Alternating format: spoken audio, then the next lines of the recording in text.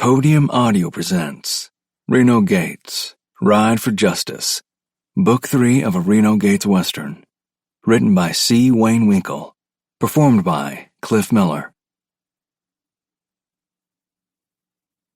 1. We rode away from Sacramento, once Reno had healed from the wound in his left side, and after the trial that sent Congressman Talmadge to prison. To tell the truth, I was glad to get away from that big city. There were way too many folks there for me. It seemed like I couldn't take a deep breath and feel it sink all the way down to the bottom of my lungs. Too many people all trying to breathe the same air, I guess. And I didn't feel like I could really stretch out. Everywhere a body moved, somebody else was already there. It felt like I'd been let out of jail when we got out of sight of that city. As we rode, I could see why so many people wanted to come to California. The land we rode through was mostly rolling hills covered with grass that grew high enough to rub our horses' bellies as we rode through it. Reno didn't always stay on the well-traveled trails. He said a lot of really nice country got missed because people just rode on the trails. So it took a lot of back ways as we traveled. The second day out of Sacramento, I was beginning to get real anxious to see that Pacific Ocean where Reno was taking me. That much water would be something to see. Reno told me the water was too salty to drink, but I wanted to see for myself. We came up to a little community that sat at a crossroads, and Reno wanted to stop at a store there to get some canned peaches. He had a hankering for canned peaches. Well, I was almost fit to be tied. That Pacific Ocean was calling me real strong. But we pulled off the little trail we rode when we came into that community and stopped at that little store. In my mind, I was telling Reno I didn't care about canned peaches, even though they were something that tasted real good. There was a covered wagon sitting at the side of that store. The mules that pulled it stood in their harness, dozing in the warm sun. When we tied our horses to the hitch rail in front of that store, Reno took in that wagon and the way it looked. That wagon's overloaded. Look at how the wheels have cut into the dirt. And this dirt is hard. I pity the mules that have to pull it very far. About all I noticed about that wagon just then was how wide the canvas was that stretched over the bows of the wagon. There wasn't much about it that seemed worth looking at. Inside the store was small but well stocked. Canned goods lined the shelves along the walls on both sides as I walked through the door. All manner of leather goods hung from pegs in sections of those walls. At the back, a counter spread all the way across the width of the store. In front of that counter, barrels of crackers, apples, cheese, and other goods stood. I loved the smell of the store, too. The leather of the harness, spicy smells from the spices on the shelves, a little smoke from the fireplace on one wall, and the warm smell of wood that filled the place. And halfway down the middle aisle of that store stood a girl about my age, a girl who was looking over her shoulder at me with the bluest eyes I'd ever seen. Right then, I forgot about that Pacific Ocean. It would be there for a long time. But somehow I knew that girl was with the wagon and would be going on once that wagon went on. Not only did she have blue eyes, but she also had red gold hair that seemed to draw the light from the sunbeams slanting in through the windows. She half turned toward me, and I could see she filled out her sky blue dress just right. As soon as our eyes touched, I stopped dead in my tracks. How could such a beautiful girl take the time to look at me like she did? I didn't know, but it didn't matter. Reno noticed I'd stopped, so he did too. When he saw my face and looked where I was looking, a grin spread over his face. He reached out, touched my arm to get my attention, and said, "Your mouth's hanging open, Will. Better close it before a bug flies in there." I ducked my head, then raised it again to face him. We both grinned. then walked on over to where the canned goods were. The whole time Reno was looking over the tins of peaches, I glanced over at that blonde-haired girl.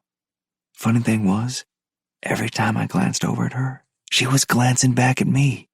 My eyes also went to the big man at one wall of the store. I figured he was the girl's father. Once my glance lingered a little too long, Reno had to get my attention again. He'd already picked up several tins of peaches and was ready to go pay for them. I trailed along behind him as he stepped up to that counter.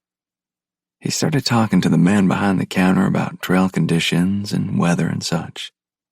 When he did that, I glanced at that girl again. She had managed to wander up close to me, so that when I turned my head, she was right there. She raised her head just a little and looked me right in the eye. When she smiled, nothing else in the whole world mattered to me. "I'm Grace Johnson," she said in a low voice. "What's your name?" For a second, I could hardly draw a breath, much less speak. Then I somehow got out. "I'm Will Morgan." I'd kept my voice low too, so her daddy wouldn't hear. Grace smiled again, then turned back to looking over whatever was on the table in front of her. A glance toward her daddy showed he was examining some leather harnesses hanging on one wall. Didn't seem like he'd heard us talking. I found out later how wrong I was. Once Reno finished talking to the man at the counter and paid for the peaches, we walked out of the store. I followed right behind him after another glance at Grace. Outside, while Reno put the peaches in a burlap bag with some other tins, Grace's daddy came up to us. Reno saw him coming and cut his eyes over at me as if to tell me not to say or do anything. That man walked right up to me. "What's your name, boy?" he asked in a real mean voice that matched the frown he wore. Reno stepped around his horse and faced the man. "His name's Will Morgan, and I'm Reno Gates. Who are you?" That kind of response seemed to cause the man to step back a little from what he meant to do by coming out to us. For a second he looked Reno over, then said, "I'm Roy Johnson." "Well, Mr. Johnson, what is it you want with my nephew?"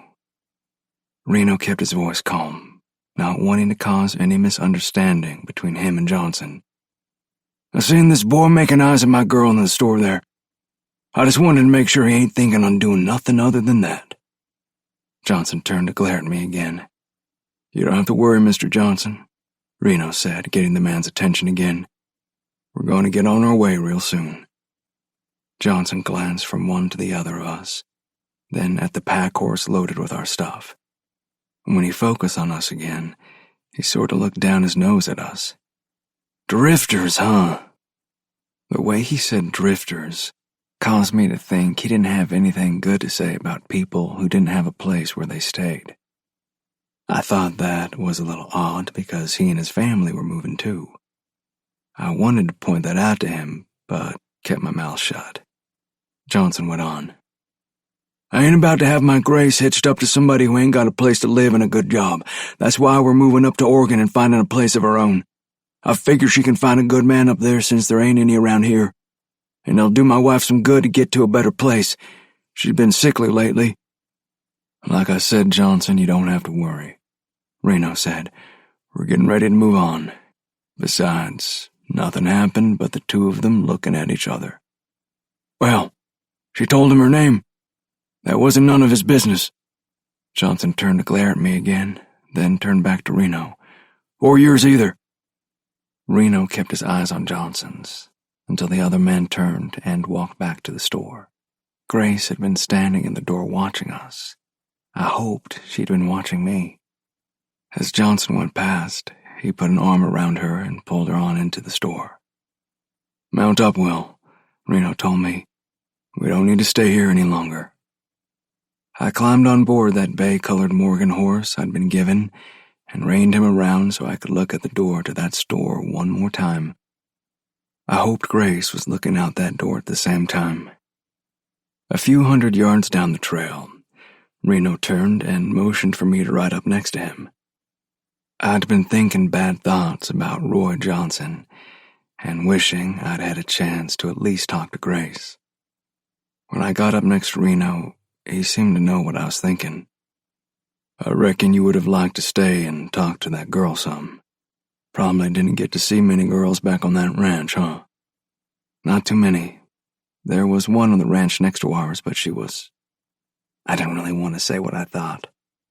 Reno finished for me. "Her parents got all their switches from the ugly tree." That got a laugh from me and helped lift the dark mood I'd been nursing. "Something like that." "One thing you gotta learn, Will," Reno went on. "There are a lot of pretty girls in the world, and you're gonna want to talk to all of them. There ain't nothing wrong with that, and not all of them will have daddies like Johnson back there. I got a feeling there ain't gonna be any boy good enough for his girl, so I feel sorry for her and for them." I didn't understand that last part. "You feel sorry for them? How come?" "Like I said, when we rode up back there, that wagon was overloaded. Those mules won't be able to pull it very far or very fast, and there will be people who look at it and wonder what's in there. Some of them might even make a try at finding out." "So you think they might get robbed?" "There's always that chance when you're out in wild country, and most of the country between here and Oregon is pretty wild. When you think about it, we've got a lot of stuff that some others might want, so we've got to ride always watchful. I don't think Johnson is that watchful. He might surprise me, but I don't think so." We rode on a bit further with me thinking about all that was said. A couple 100 yards farther on, I asked Reno something I'd wanted to know, but didn't know how to ask. "You were married once, Reno. What was it like?" For a long couple of moments, he didn't answer. Just rode on, his face set in the direction we were riding. I thought maybe he hadn't heard me, so I started to ask him again, but he answered in a sad voice. "Yeah, I was married. It's maybe the best thing that can happen to a man. If he and the woman get along good, that is." He paused for a few seconds, then turned to face me. "And me and my wife got along real good." Then he changed the subject. "We ought to be inside of the Pacific Ocean about the middle of the day tomorrow." I knew I wouldn't get anything else about his marriage from him, so I let it go. We rode on talking about this and that, mostly things we saw along the way. A few hours later, we made camp for the night. Reno seemed to always find the best sites for night camps, the ones that provided food for the horses, water for us all, and wood for a fire. The next day, we came in sight of that big Pacific Ocean just like Reno said. When we crested a short ridge, and all that water was laid out in front of us, I just had to stop and look at it. As far as I could see on out to the west, there was nothing but water. The same thing was off to the north and south. How did so much water get there? I asked while I stared at it. It's always been there, I reckon, Reno said. That's the way the good Lord made it. He turned from gazing out over that water to face me. Let's right on down to it. He didn't have to tell me twice. We rode on down and pulled to a stop a few yards short of the waves that rolled on shore. I could feel the spray on my face when the bigger waves pounded in. I walked onto the water in between the big waves and stuck my hand in it, scooping up a handful. When I brought it to my lips, I immediately spat it out. Can't drink it, Reno said. There's too much salt. In fact, if you drink enough of it, it'll make you sick enough to die. But salty as that ocean is, the Great Salt Lake back in Utah is even saltier. We hadn't gotten to stop at the Great Salt Lake like I wanted to, because we were escorting a woman to California to be a witness at Congressman Talmadge's trial. She was the one who got him sent to prison. That lake water's even more salty than this? I said as I kept on spitting the taste out of my mouth. That's hard to believe. I'll take you back there sometime and show you, Reno said. We stayed there on the sand for the rest of the day. That night we camped a little way back from the ocean, but where we could still hear the waves rolling in. Listening to them helped me sleep real good that night. I didn't know then that there would be a lot of nights ahead when I didn't get that kind of sleep. 2. We lingered there by the Pacific for another couple of days. Hearing those waves coming in all the time was really restful. I began thinking maybe some place like where we were would be a good place to set down roots one day. Then I remembered what the sound of the wind through the tops of the trees sounded like, and what it felt like to stand in a clearing on the side of a mountain somewhere and look out over the blue mountains marching off into the distance. By the time I remembered all of that, I was wishing there was some way I could have a place in the mountains and a place beside the ocean. That way I could spend some of the time in each place and not miss any of the pleasure they both had to give. And of course, I wanted to have a woman by my side at those places. That brought back memories of Grace. Wondering about what she was doing brought on a heaviness in my chest that didn't go away for a while. After that couple of days beside the ocean, Reno said it was time to move on. We needed supplies, so we started off toward a little community where he knew there was a sort of general store. We got to that little community just about noontime. The trail we followed became the main street of the town, whose name I didn't know. We rounded a bend in the trail, and the town was right there in front of us. Along both sides of the street, store buildings sat with a few people walking up and down the boards laid out in front of the buildings.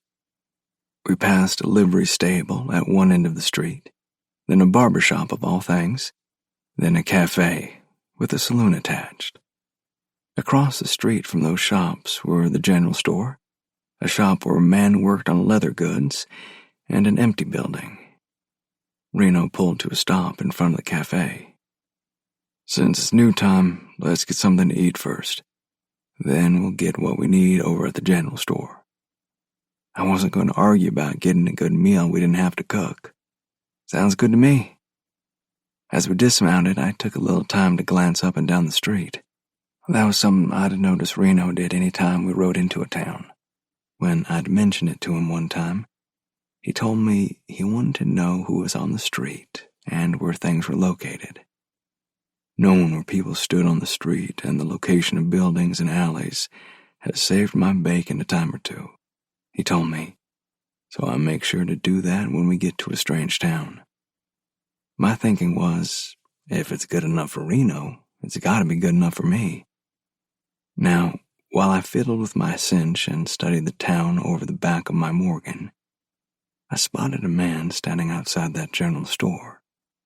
He got my attention because he was really paying us a lot of attention. While I watched him, another man came up to him. The two of them looked us over as they built a couple of cigarettes. It wasn't unusual for people in towns to pay attention to strangers riding in, but those two seemed to be too interested in us for some reason.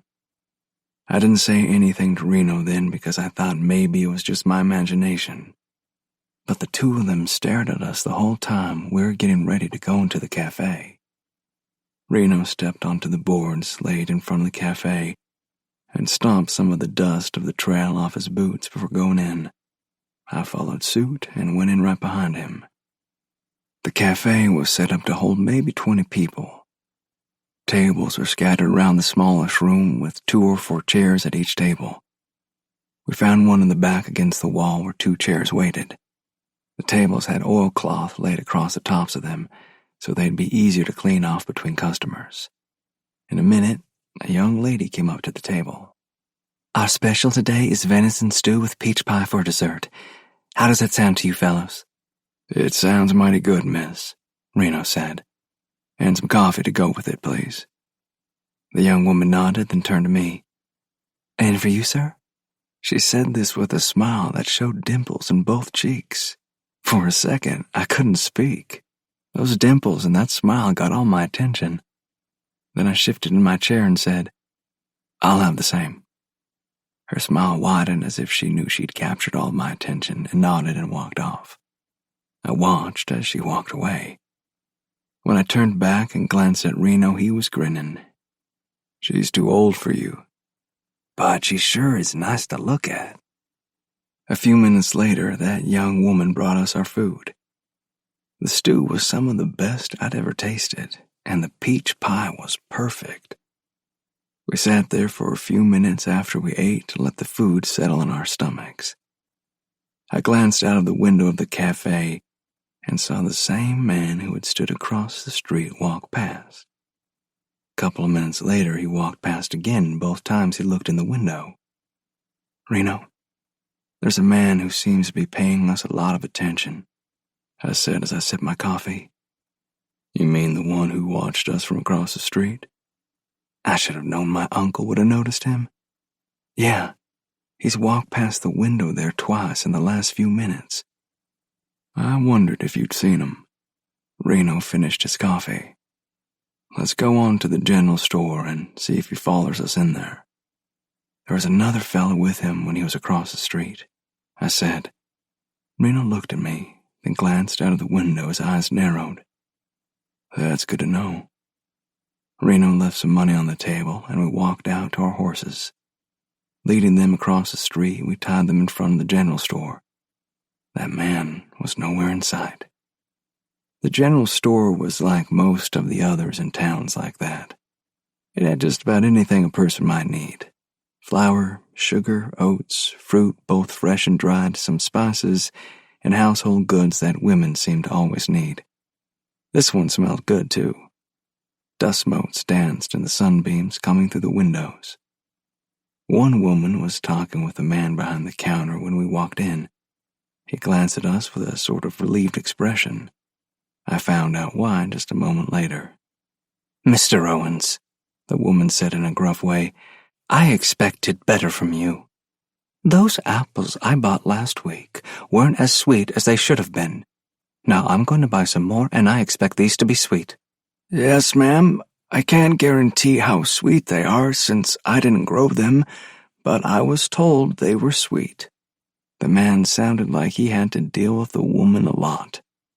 The woman stared at him for a moment, then said, "Well, I'll take them anyway.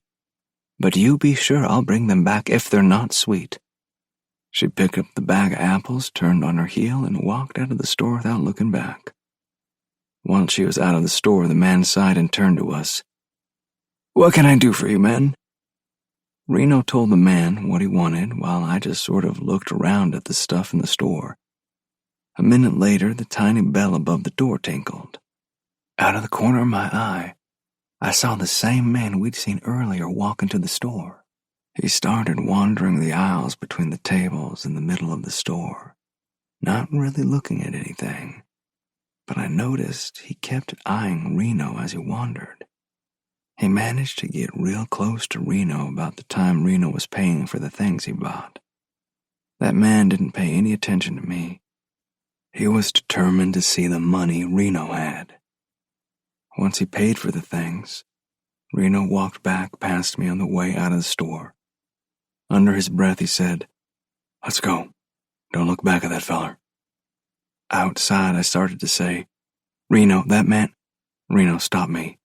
"Not now, Will. Let's get out of town first."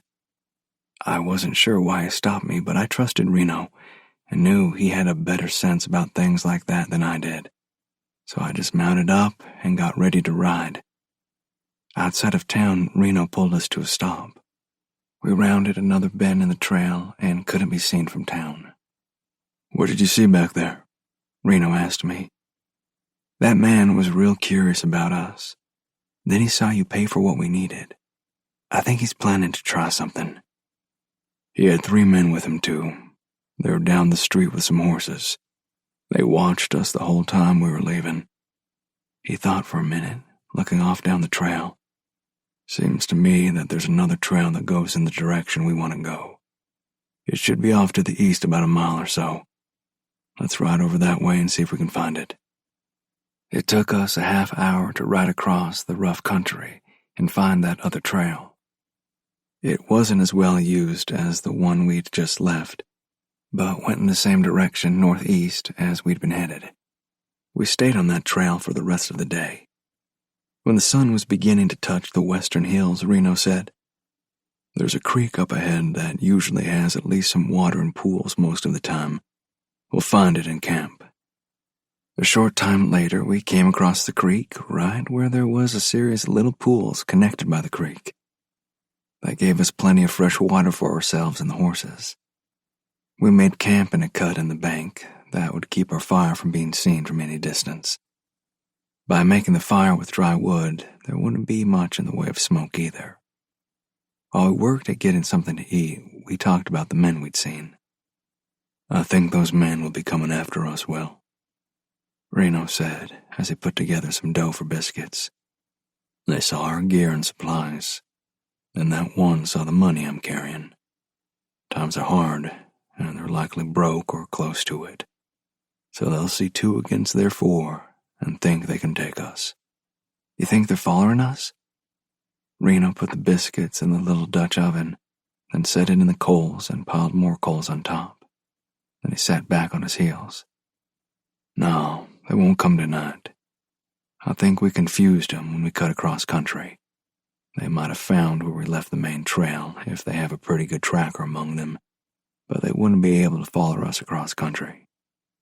I glanced out into the gathering gloom of dusk, as if I might be able to see the men coming after us. "So maybe we lost them by going across country?" Reno shrugged. "If any of them have been in this country very long, they'll know about this trail. They might just head northeast like we're doing and hope they run across us. We'll just have to wait and see." Reno seemed to take that attitude so easy that I almost couldn't believe it. There were 4 men probably coming after us to take what we had, and that meant there would be shooting. But he just shrugged it off and waited.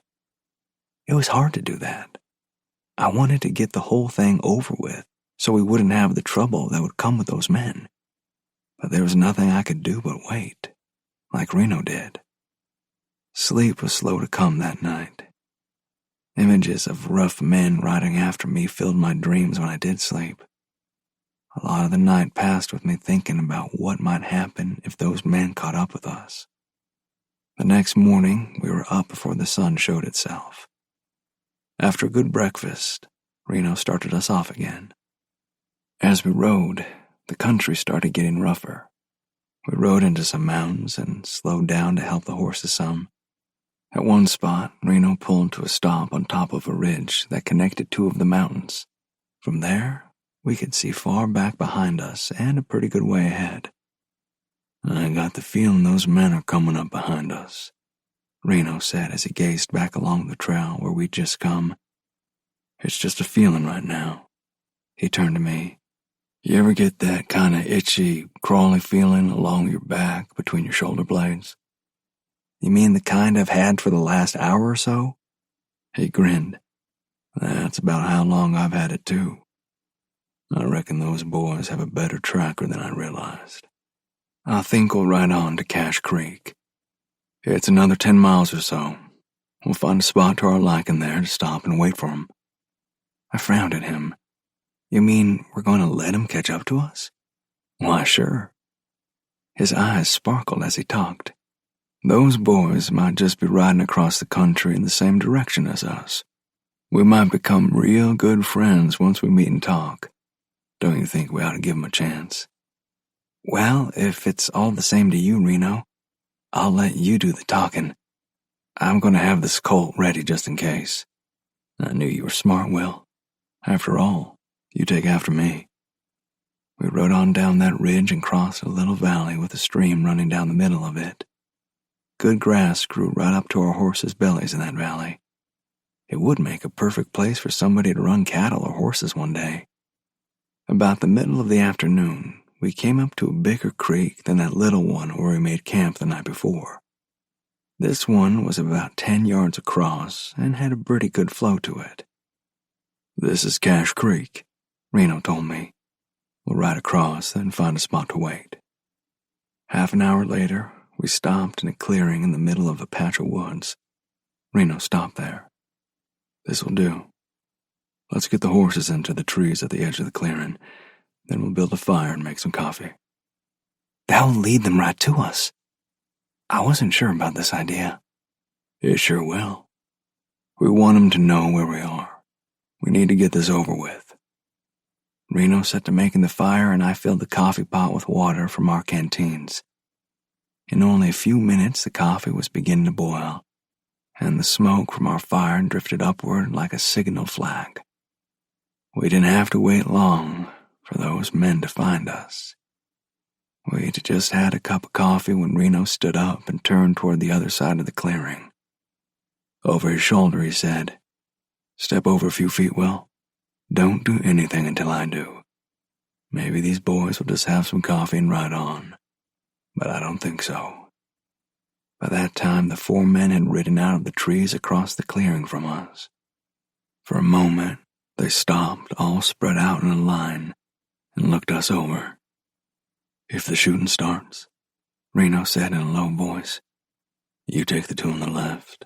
I'll take the others." My mouth was too dry to form words, so I just grunted and got ready. The men rode on toward us. When they stopped about 30 feet from us, Reno called out, "Howdy! We got coffee on. Step down and help yourselves." The man who spoke was the one we'd seen watching us back in that little town. He was a big man and needed a shave. "We don't want no coffee," he said in a real mean voice. "Why do you think we've been following you for the last couple of days?"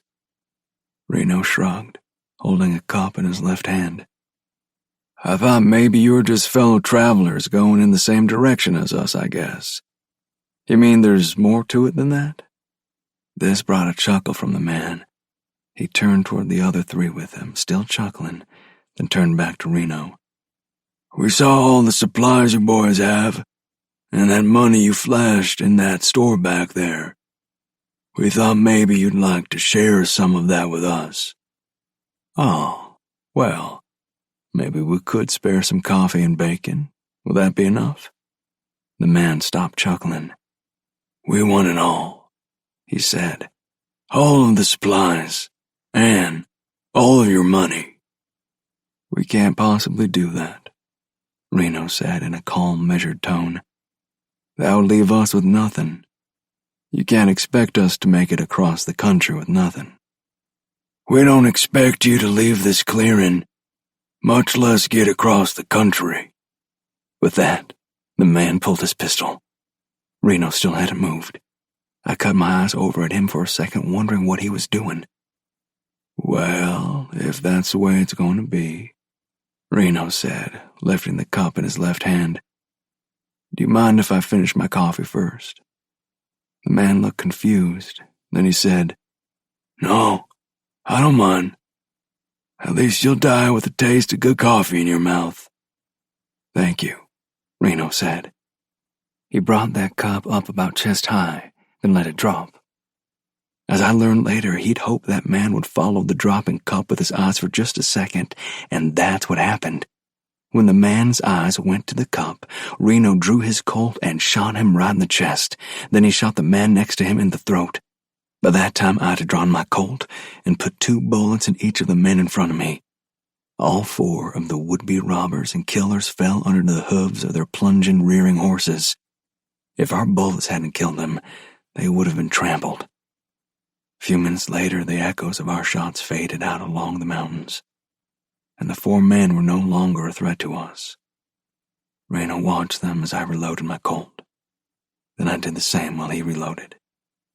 "Get their guns," he said to me. "I doubt they had anything else worth anything."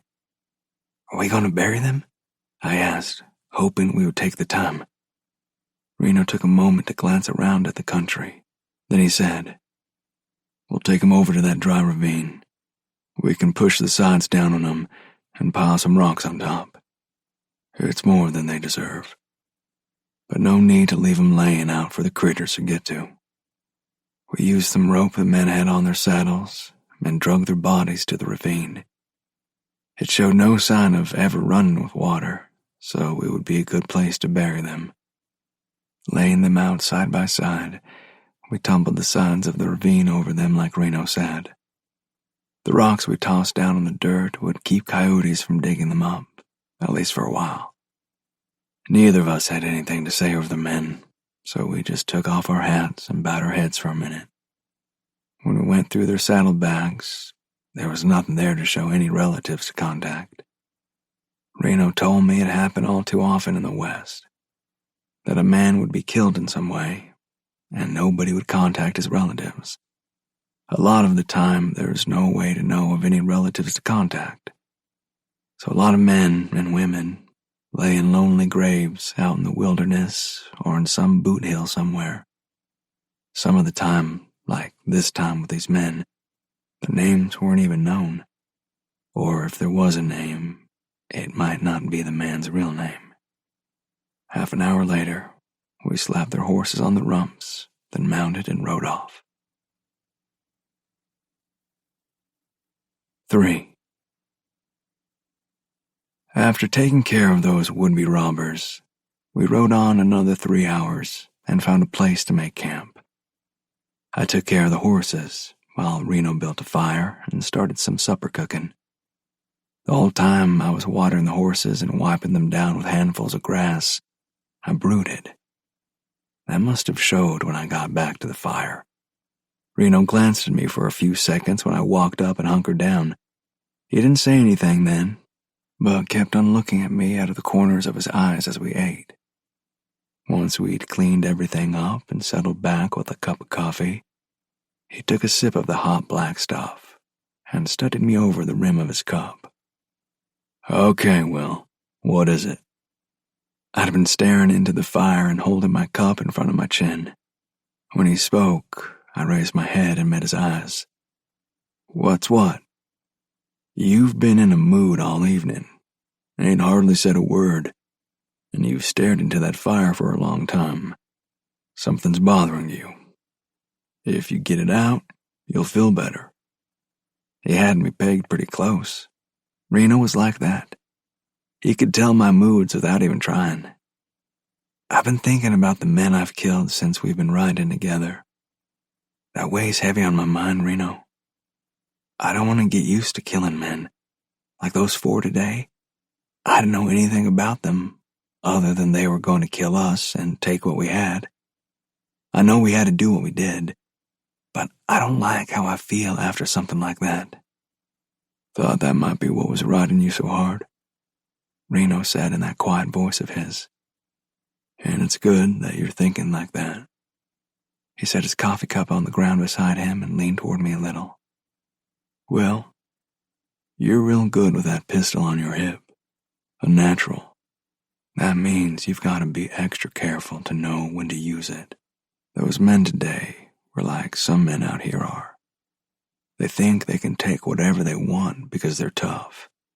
Since there's so little law out here, and it's all spread out, those kinds of men think they can do whatever they want. And sometimes, like today, they run into somebody who won't let them do what they want. Then they usually end up dead. It's good that you're bothered by having to kill. If it ever becomes easy, you need to hang up that gun and take up some other line of work." What Reno said made sense. It helped me to feel better anyway. That night passed without incident. Dreams woke me up a couple of times, but I went on back to sleep pretty quickly. The next morning, we set out for a place called Willow, a couple of days' ride ahead of us. Reno had heard it was a place where we could get a good meal and a hot bath. We needed both. A day and a half later, we rode into the little town of Willow about the middle of the afternoon. Like many of the towns in those days, it consisted of store buildings lining a short main street. We stopped in front of a 2-story building, the only one in town, with a sign out front that advertised rooms and baths. Inside, a man stood behind a short counter that had a large book open on it.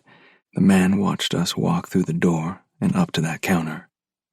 "What can I do for you fellers?" he asked after he spat a long stream of tobacco juice into a spittoon at the end of the counter. Me and my partner need 2 rooms and 2 baths, Reno said. He looked back over his shoulder out of the open door. Is that cafe across the street any good? Best one in town, the man said with a straight face. Then he grinned, showing brown teeth. But it's the only one in town, too. The food's good, and there's plenty of it. We got the keys to our rooms, then went outside and led the horses around to a small corral in back of the building. After taking care of them and making sure there was enough hay and water, we stacked our gear under a lean-to for that purpose. Then we sought out the baths. After a bath with lots of hot water, I felt real good. I even had a clean shirt to put on instead of the dusty one I wore on the trail. That man in the hotel was right about the food in the cafe. It was good, and there was lots of it. For me, there was nothing to do after eating except to climb into bed. To my surprise, the bed in that hotel was not one of those real soft kinds that you sort of sink into. It was pretty hard, so I slept real well that night. At breakfast the next morning, Reno told me where we were headed from there. There's a place about 3 days' ride north called Poverty Flats. We'll head up there. Poverty Flats? What kind of name is that for a town? Reno chuckled. Back during the gold rush days, miners found gold all along the creeks around north of here, but there was a settlement in the area, so they started calling it Poverty Flats. From what I've heard, the place has grown some and the railroad is going through there. Some people are starting to argue about the name because it's not exactly a place anybody would want to go, judging just by the name.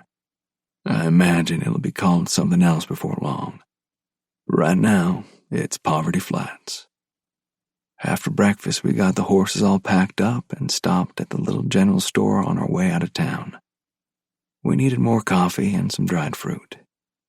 There was nobody in the store when we got our stuff, and Reno said something about that to the man behind the counter. Yeah, most folks come in once a week and get what they need. We were pretty busy a couple days ago. The man must have been lonely because he just kept on talking.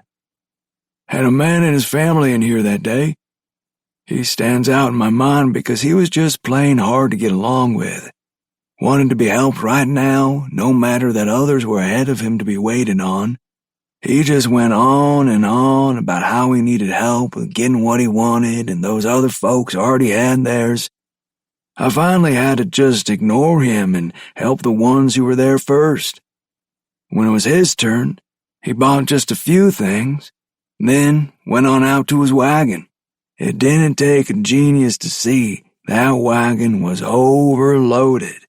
It cut deep ruts in the ground out there, and that ground's hard. I didn't figure he'd listen if anybody tried to tell him it was overloaded. When the man paused to take a breath, Reno asked, Did that man have a young girl with him and a wife who was sickly? Now that you mention it, there was a girl in here with him, pretty thing too, and I think he said something about a sick wife, but I never saw her. Me and Reno looked at each other. Then he paid the man for our supplies and we headed on out. You think that was the same man we saw before? I asked Reno, hoping it might be. Probably. We might come upon him somewhere up ahead. He cut his eyes over at me, a glint in them. Might get to see that girl again. I just grinned and climbed into the saddle. We covered 20 miles or so that day, with me daydreaming about seeing Grace again. I didn't have any thought that I could talk to her, not with her daddy being so hard against us, but just seeing her would be good. That night passed slowly with me being awake off and on because of thinking about Grace and maybe getting to see her. I tried to figure out how far ahead of us they might be. That wagon would go a lot slower than we would on horseback, so it was possible we'd come up to them the next day. Finally, daylight came. It seemed to take a long time for us to get through breakfast, cleaning up, packing the horses, and getting into the saddle at last. We'd been riding for a couple of hours when Reno pulled up. I rode up beside him. "What is it, Reno?" He pointed ahead of us. "Buzzards. Looks like a lot of them circling around ahead of us. Something's dead up there. Looks like it's right on the trail, too. Might not be anything, but we should be ready." He pulled his Henry rifle from the scabbard and laid it across his saddlebows. I did the same, and we rode on ahead slowly. We were careful to watch both sides of that trail, just in case. Quarter mile ahead, we came to a bend in the trail. Those buzzards were circling right past that bend. The tiny breeze brought a familiar smell to us. The smell of something dead for a while. Reno got around that bend and stopped again. When I came up beside him, I saw a wagon sitting beside the trail. Its canvas and part of the wooden bed burned. I think I knew whose it was as soon as I spotted it. "Will," Reno said, his voice real serious, "you don't have to go down there. I'm thinking there's going to be some things you might not want to see. If you want to wait here and let me do what needs to be done, that's okay." I swallowed hard. Reno thought the same thing I did, so that made it sure in my mind. "Reno, I think I'm pretty much a man now. What do you think?" He looked at me real hard. "I reckon you are most definitely a man now, Will." "Okay then. Sometimes men have to do things they don't want to do, don't they? Well, I don't want to do what we've got to do down at that wagon. But it's got to be done. You're going to see some things you ain't going to like, Will." He paused long enough to make sure he had my attention. "You ain't going to like seeing her the way she is down there." I nodded, blinked my eyes hard, and said, "I know, but that's what men have to do sometimes." A moment passed that was full of dread on my part before Reno spoke again. "All right, let's go do what we've got to do." We rode slowly onto the wagon. There were tracks everywhere, so many I couldn't pick out any single one. And the smell was worse the closer we got. There were 2 mules laying dead in their harnesses. The other 2 were nowhere to be seen. Laying out beside the dead mules, Roy Johnson stared at the sun through open eyes. He'd been shot several times in the middle of his body. We rode around to the other side of the wagon. Things that had been in the wagon were strewn all around. It looked like somebody had looted the wagon before it was burned and just threw things around. There were 2 places where it looked like somebody had been dragged away from the wagon. Hard as it was, I followed Reno as he rode along those drag trails. We found Mrs. Johnson a few yards away. She was naked and clearly had been used by whoever raided the wagon. Her throat had been cut. That was the first time I'd ever seen a naked woman.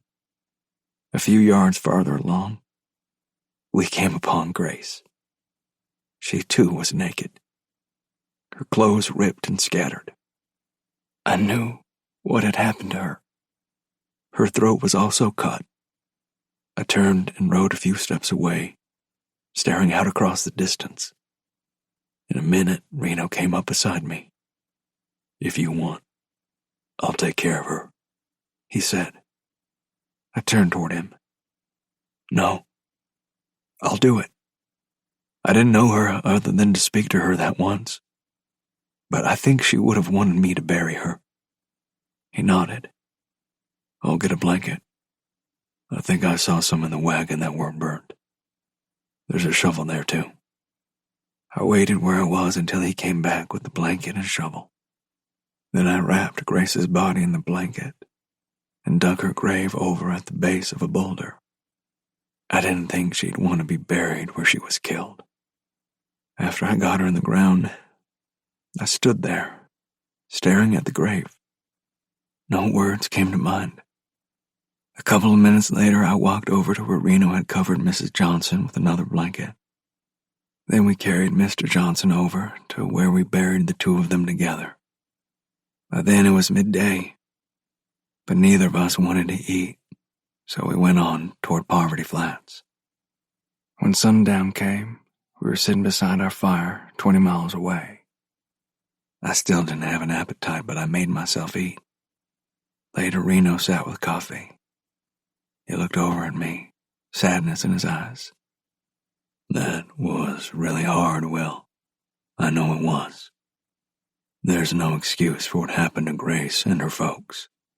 But we did what we could to see that they were buried proper. I turned to him, swiping at the tear that slid down my cheek. Why do people do things like that, Reno? Why can't people just get along with each other? There's probably some medical reason why men do those kinds of things, Will. But to me, it's just plain evil. No other word for it. There are just some evil men in the world. That's why we gotta stay alert and ready to defend ourselves and others if we need to. Like I said yesterday, there's not enough law out here to keep people from doing those kinds of things. So a lot of bad things happen to people. There wasn't much else to be said at that point. The next day, close to sundown, we rode into Poverty Flats. There wasn't much there, not even a hotel, so we made camp just outside town. We did get another good meal that we didn't have to cook, so that was something good about the town. When the morning came, we got breakfast at the only cafe. Reno filled me in on what he thought we should do next. I've got a friend up in Oregon who owns a ranch on the Rogue River. What do you think about heading up there? Oregon's a nice place to see, and that country around the Rogue is real pretty. Sure, that sounds okay to me. I was still in a funk about Grace, but going on up to Oregon sounded good. 4. We'd been riding for about an hour, maybe a little more, when we heard gunshots ahead of us. We stopped immediately and shoved our Henrys out of their scabbards. Then Reno listened closely to the shots as they came again. That don't sound like somebody in a fight, he said. The shots are too spaced out. Let's ride on up that way, but keep your rifle handy. We rode on with our rifle butts propped on our thighs, the muzzles pointed upward. In another half-mile, we came up to a crowd gathered in front of a country store. 3 men were lined up at one end of a cleared area. At the other end, some bottles sat on rocks. A whistle sounded, and the 3 men drew and fired. Only one of them broke a bottle. They're having a shooting match, Reno said. A contest. Let's stop and watch a while. We shoved our rifles back into their scabbards and rode on up to the gathering. Another group of men got up to the line. I noticed one of the men was the same one who broke the bottle last time. The same thing happened this time. When that part of the shooting was over, the man who apparently won was trying to get more men to shoot against him. Come on. Surely some of you think you can beat me. He turned, looking at the men in the crowd. Then he spotted us. How about you strangers? Want to see if you can beat me? I don't know, Reno said. You look like you haven't lost a contest in some time. That's right, the man said, his words full of pride. I've not been beaten in the last 6 months. Like you can see, I can't even get anybody to shoot against me. What do you say? Reno shook his head. Not me. But I think my partner here might have a chance to beat you. I turned my head quickly toward him. Reno, I don't want to shoot against that man. It's just at a target, Will, that's all. I've got a feeling you can beat him. The man was older than me by several years. He turned to stare at me, sort of looking down his nose. What do you say, boy? Want to shoot with the men? Go on, Reno said with a smile. All right, I said, still not convinced it was a good idea. So, all we do is shoot at those bottles? That's right, boy. We'll line up, draw, and fire when the whistle blows. First one to break his bottle wins. I climbed down off that Morgan and handed the reins to Reno. It don't matter if you lose, Will. Just do your best. All around us, men were placing bets on one or the other of us. I heard some say that the man was a sure thing. Others wondered about me, not having ever seen me before. I stepped up to the line we'd shoot from and loosened my Colt in its holster. 2 bottles sat on the rocks about 40 feet from us. Setting my feet shoulder-width apart, I waited for that whistle. From the corner of my eye, I saw the other man move his hand until it was almost touching the butt of his pistol. The man who would blow the whistle called out, "Shooters, get ready." Seconds later, the whistle sounded. I drew and fired, breaking my bottle before the other man got off a shot. All around us, silence reigned for several seconds. It was like none of the people watching had ever seen somebody draw and fire as fast. Then everybody was talking at once. There was so many talking I couldn't make out what was being said. I slipped my Colt back into the holster and turned toward the other man. He stood there with his pistol in his hand, but it hadn't even been fired.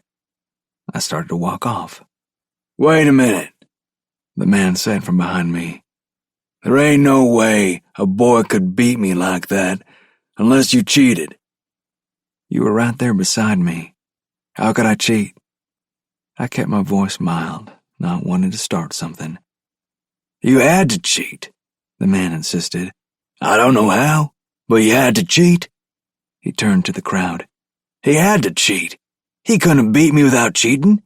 "Come on, Jake," one man said. "Except that the man beat you fair and square. There ain't any way he could cheat." "He had to cheat. Let's do it again. This time I want to look at your gun and make sure it ain't some kind of special one or something." I stepped back from him a couple of steps. "You're not going to look at my gun. It's just an ordinary Colt, not anything special." Several arguments started in the crowd. Then different men thought different things. The situation was quickly getting out of control. Then Reno rode between me and the man I beat. "Get mounted, Will," he said.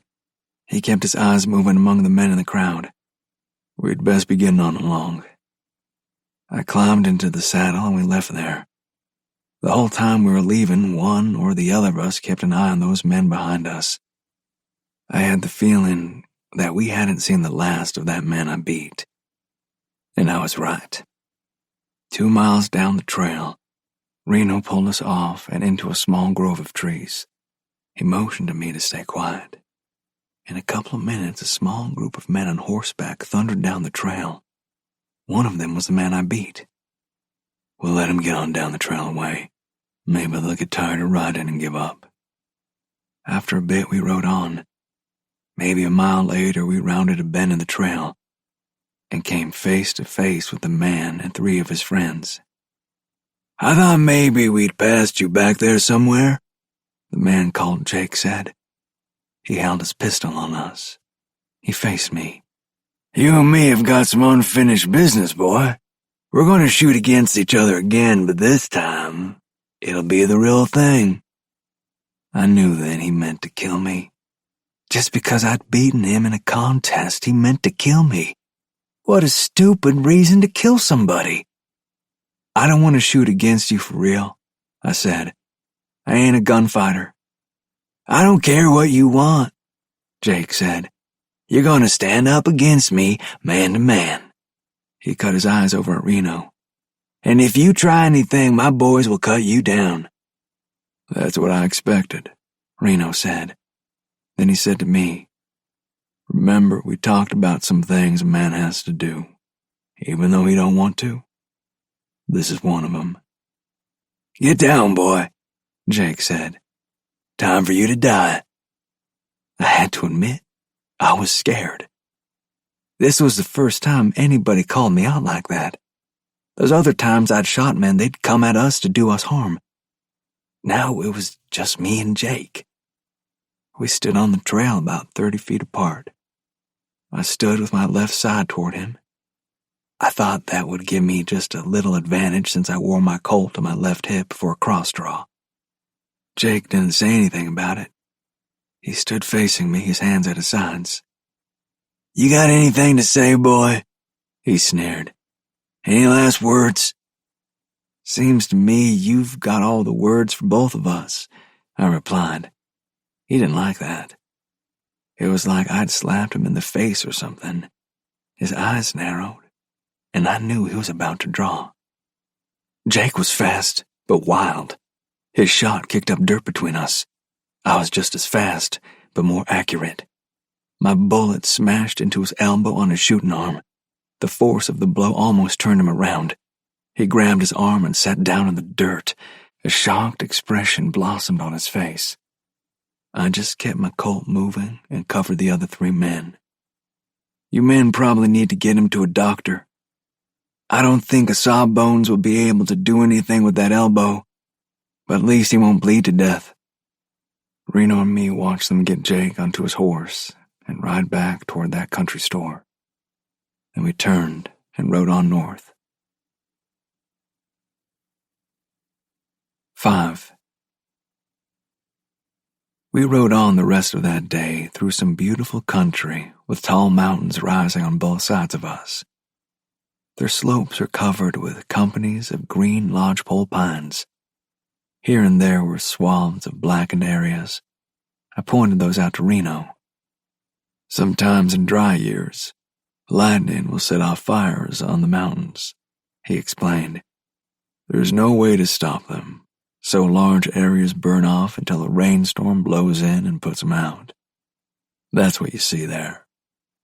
This time next year, there'll be meadows full of wildflowers all over the sides of those mountains.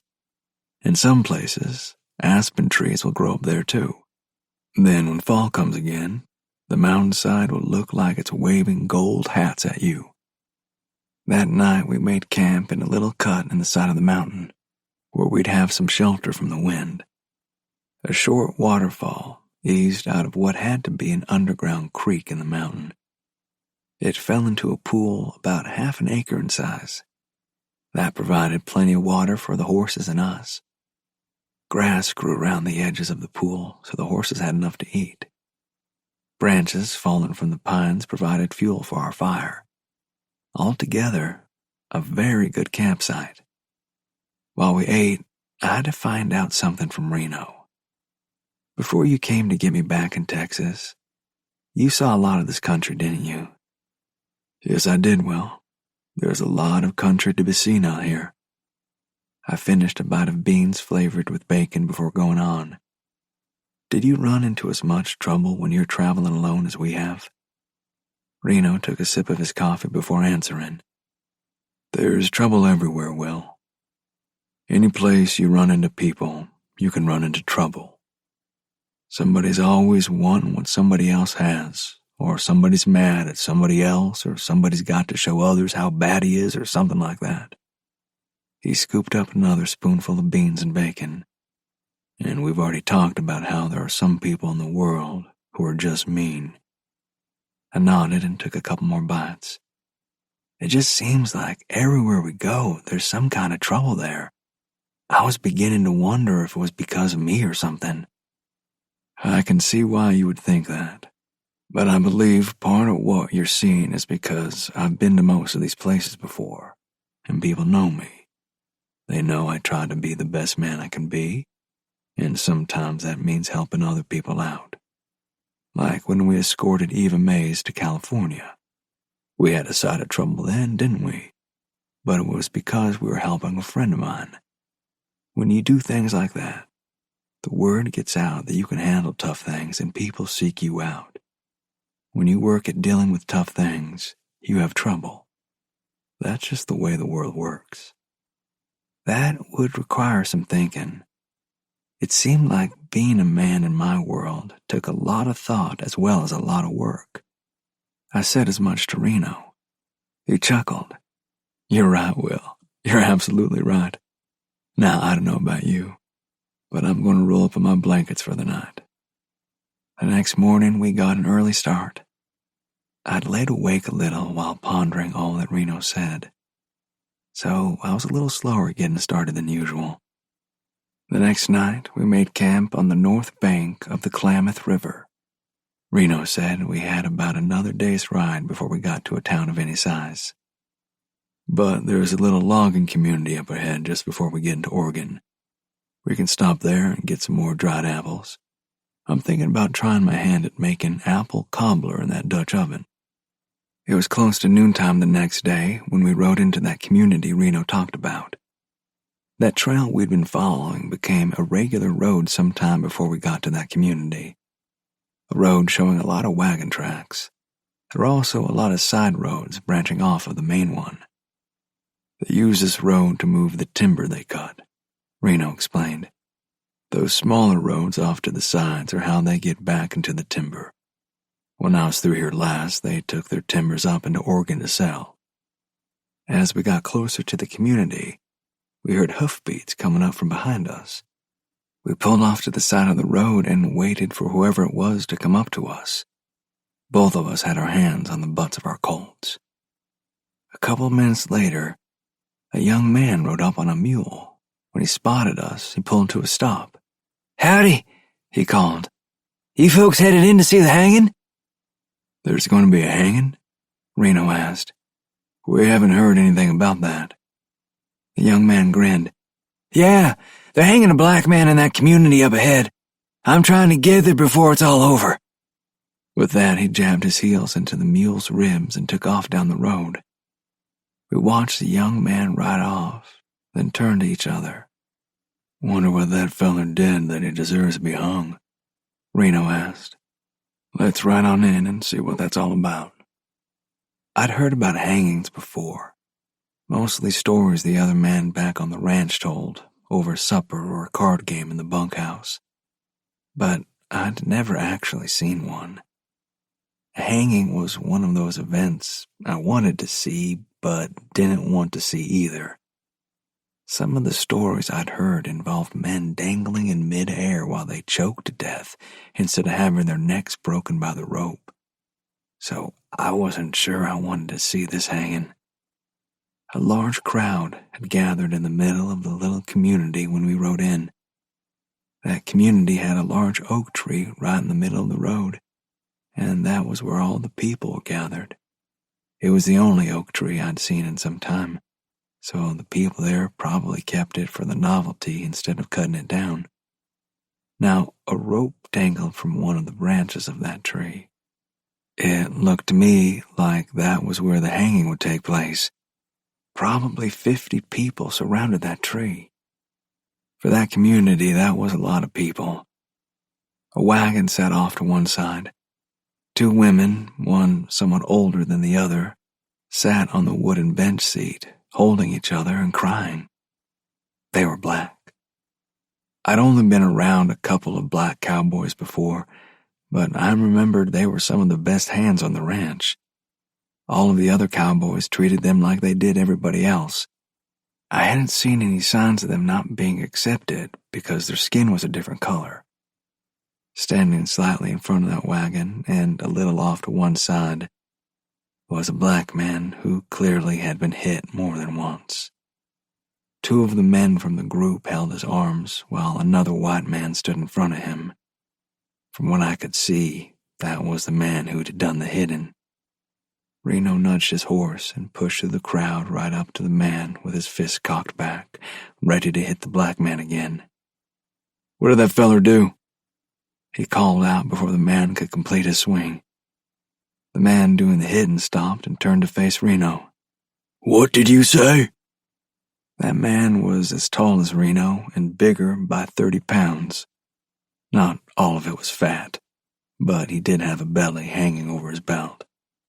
He hadn't shaved in a week or more, and hadn't had a bath in longer than that. His sleeves were rolled up, showing beefy forearms. His face was broad and flat, and his nose had been broken at least once before.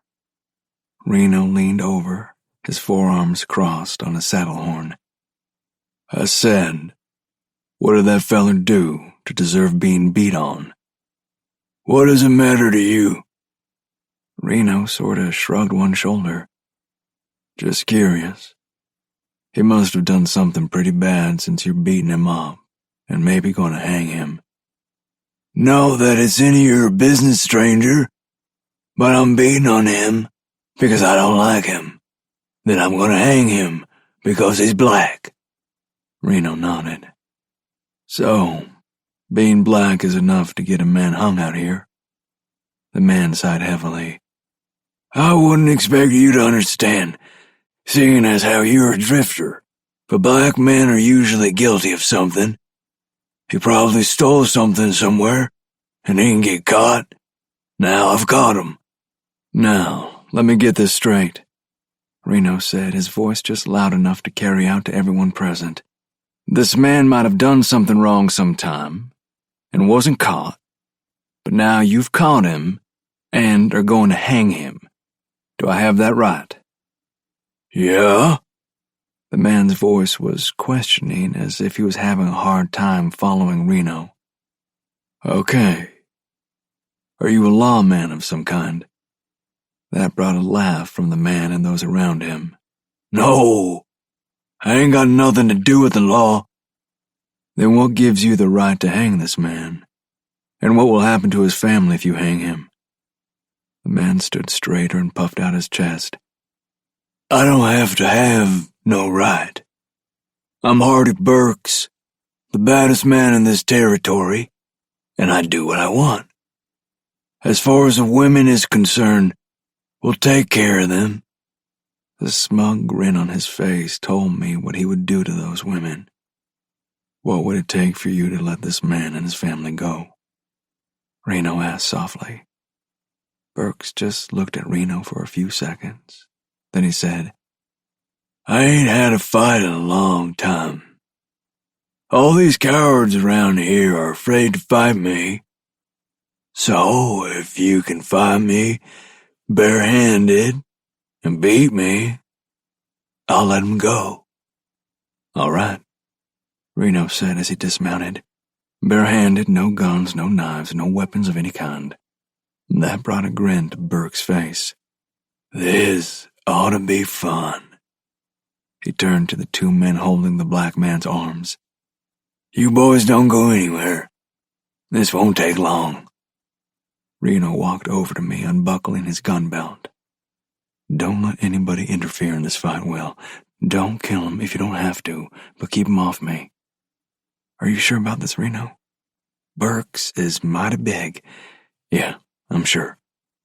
Then he walked over to where Burks waited. The big man had taken off his shirt, showing a massive chest. His arms looked as big around as my legs. Reno walked right up to Burks and slapped him hard across the face. Then he stepped back and set himself. I didn't know what Reno was thinking when he slapped Burks, but if it was to make the big man mad, he succeeded. Burks rubbed the side of his face, then narrowed his eyes, and literally roared as he charged Reno. His intent must have been to run completely over Reno, but just before Burks could grab him, Reno stepped quickly to one side and slashed the bigger man's face with a short right hand. Then he tripped Burks as he rushed past. That landed the big man face first in the dirt of the street. Quickly, Burks was back on his feet. He could move for a big man. Shaking his head like some wild animal, he turned and found Reno again. Again he charged. Again Reno sidestepped at the last second. This time he bloodied Burks's ear with a hard left hand as the big man went past him. The next time Burks charged, he showed he'd learned from the other times. When he got right to Reno, he stopped abruptly, catching Reno off guard. Ponderous right hand caught Reno right on the side of the head. He was down in the dirt of the street before I could shout a warning. Burks jumped up in the air, planning to land right on Reno's chest with both feet, but Reno must have known he'd try something like that. He rolled, causing Burks to land on nothing but dirt. Then he whipped his leg around and knocked Burks on his butt. The two of them got up at the same time and stood toe-to-toe, slugging it out in that street. The blows from both of the men sounded like hammers hitting flesh. Burks was the first to step back. When he did, Reno launched a right hand from his heels and caught the big man on the point of the chin. Burks's head jerked back with the force of the blow, His feet left the ground and he landed flat on his back in the middle of the street. Reno stood over him, waiting for him to get up, but Burks didn't move. He was out cold. Some of the other men started to move toward Reno but stopped when they heard the click of the hammer on my Colt being pulled back. "Looks to me like Reno won this fight," I said quietly. "So why don't you fellas just step back so I don't get the wrong idea and start shooting?" I nodded at the two men holding the black man's arms. "You boys let that man go. I believe that was the agreement with Burks there." By that time, Reno had caught his breath. He stepped over to my side and I handed him his gun belt. Once he had it and his hat on, he climbed on board his horse. I noticed him flexing his hands to keep them from stiffening up. He faced the black man. "I think it best that you and your family going down the trail, sir." He pulled his Colt from its holster. "Me and my nephew will keep these fellers entertained for a while." "Thank you, sir," the black man said. "I don't know if we can say enough to thank you." "You've already said enough," Reno replied. "We're glad we could help." The man climbed up on that wagon seat with his wife and daughter, then set his mules to pulling the wagon on down the road. Reno and me stayed behind for an hour or so to make sure nobody got it in their heads to take off after them. When we rode on after that, one or the other of us kept glancing over our shoulders to make sure none of them were going to try to shoot us in the back. About halfway through that hour, Burks came around and two of his friends helped him walk off. We caught up with that wagon about 4 miles down the trail. The man was standing beside the wagon holding a rifle when we rode up. As soon as he saw who we were, he laid the rifle on the wagon seat. Reno pulled alongside the wagon. "I think we should go on a few more miles from that place before we stop to talk any," he told the black man. "I don't think they'll bother to come after us, but you never know." "Sounds like a good idea," the man said. "My name's Abraham Scanlon. This is my wife, Sarah, and my daughter, June." Reno and I both tipped our hats to the women. "I'm Reno Gates, and this is my nephew, Will Morgan. Let's ride on for a couple of hours and find a spot to camp for the night. You lead off, and we'll hang back a little way to make sure nobody comes up on us." 2 hours later, Reno told me to stay behind while he rode up to the wagon. He must have told them to turn off down another trail because that's what they did. Then he rode back to me. "There's a good spot to stop about a quarter mile down the smaller trail. That's where we're headed." When we got to the spot, it was a good place to camp. Others had stayed there before. A good rock-lined fire ring held a small stack of wood left behind by the last ones to use the spot. There was plenty of water, grass, and wood for all of us. Once everything was set up for the night, Mrs. Scantling came to Reno. "Mr. Gates, you've got some cuts on your face. Let me have a look at them." "Thank you, Mrs. Scantling, and I'd be pleased if you called me Reno." "Very well, and I'm Sarah." Sarah obviously had quite a bit of education and fixed up Reno's cuts as well as any doctor in the country could do. "You're going to have some bruises, but there's nothing I can do about them." "Thanks, Sarah. I appreciate you taking care of me." She smiled then. "It's the least I can do after what you did for me." Her husband, Abraham, came up to us then. Reno asked him, "What was that all about back there?" I got the feeling it was mostly because Burks don't like black people. He nodded and said, "I believe that was part of it.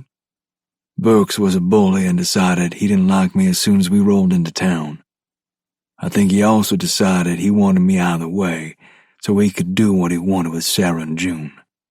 A couple of the men in town tried to talk him out of what he was going to do, but he roughed them up a little, and they left." "Well, I'm glad we came along when we did," Reno said. "So are we," Abraham responded. "Where are you two headed?" "I have a friend up in Oregon who has a ranch on the Rogue River. We thought we'd go up and pay him a visit. It might be good if we travel together if you folks are headed that way."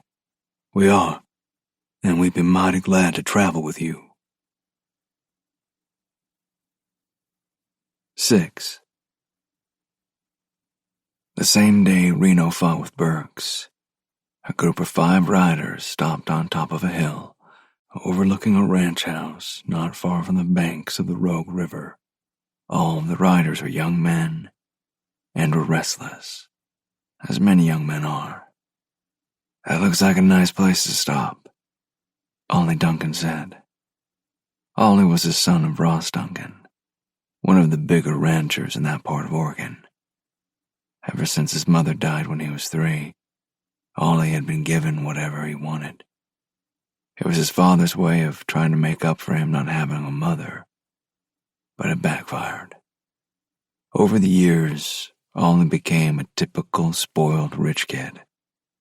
From an early age, he showed he had a tendency toward violence and cruelty. At first, it was toward animals. When a dog or a rabbit or some other small animal's carcass was found mutilated, everyone knew who had done it after a while. But Ross never believed Ollie would do such a thing. Then there came a time when Ollie was in school that he started to fight with another boy on school grounds and gave him a severe beating. Some of the other kids said he didn't stop hitting the boy until 2 men came along and pulled him off. Ross paid for the other boy's medical expenses.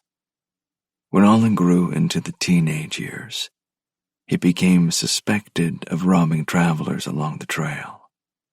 Several people wound up hurt badly because whoever robbed them also beat them.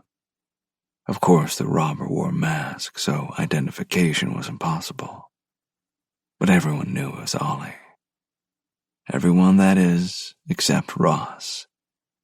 Now he was running around the country at the head of a little gang of 4 other young men who ran with him because of the money he seemed to always have. They'd been riding on the way out of the country for a while, after pulling some armed robberies of travelers when they stopped on that hill. "You know whose place that is, Ollie?" one of the men with him asked. "No," Ollie answered, "and I don't really care. That belongs to Frank Bledsoe. He ain't got nothing worth stealing." Just then Frank's wife, Annie, walked out on the porch and called for her 2 boys to come in from the barn. Annie was a very pretty woman.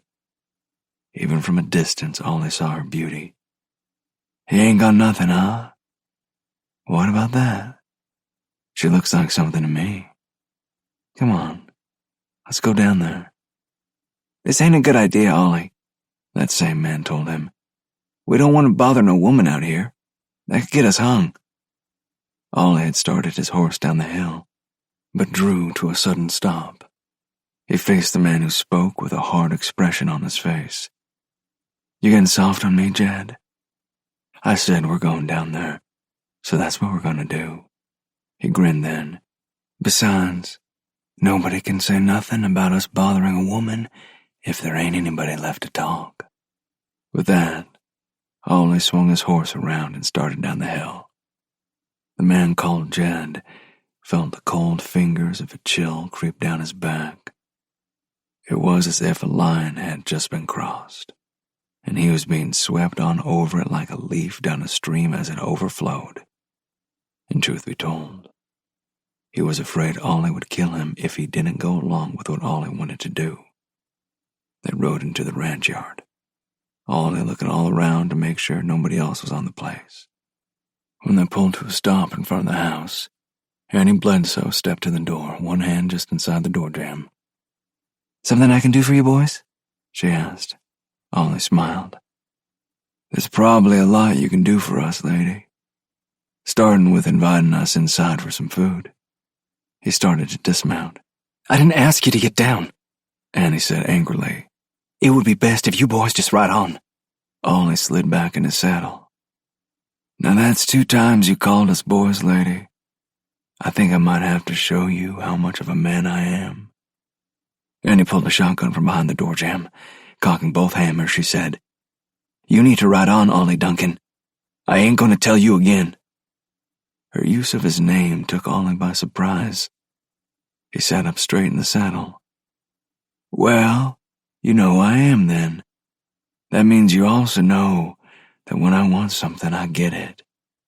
So you just need to put that scattergun down and get ready for what's going to happen.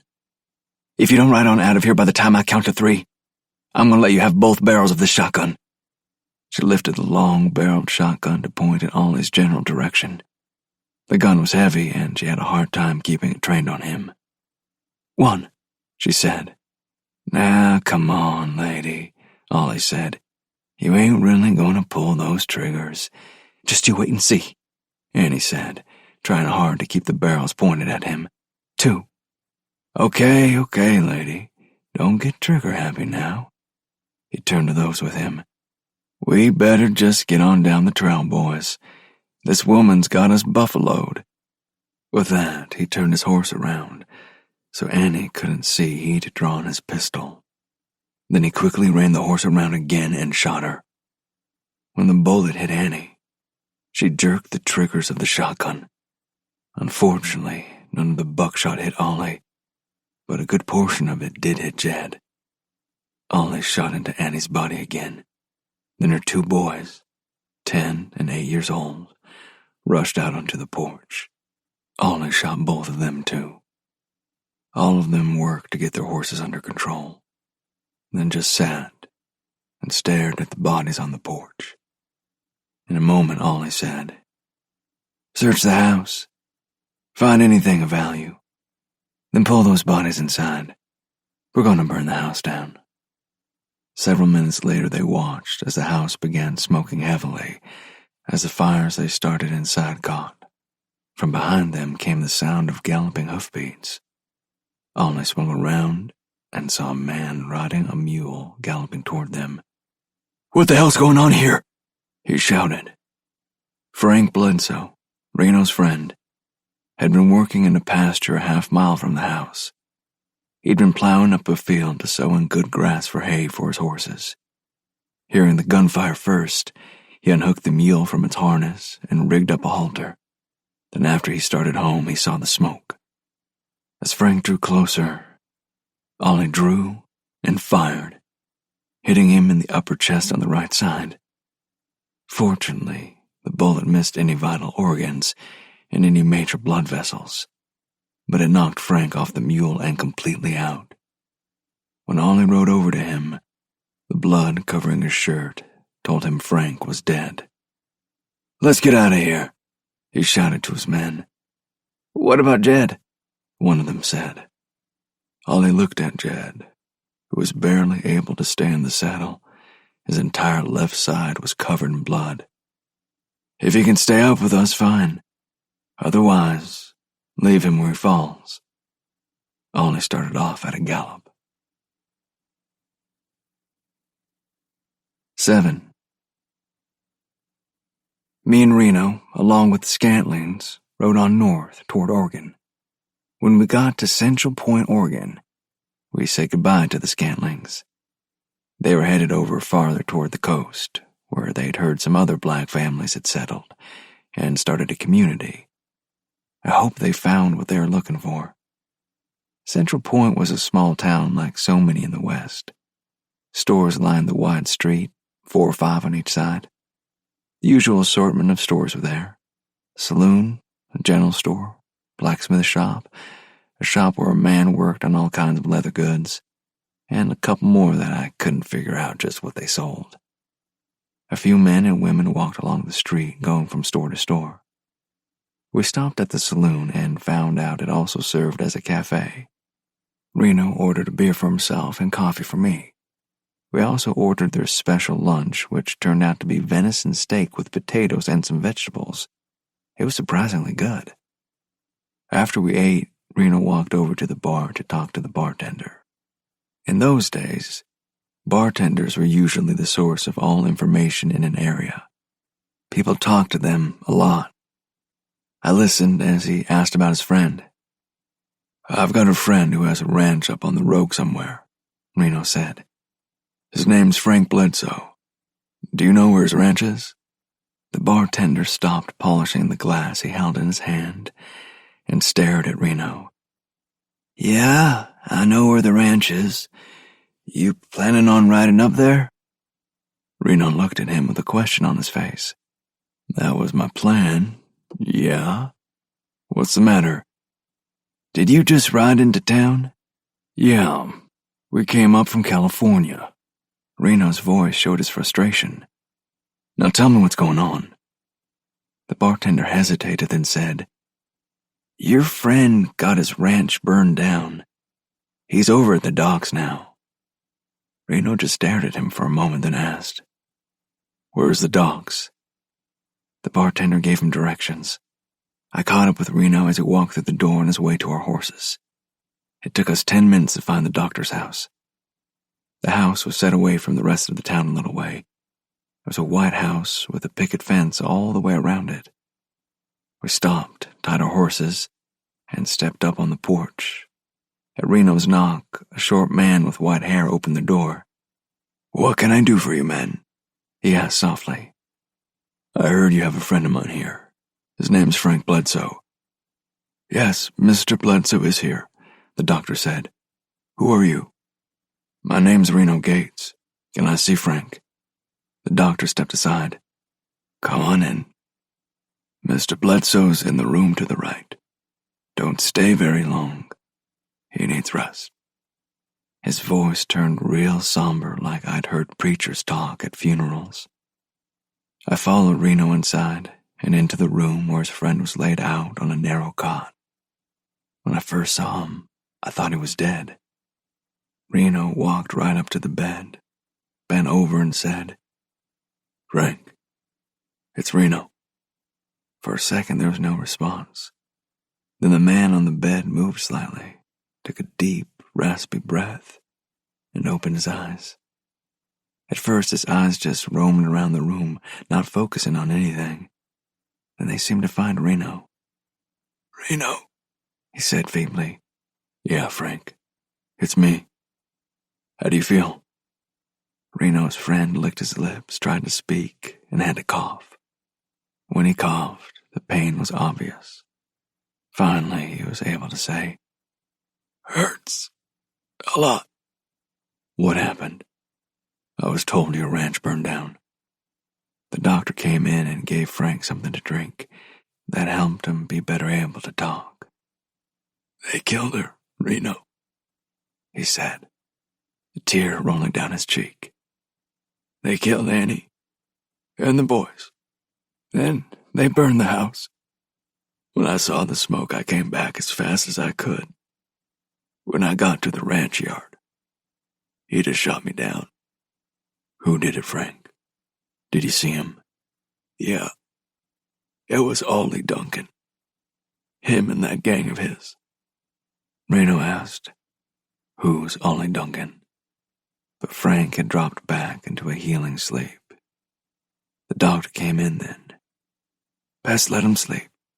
That's what he needs most right now. Reluctantly, Reno let the doctor lead him out of the room. I followed them. Out in the parlor, Reno asked the doctor, Who is this Ollie Duncan?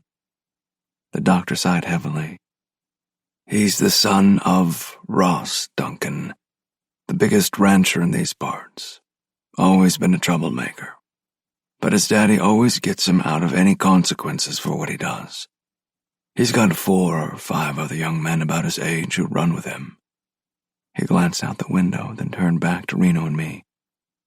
I've been worried he might do something like this for a while, but there wasn't anything I could do. Reno considered what the doctor said for a minute. Has anybody tried talking to his daddy? Oh, sure. Some of us went out to his place a couple of weeks ago, in fact. We told him what we saw going on, and told him what we thought he should do. The doctor snorted. He told us to mind our own business, and not to tell him how to handle his son. Then he told us to get off his property. So, Duncan is used to getting his own way, and his son is used to getting away with whatever he does. Reno's voice was bitter. That's about all of it, the doctor said. Sounds like you need a sheriff to come and have a talk with Duncan, Reno observed. The nearest sheriff is 50 miles from here, and he's the kind of lawman who likes to sit behind a desk and not be disturbed. It would take somebody with a lot more pull than any of us here to get him to come and talk with Ross Duncan. Reckon it would help if I went out and had a talk with him? Reno asked.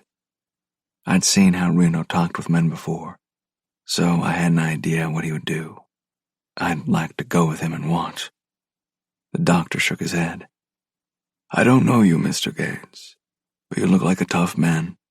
I hope you're a smart one, too. Ross Duncan has 15 hard cowboys working for him. All of them do what he says. I don't think Frank would want to lose a friend, too. For a second, Reno looked like he was going to say something about the doc not knowing him very well. But then he stopped. You're probably right, Doc. But it would be good to see this man face to face. 8. At the time Reno and Will were talking to Frank Bledsoe, Ollie Duncan and his gang of 4 men rode hard toward the Cascade Mountains.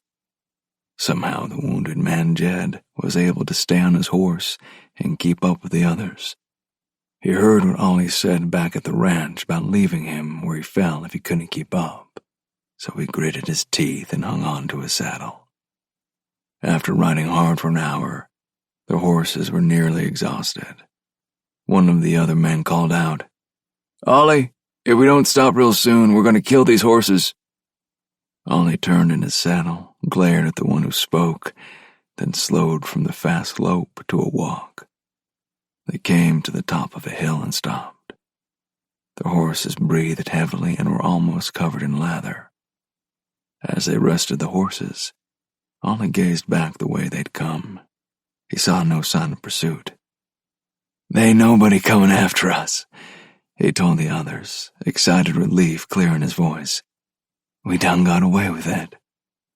Maybe nobody's found those people yet, one of the men with him pointed out. They could still find him and come after us. I ain't worried, Ollie replied. We can always outrun him, outshoot him too if it comes to that. We probably don't have to worry. My daddy will take care of everything. We shouldn't have gone down to that ranch, Ollie. Not many of the men who followed him would dream of saying something like that to Ollie Duncan. This man had been Ollie's friend for his whole life, so he felt free enough to say what needed to be said. We should have just rode on by.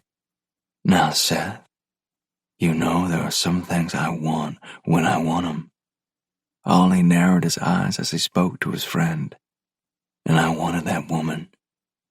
That don't make it right, though, his friend persisted. I don't care if it don't. That's what I wanted, and I was going to get it. Ollie shouted all of this, then took a breath and calmed his voice down. It ain't my fault that woman pulled that shotgun out. There wasn't no way I could have known about that. All of them got quiet in the face of Ollie's temper. They knew what he was capable of doing if his temper got away with him. A couple of minutes later, Seth spoke up again. What about Jed? He's hurting real bad. Ollie turned and looked at Jed, who was off his horse and lying on the ground. The blood on his shirt had dried a bit during the ride, but the ground under him was wet with fresh blood. Seth went on. If we don't get him some help pretty soon, he's liable to bleed to death. Ollie turned from looking at Seth to stare at Jed. A smile spread across his face. Well, we can't let him just bleed to death now, can we? Saying this, he drew his pistol. Wait a minute, Ollie, wait a minute. Seth stepped in between Ollie and Jed. You can't just shoot him. Why can't I? Ollie said. You don't want him to bleed to death, do you? He pointed at Jed. Look how he's suffering. If I shoot him, he won't be suffering anymore. Jed ain't some dog that you shoot to put him out of his misery, Seth said. We've got to get him some help. There ain't no help out here, Ollie yelled. He'll die before we get him anywhere. Might as well shoot him now. He stepped aside, trying to get a clear shot at Jed. Seth countered his step. No, you're not going to just shoot him, Ollie. Ollie's lips curled in a snarl.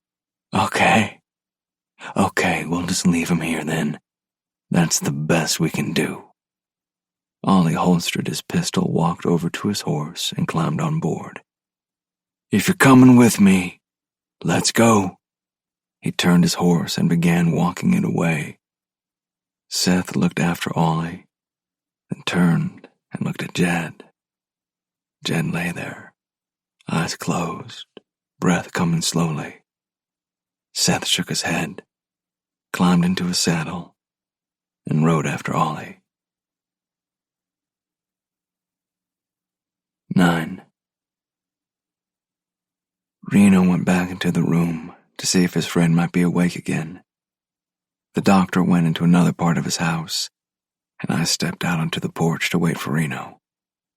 After only about a minute, I heard the sound of several horses walking toward the doctor's house. Over at the end of the porch, I could see 4 riders coming up behind the house. One of them was a big man riding an equally big black horse. The way they were riding straight for the house, so I thought it best to let Reno know. Inside, Reno was talking to his friend Frank again. He looked up as I came through the door. "Riders coming, Reno. 4 of them." The doctor had also heard the horses coming in and went to the front door. When he took a peek out of the window, he turned to Reno and said, "Looks like your wish came true. That's Ross Duncan and some of his men." Reno stood up straighter beside Frank's bed. He slipped the thong off the hammer of his Colt, so I did the same. Neither of us wanted anything to get started in the doctor's house, but we didn't know Duncan. Frank squirmed around in the bed and managed to sit halfway up. The sound of hard boots on the doctor's front porch preceded a knock at the door. With another glance at Reno, the doctor opened the door. The big man stood there, looking over the doctor's shoulder. That wasn't hard for him to do since he stood a head and a half taller than the doctor. His eyes brushed over me, but when he came to Reno, he paused for several seconds. It was as if he was evaluating Reno and didn't like what he saw. Then he focused on the doctor. "I was wondering if I might talk to Frank," he said, his voice matching his size. "I don't know, Ross. He's already had company and might be too tired for more." The doctor turned to gaze over his shoulder at Reno. "It's okay, Doc," Frank said weakly. "I feel like talking to Duncan."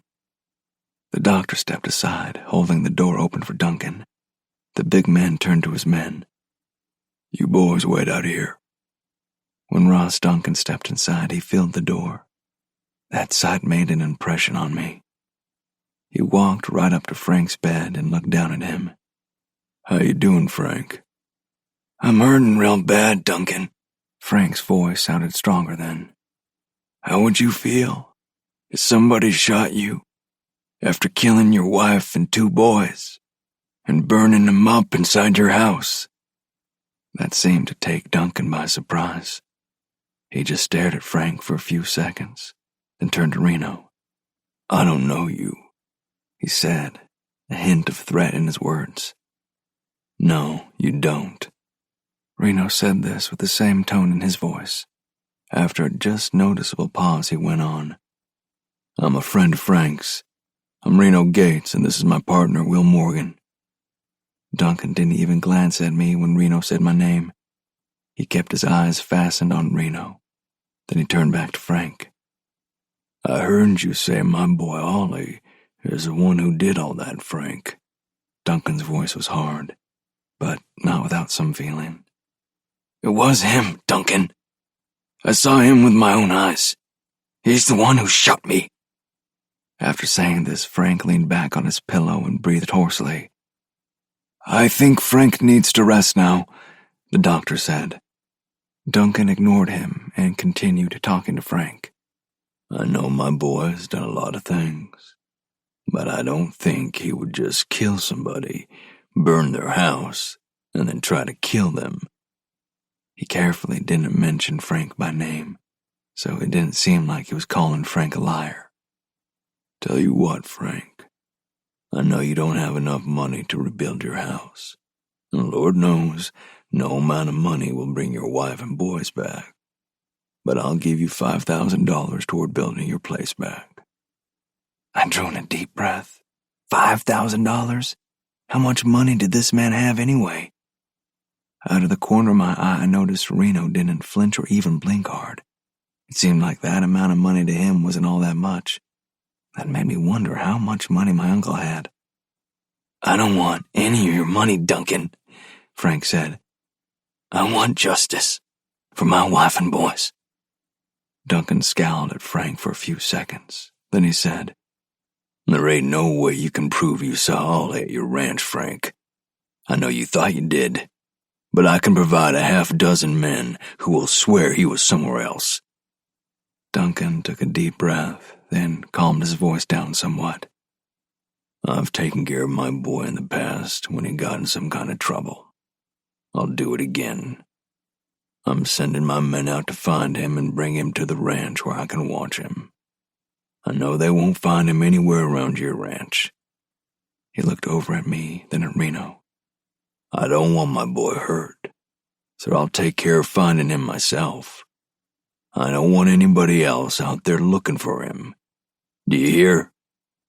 He glared at us for another moment, then turned quickly and stomped out of the room and on out of the house. A minute later, we heard the sound of galloping horses as he and his men rode away. Real pleasant man, Reno said. He turned to Frank. Do you want us to go find that boy, Frank? Frank took a deep breath, then nodded. Right after that, he lay back and closed his eyes. 10. When Frank began snoring, we thought it was time for us to leave. Reno told the doctor to make sure his friend got any kind of help he needed and not to worry about the cost. Then we went out to our horses. We're gonna find that man's son, ain't we? I asked Reno. I was pretty sure what he would say, but I just wanted to be sure. Yeah, he said, peering out across the grassland that surrounded the doctor's house. I think I owe Frank that.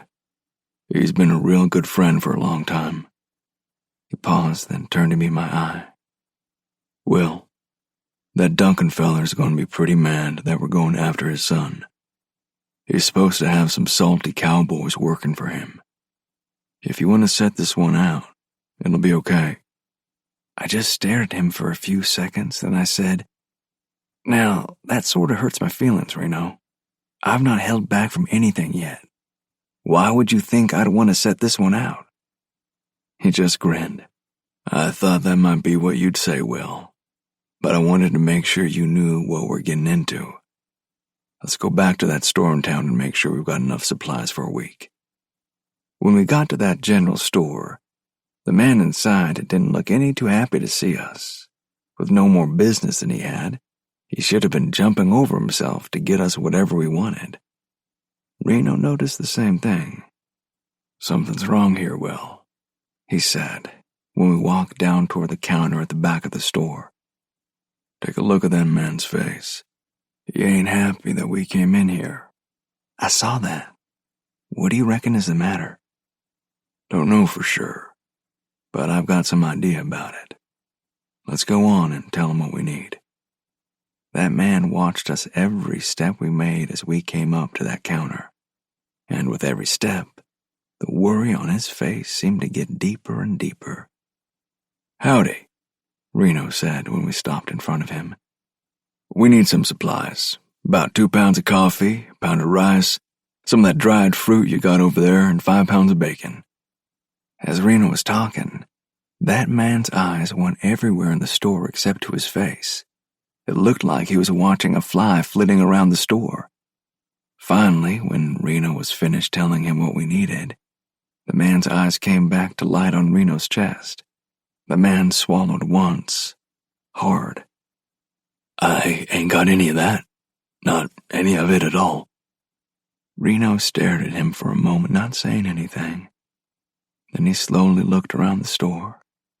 After another long moment of doing that, he faced the man behind the counter again. That's funny. I can see everything on our list just by taking a good look.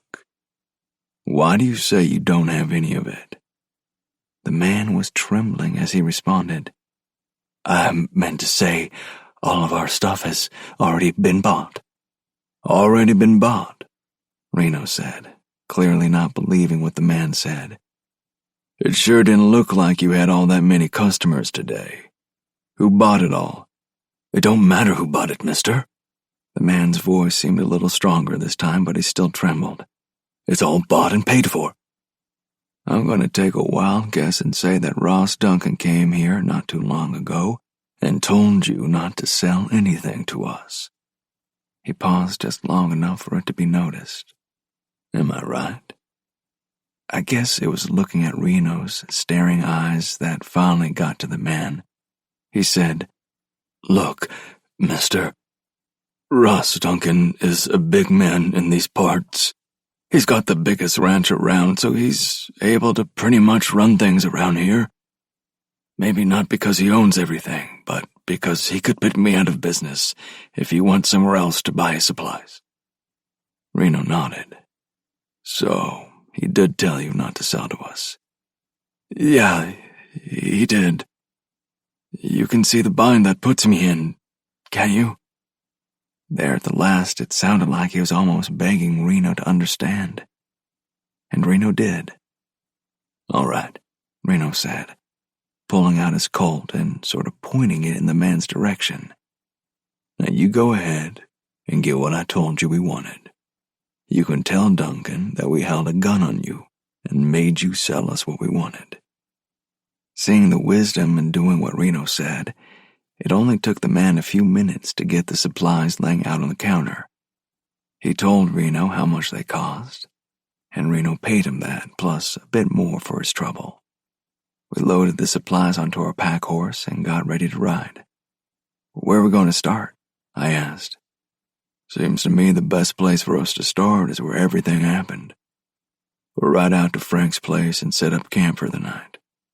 Tomorrow morning we should be able to find the tracks of whoever did what was done.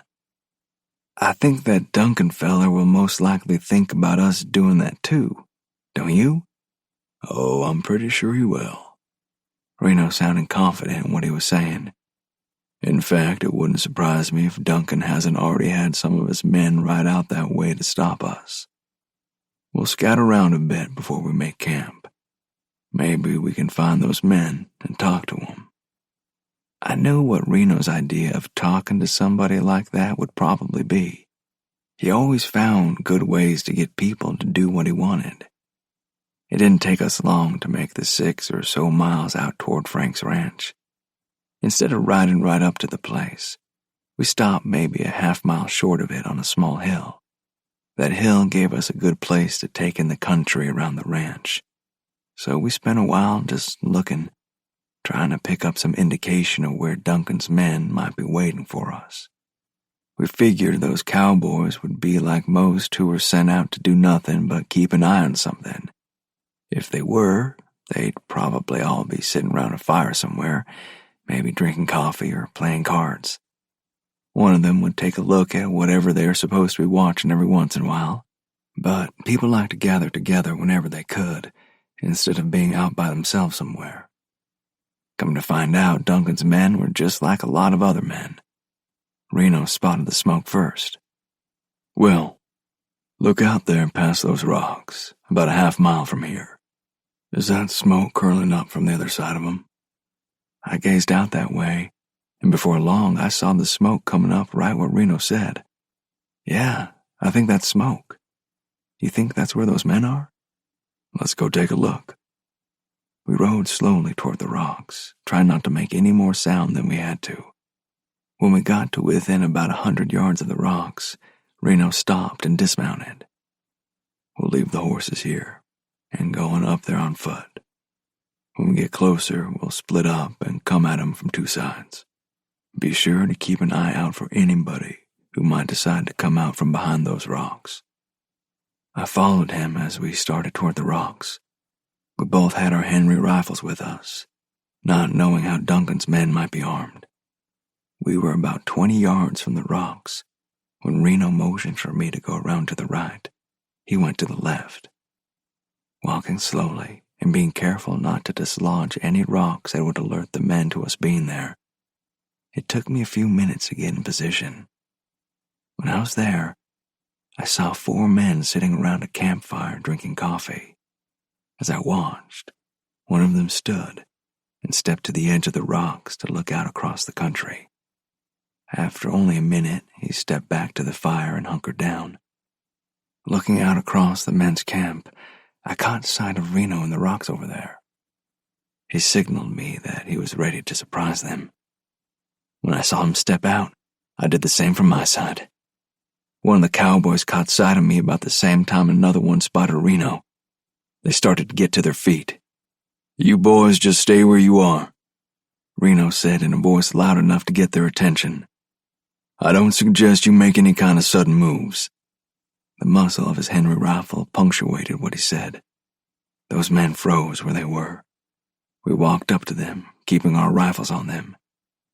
"I suppose you boys were sent here by Duncan to keep an eye out for us," Reno said. "Well, here we are." He grinned at the men, but they surely didn't appreciate it. "What were you supposed to do if you saw us?" None of the men said anything for several seconds.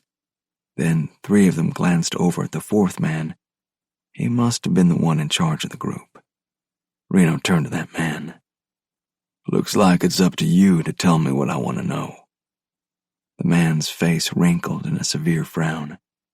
I'd heard the saying that somebody was staring daggers at somebody, but this was the first time I'd actually seen something like that. "I ain't seeing nothing," the man declared. "Well now," Reno replied, "since you just said something, you obviously didn't mean what you said." It was easy to tell the man had no idea what Reno was saying, so he just kept quiet. Reno said, "I'm going to give you one more chance to tell me what Duncan told you to do if you saw us out here." The man was stubborn or really loyal to his boss or something. He still didn't say anything. Reno threw his Henry to his shoulder and aimed it right at the man's head. For an instant, the man's eyes grew wide, and he started to fall flat on the ground. But Reno moved the muzzle of his Henry just before he squeezed the trigger so that the bullet passed close enough to the man's head for him to hear it zip through the air. When the man raised his head from the near miss, Reno said, "The next one goes right through your skull." Okay, the man said quickly. "Mr. Duncan told us to make sure you didn't go after Ollie, and he didn't care how he did it." "So, am I to understand you were possibly going to kill us?" Reno asked in a low voice. The man didn't want to answer at first, but Reno started lifting his Henry again. "That was one plan," the man said, his words coming out fast. "All right," Reno said. "All of you stand up." Glancing at one another, the men slowly stood. Once on their feet, they made sure to keep their hands away from the guns they all wore. "Now unbuckle those gun belts and toss them over to Will." He waited for the men to do that. We kept our eyes on them to make sure they didn't try anything. Then he went on.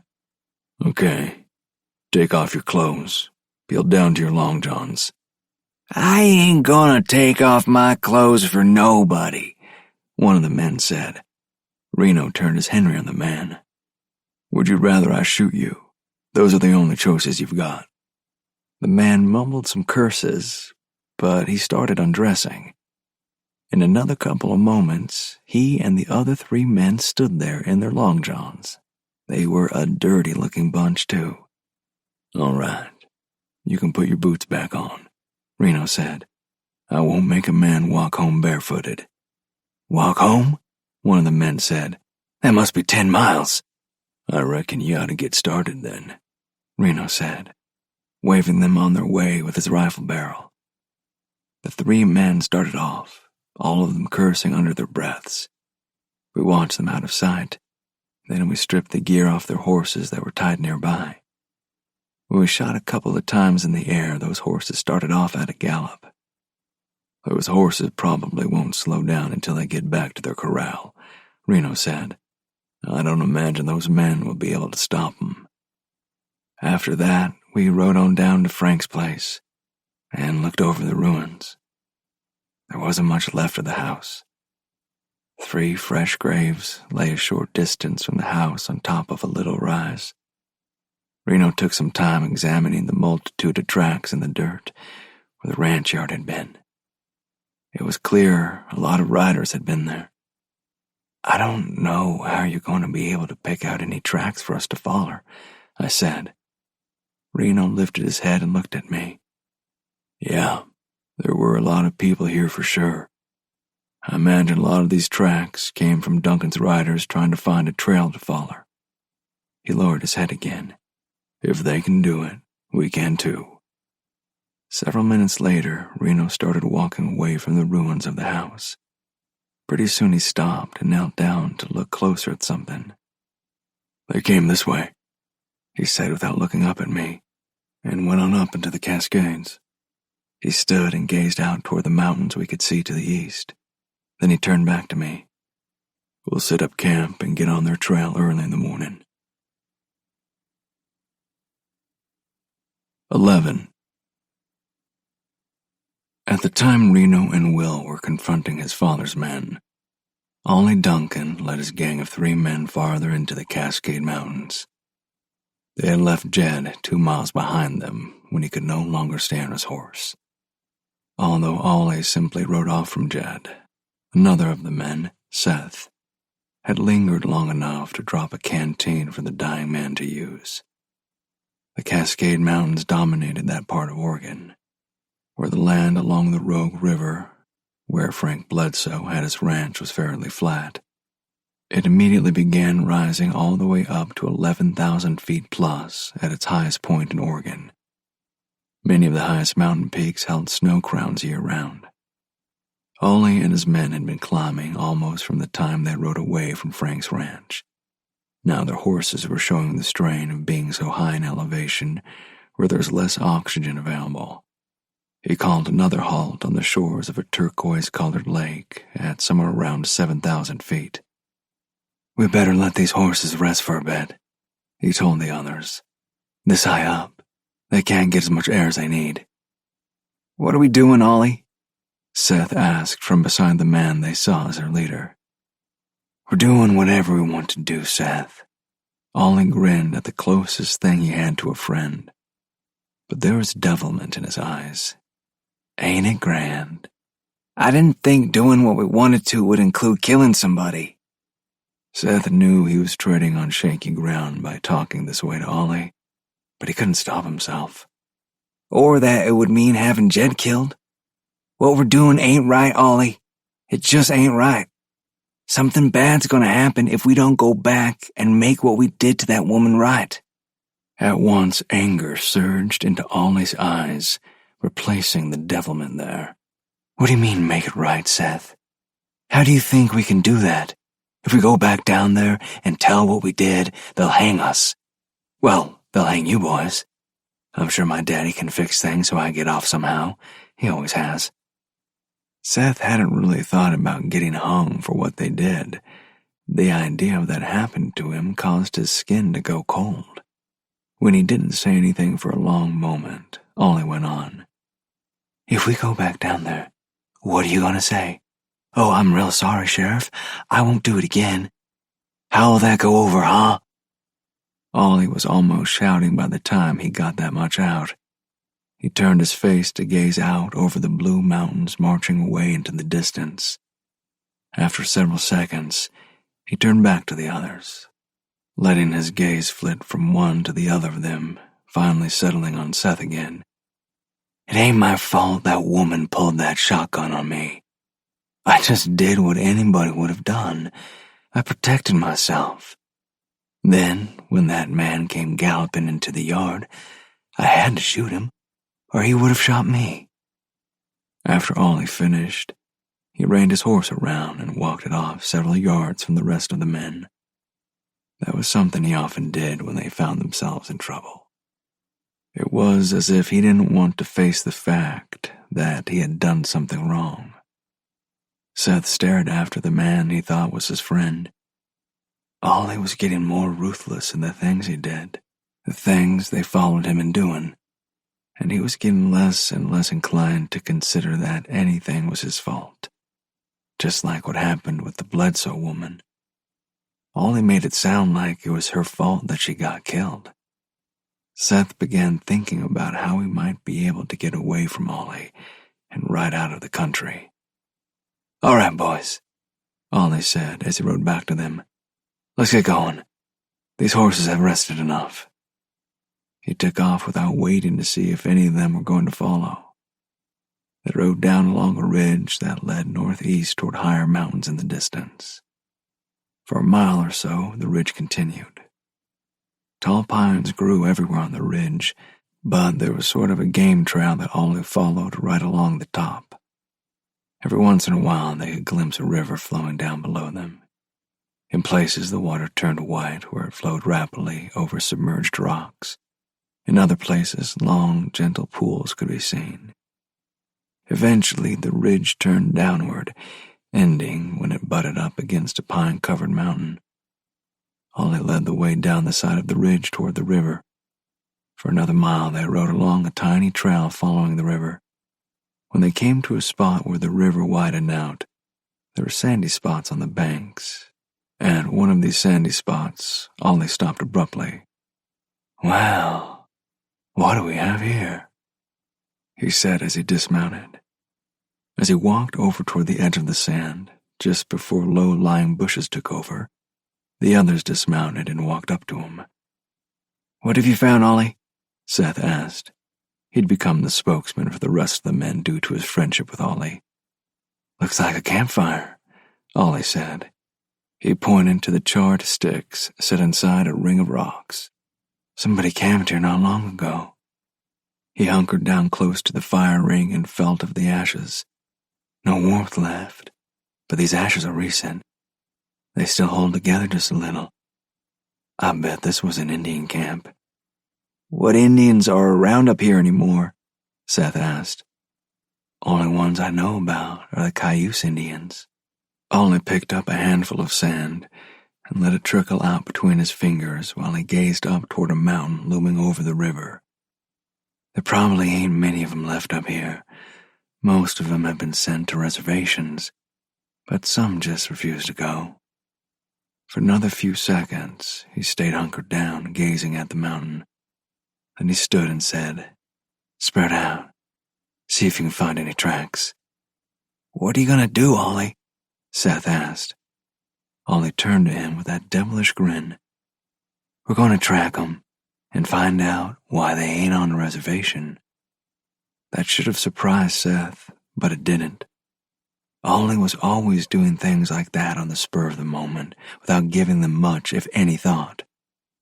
Seth pointed out an important fact. "Ollie, those Indians probably don't speak English, so if we do catch up to them, we ain't going to be able to talk to them." This earned him another grin. "Oh, we'll figure out a way to make them understand." He walked off then, obviously not wanting to talk about what might happen if they did catch up to the Indians. Seth sighed deeply, worried about his friend and about what all his actions might cause. If they caught up with the Indians and things turned out badly, could that lead to trouble with the remaining Indians? Maybe even another war? It seemed like everything that Ollie got into now was just getting bigger and bigger in terms of consequences. Just then, one of the other men called out, "I've got tracks over here." All of them hurried over to the man who pointed down to the ground. At least 2 sets of moccasin tracks stood out clearly in the dirt of a trail leading toward the nearby mountain. "All right."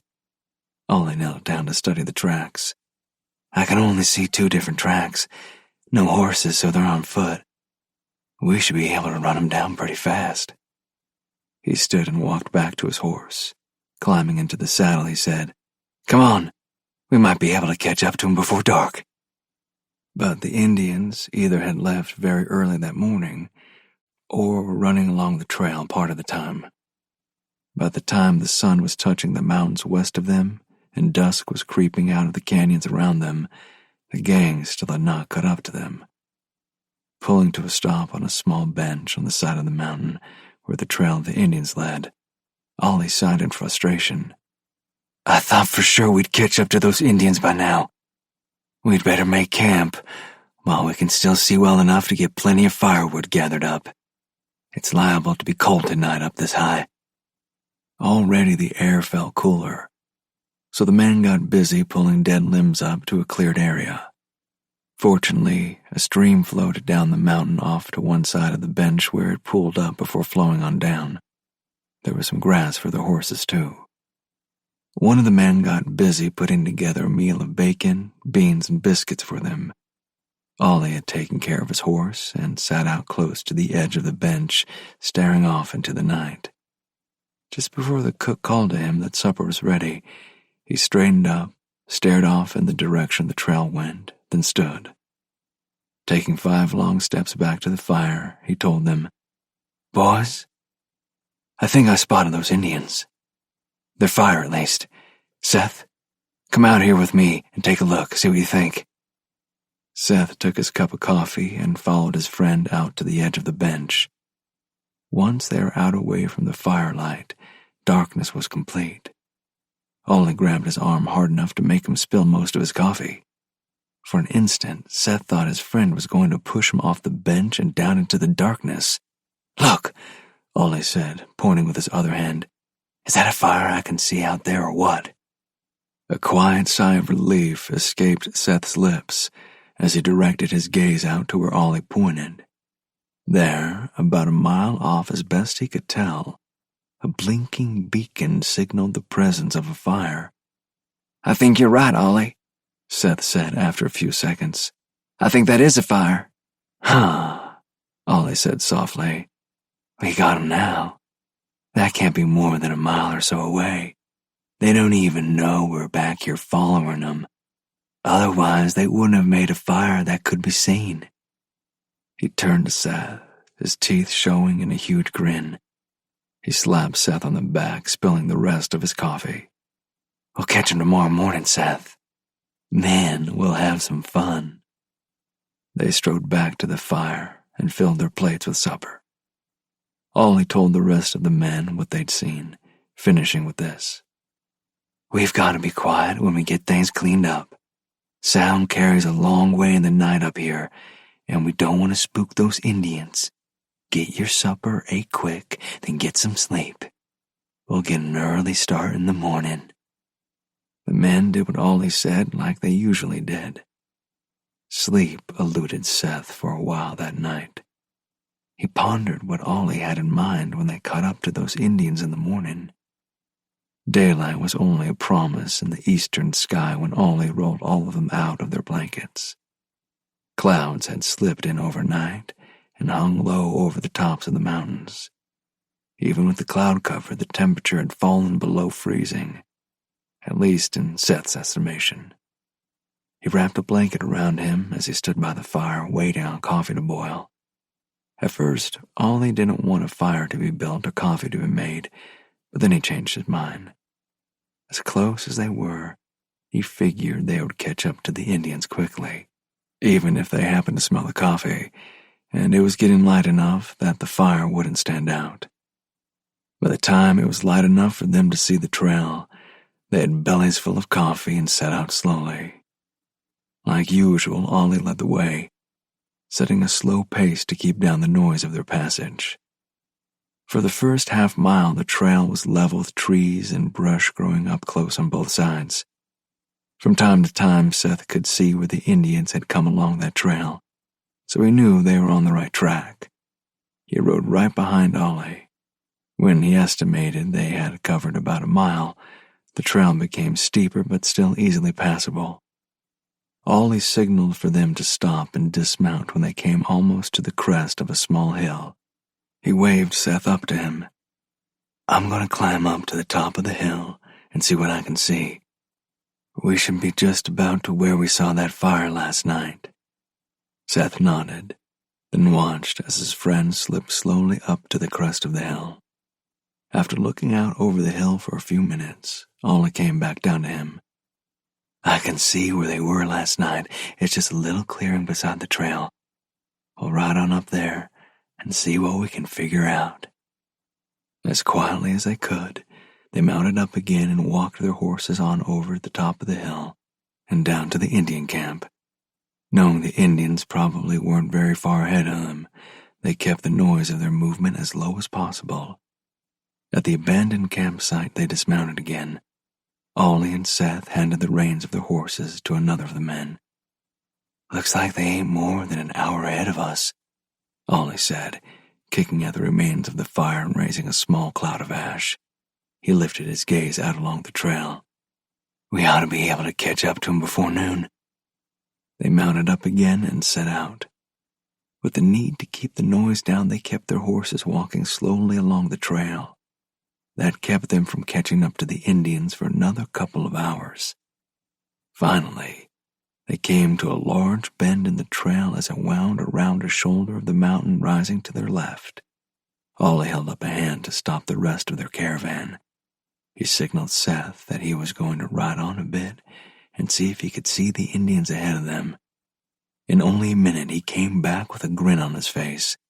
"We've got up to 'em, boys," he told them in a quiet voice. "There are 2 of 'em, like we thought. They're stopped not far around the bend, sitting by a fire and roasting something they killed. We can sneak through the trees and come up on 'em before they know we're here." He pointed to one of the other men. "You stay here with the horses. When you hear a shot, bring 'em on up." To the others he said, "Take your rifles. We're going to go around to the right. The ground is pretty clear under the pines there, and we can slip from tree to tree and stay hid. Don't nobody shoot unless I do. We want to have some fun with these Indians before we hang 'em." This surprised Seth. "I thought we were going to talk to 'em and see why they ain't on the reservation, Ollie." Ollie turned to Seth, his face set in a solemn expression. "Oh, we will, Seth. We'll talk to 'em first." That grin that came to Ollie's face told Seth what was coming. "Then we'll hang 'em." With that, Ollie led the way into the trees to the right of the trail. Seth wanted to say something, anything to change Ollie's mind, but he knew it would do no good. Ollie wouldn't change his mind once he decided he wanted to do something. It took them 15 minutes to slip through the trees to a point where they could see the 2 Indians. Cayuse Indians, Seth thought, sitting beside their small fire. The Indians appeared to be young, at least to Seth, but he knew it was hard to tell how old Indians were just by looking at them. Ollie signaled them to get ready. In a few seconds, he rushed out of the trees and yelled, "Get your hands up! Get your hands up!" Both Indians jumped to their feet, whipping their heads around to see who was yelling at them. Chances were neither of them understood what Ollie said, but they did understand several white men running at them with rifles pointed toward them. In spite of the rifles, one of the Indians started to run. Ollie shot him in the leg. One of the other men rushed up to the other Indian and hit him with a fist, knocking him to the ground. By the time Ollie had dragged the wounded Indian back to the fire, the man with the horses trotted them around the bend and up to the rest of the men. "Well, well," Ollie said, as he stared from one of the Indians to the other. "We've done caught ourselves a couple of thieving redskins. Now we can have ourselves some fun." "Ollie, these Indians were probably going down this trail to meet up with some others," Seth pointed out, "and we don't know how far off those others might be. They could have heard that shot." Ollie stopped what he was going to do and thought about what Seth said. "You're right, Seth. You go on down the trail a little way and watch for any other Indians coming along. Me and the other boys will take care of these 2. Seth had hoped he would be sent on to watch for any other Indians. He had some idea of what Ollie thought would be fun at the Indians' expense, and didn't want any part of it. He mounted up and rode 50 yards down the trail. Once he looked back to where Ollie and the others were standing around the Indians on the ground. He saw Ollie holding a knife in his hand as he bent over one of the Indians. He couldn't be sure, but he thought Ollie used the knife on the Indian. Then he watched as Ollie did the same thing to the other one. After that, Ollie said something to the other man. They pulled the Indians to their feet and tied their hands behind their backs. Then they put loops of rope around the Indians' necks and pulled them to a tree with a couple of limbs that grew out over the trail. One man tossed the ropes over those limbs. 2 men pulled on the ropes until the Indians' feet barely reached the ground. Ollie did something to the Indians again, then signaled the men to pull them up off the ground and tie the ropes to other trees. The Indians hung from the ropes, struggling for what seemed a long time to Seth. He didn't want to watch, but couldn't keep from watching. After a few minutes, neither Indian struggled. Ollie and the others mounted up and rode on past Seth. 12. That next morning, me and Reno were up before dawn was anything other than a promise in the eastern sky. By the time the sun peeked over the hills east of us, we were mounted and starting off on that trail into the Cascades. I didn't know how Reno found that gang's tracks like he did, but we set off following them. At first, the going was slow because Duncan's men had trampled all over the tracks.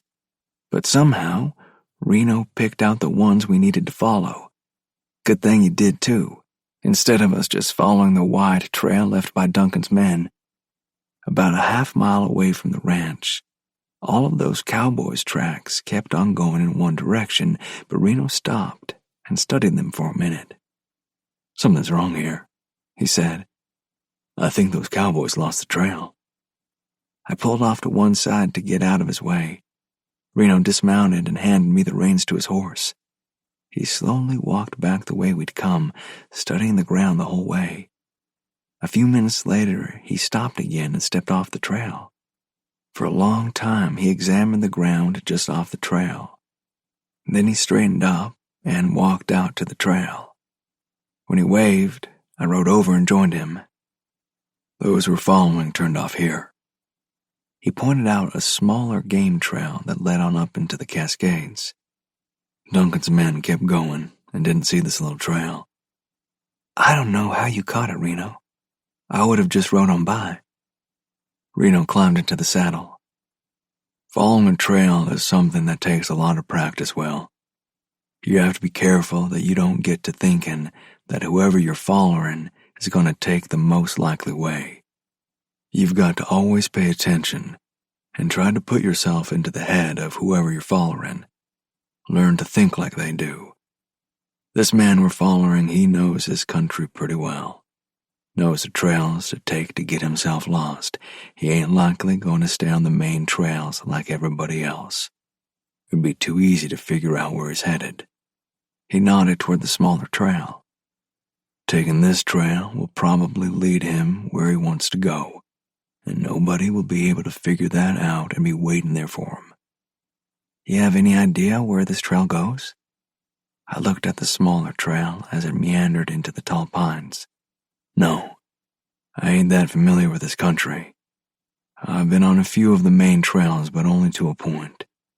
We're riding into strange country, so we'll have to be real careful." He started off along that little trail, and I followed along behind. For a couple of miles, we wound through the pines and spruce trees, keeping an eye on the trail and on the trees on either side of us. Under the trees, the light was dimmer, but shafts of sunlight cut through the gloom in places.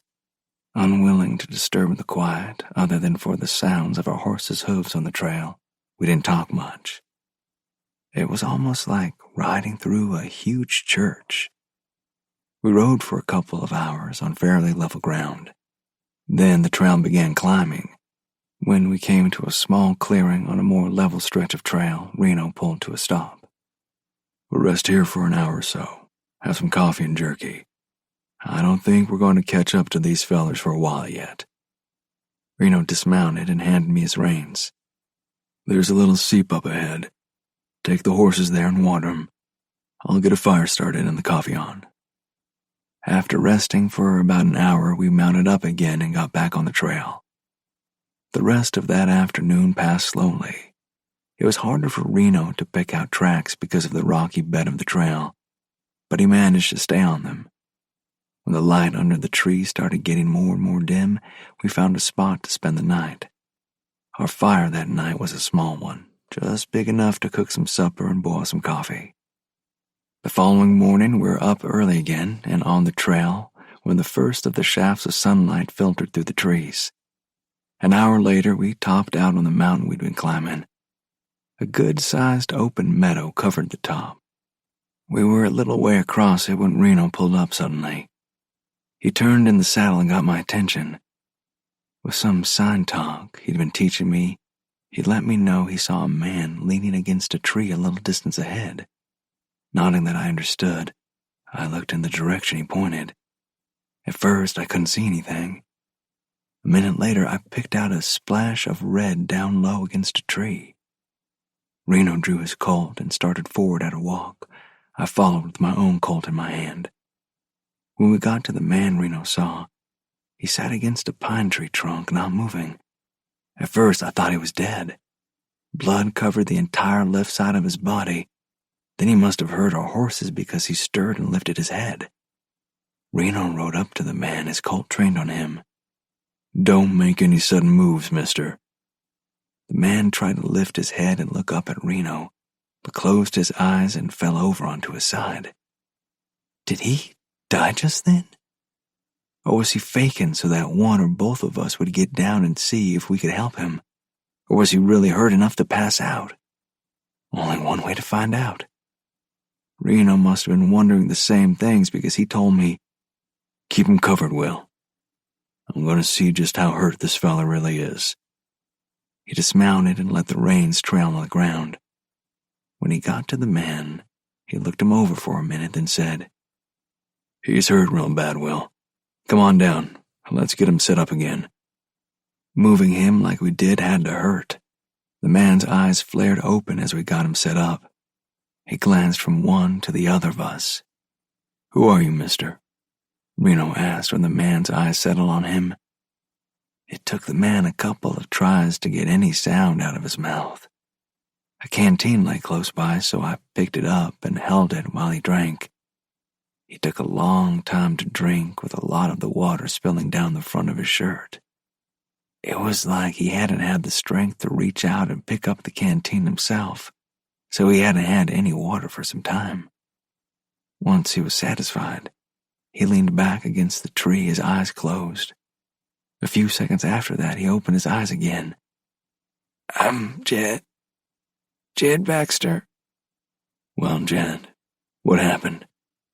Reno looked at the blood on Jed's shirt. "Why are you here?" Jed closed his eyes as a spike of pain hit him.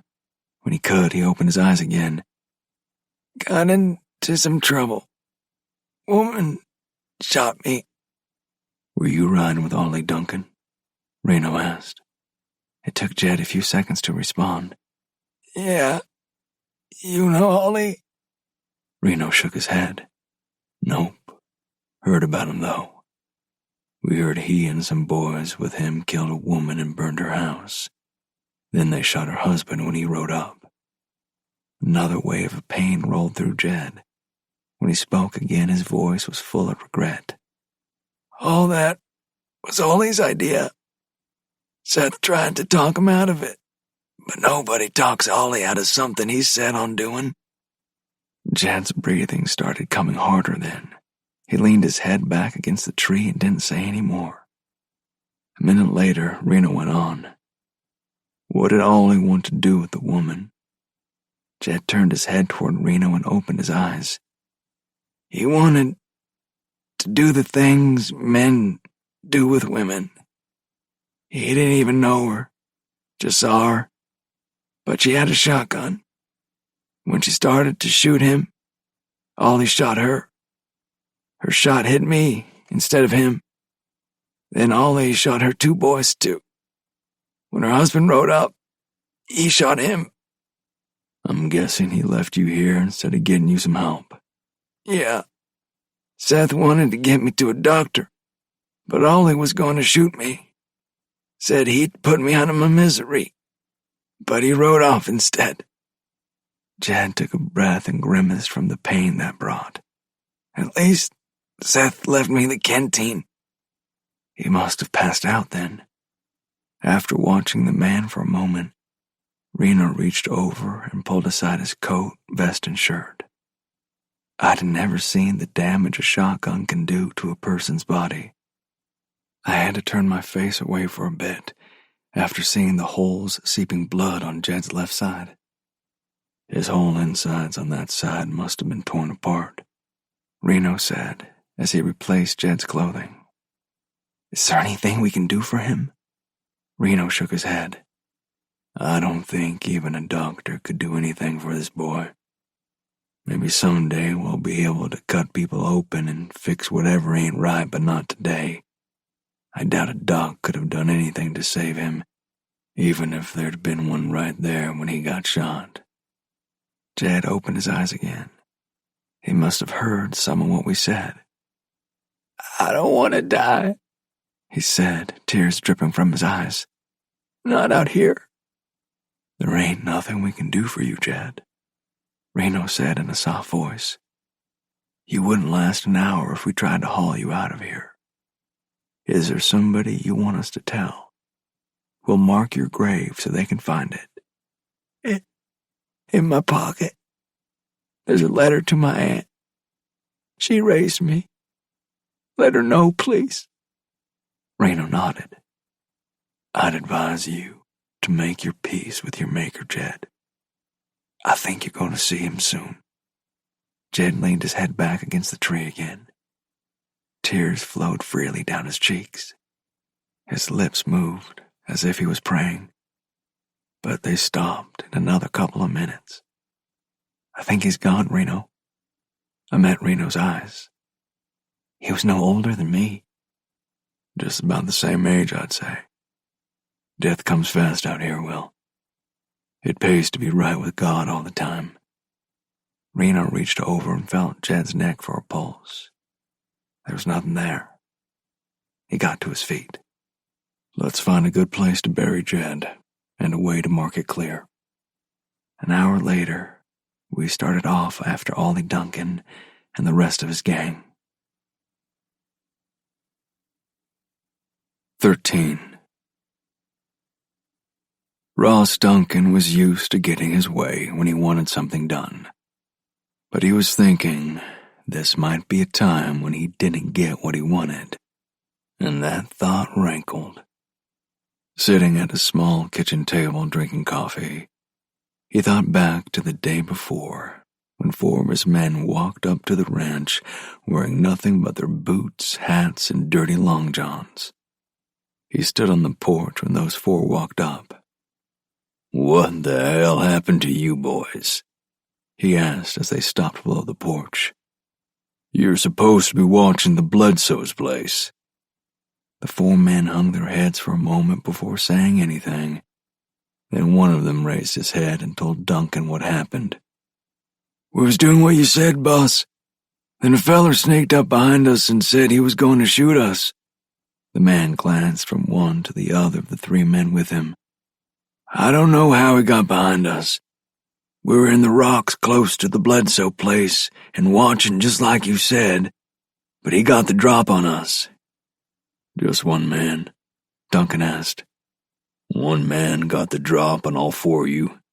No, boss, there was this one mean-looking feller and a younger one. That younger one looked for all the world like a gunslinger, too. The man paused just long enough to draw a deep breath. We didn't know how many others they might have had back in the rocks, just waiting to shoot us if we didn't do what he said. So, these 2 fellers got the drop on you 4, made you take off your clothes and walk home. Duncan shook his head. What kind of men do I have working for me? He turned then and walked into his house. Now he heard the sound of a horse walking up to the ranch. Setting his coffee cup down on the scratch tabletop, he walked through the house and onto the porch. One of his more trusted men, the one he put in charge of the men looking for Ollie, rode up.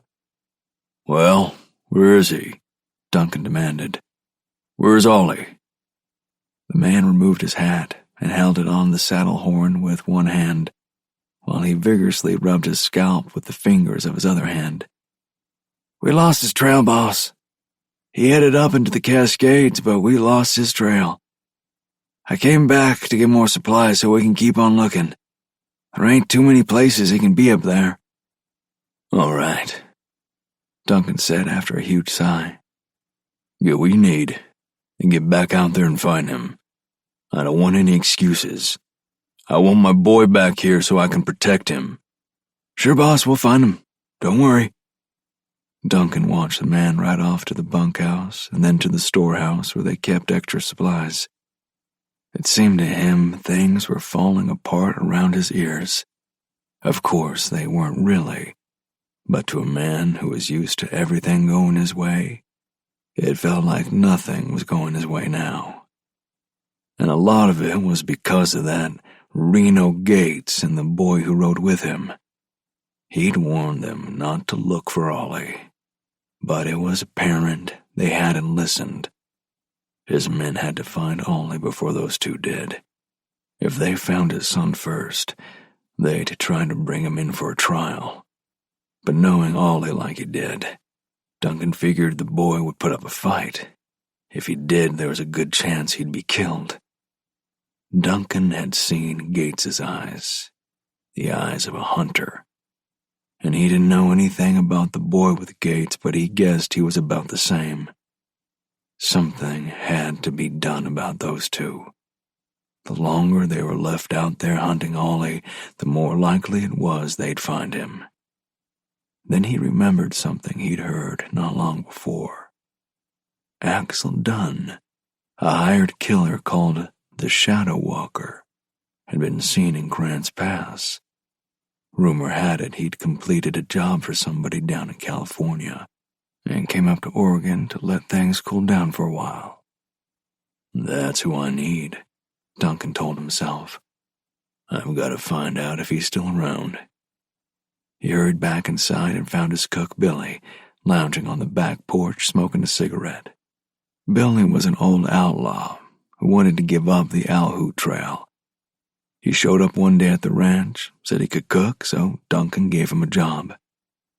"Billy," Duncan said when he found the cook, "you knew a lot of the men who hired out to do things others didn't want to do, didn't you?"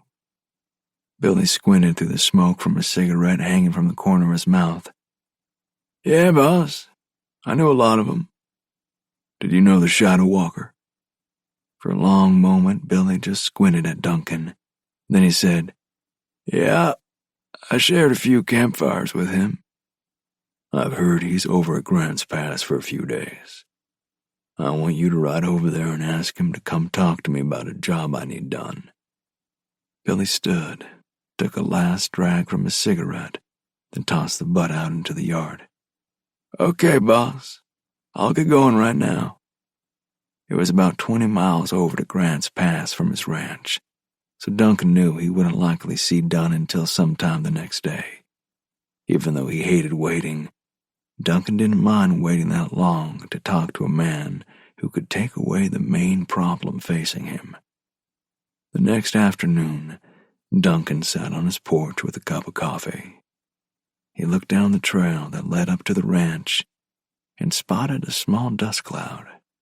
He felt his heartbeat increase with the knowledge that it was probably Billy returning, hopefully with Axel Dunn. The dust cloud came closer, and Duncan could make out two riders under it. As they neared the ranch yard, he recognized the slouched figure of Billy leading the way. Behind him came a man who sat upright in the saddle as if on parade. At the porch, Billy pulled to a stop. "Here he is, boss. Axel Dunn." Duncan took in the severe-looking man sitting on the Dunn horse. From rumors, he knew the killer hailed from Kentucky, where his family carried on a generations-long feud with another family.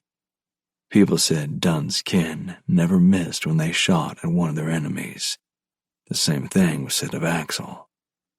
Dressed in black, except for a square of red linen handkerchief in his jacket pocket, Dunn looked more like a circuit-riding preacher than a killer. That is, until Duncan got to the man's eyes. He'd never seen eyes that held no human emotion at all. But looking into Dunn's eyes, they looked bottomless. Just what Duncan needed. Mr. Dunn, I appreciate you coming out to talk to me, Duncan said. Come on into the house and let's talk.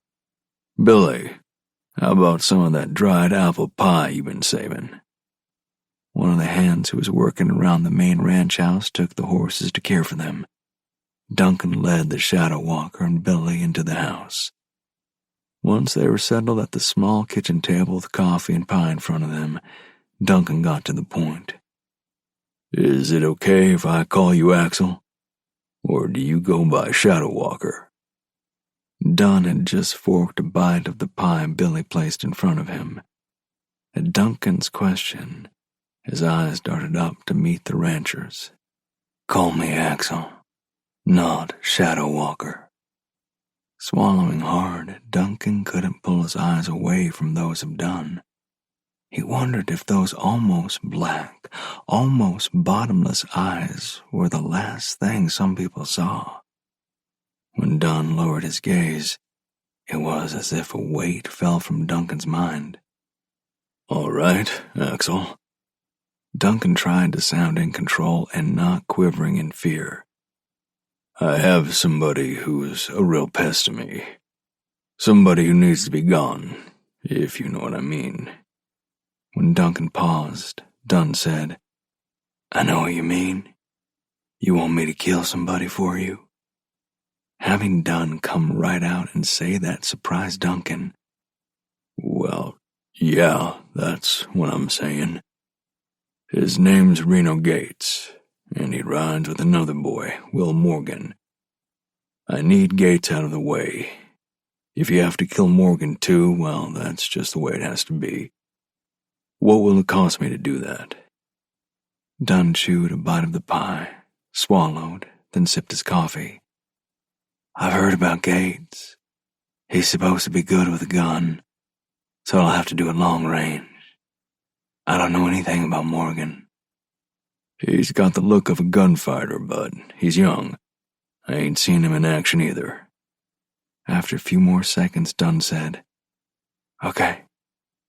500 for Gates, 200 for Morgan, half up front. All right, Duncan said. He thought about dickering some, but the memory of those eyes came back to him. When will you get started? Right after I finish another piece of pie. 14. After burying Jed and making sure the grave was marked well, me and Reno rode on farther into the Cascades. The trail left by Ollie Duncan and the rest of his gang was easy to follow. They didn't seem to have any idea they were being followed. I wasn't sure what would happen when we finally caught up with those men, but judging from what we'd seen of how Ollie acted so far, it would likely be a fight. That didn't bother me too much. From what I'd seen, Ollie Duncan needed to be stopped no matter how it happened. As we climbed higher into the mountains, the temperature dropped until at one place we stopped. I dug out a heavier coat to put on. The wind blew almost constantly, mostly out of the north. The place where we stopped gave us a magnificent view. It was a small, relatively flat bench on the side of a mountain. Out across the distance, another mountain rose up to touch the sky with its snow-covered top. Dark green pines grew about halfway up its slopes and gave way to gray rocks from there to the snow line. Farther out were more high snow-topped mountains. In between the mountains, a sort of light blue fog drifted. Closer in, a clear lake reflected all of that and the bright blue sky. I couldn't remember a more beautiful country than that unfolding in front of me. Reno had to call my name twice before I could tear my eyes away from the sight. Really pretty, ain't it? He said. There wasn't anything like this back in Texas, I replied with a smile. We'd better get on our way, Reno said. Ollie Duncan ain't gonna catch himself. We started down toward that lake we saw, the horses having an easier time of it now that we weren't climbing as much. That lake was just as clear as it looked from up above when we got to the shore. It was clear enough that I could see fish, trout most likely, swimming several feet from the shore. Reno rode on around the lake a little way ahead of me. A few minutes later, he pulled to a quick stop. I rode up to join him. "You find something?" I asked when I was beside him. He was glancing around at the sides of the little valley where that lake lay. "Yeah." When he pointed out what he'd seen, I spotted the blackened ends of unburned sticks. A dead campfire, tucked over against some rocks that had pines growing around them. It was a good place for a camp. The rocks would reflect the heat from the fire, and the trees would keep it from being seen as well as stopping a lot of the wind. "You reckon that was their camp?" Even as I asked that question, I had a nagging feeling that it wasn't. "No," Reno answered, pulling his gaze from the valley sides back to the dead fire. "I'll bet that was an Indian camp." Saying that, he nudged his horse in the ribs and rode on over to the spot. I followed along but stayed a little back so I wouldn't mess up any tracks he might see. Reno dismounted and left the reins trailing on the ground. He circled that campsite from a little way out, gradually getting closer as he kept scanning the ground. Finally, he waved me on up to him. "Like I thought, it was an Indian fire." He pointed out some impressions in the loose soil around the fire. "Looks like 4 or 5 of them stopped here. I'd say it was either last night or more likely a day ago. Over here." He stepped to his left. "You can see moccasin tracks, heavy moccasins. These Indians were probably Cayuse and Yakima. Both tribes often camp together, and both of them are used to these mountains and the cold. I didn't see any horse tracks, though. I don't know if these were just scouts or hunters for a bigger band somewhere out here." He turned to face me. "In either case, we've got to be careful. Most of the time, both tribes are friendly to whites, but they should be on a reservation. That tells me these might be renegades, and wouldn't mind shooting a couple fine white gentlemen like ourselves." It was beginning to feel like everywhere me and Reno went, somebody was around who might want to do us harm. I could understand, at least to an extent, why those Indians might want to kill us. After all, white men had done them a lot of harm. And it wouldn't matter to the Indians that neither me nor Reno had ever done anything to them. If they saw us out there by our lonesome, they would most likely try to take out all their anger and hurt caused by other white men on us. I might do the same thing if I was in their shoes or moccasins. Reno glanced at the sun. It was close to touching the mountains west of us. "We better start looking for a place to camp tonight," he said as he climbed into the saddle. "Some place out of the wind. It's gonna get cold tonight." We rode on down that valley along the shore of the lake. A couple miles farther on, we crossed a small ridge that connected 2 of the mountains. At the top of that ridge, Reno pointed out another small lake ahead of us. The sun reflected off the surface of that lake, making it look like gold laying there in another little valley. "We'll ride up to that lake and see if we can find a good spot for a camp," he said over his shoulder. That little lake was long and narrow when we got to it. A tiny game trail led the way around it to the far end. At that end, pines grew almost right down to the water. A stream that flowed out of the lake held cold, clear water. About 50 yards from the lake, we rode into a little clearing that was no more than 30 yards long and half that wide. That stream rolled right down on one side of it. Reno pulled up in the trees on the north side of the stream. "We'll camp here. That boulder will be a good reflector for a fire. It and the trees will keep most of the wind off us, too. There should be plenty of limbs and downed trees for firewood. You take the horses to water, then stake them out in the grass. Before it gets too dark, we'll bring them in close to us. I'll get supper started." By the time I got the horses staked out and got back to the fire, Reno had put together a good supper. He'd fixed some rice with wild onions and a few beans mixed in, bacon, leftover biscuits fried in the bacon grease, and of course, coffee. For dessert, he opened a can of peaches. Up that high and after riding all day, all of it tasted real good too. When we finished eating, I walked out to bring in the horses. Like always, the stars spread out across the black sky reminded me of the time long past when my pa took me into a cave. Way back in that cave was a small room where the walls were covered in what Pa said was crystal. I remembered how the light from our lanterns reflected off that crystal, almost lighting up the room. Of course, there were a lot more stars above me now than there had been crystals in that cave. I was almost shivering by the time I got the horses close to the fire. Once the sun went down, that wind really cooled everything off fast. I hurried to the fire and hunkered down, holding my hands out to the heat. "Better roll up in your blankets and ground cloth," Reno said. "It's going to be cold tonight." And he was right. Even rolled up in my blankets and ground cloth, I got cold early in the morning. Our fire had died down to glowing embers, so I got up and put some wood on it to build it up. As I hurried back to my blankets, I noticed Reno's eyes were open. "I was laying here, hoping you'd wake up and feed the fire," he said as he turned over, smiling. Morning came too soon after that. It felt like I'd just gotten warm enough to drift back off to sleep when I heard Reno getting breakfast ready. "Oatmeal this morning," he said. "We need something to stick to our ribs and keep us warm till the sun does its job." After we ate, we got back on the trail again. As we rode farther into the Cascades, Reno stopped every once in a while and studied the little trail we followed.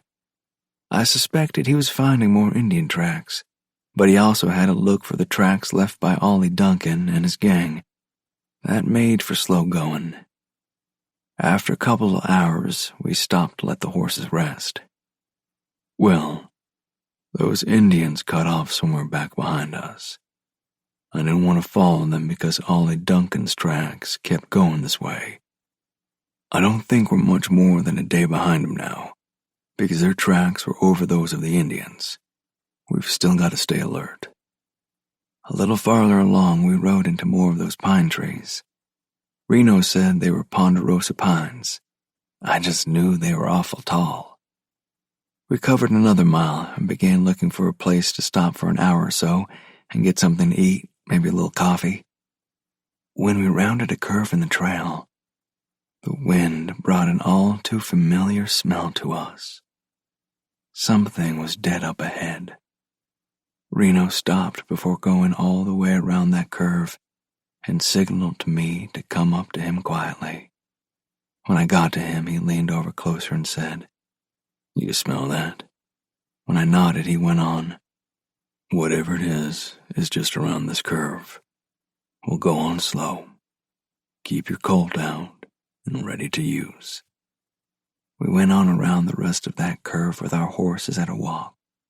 Both of us kept our heads turning in all directions, just in case. Reno was the first to see them. He pulled to a stop again.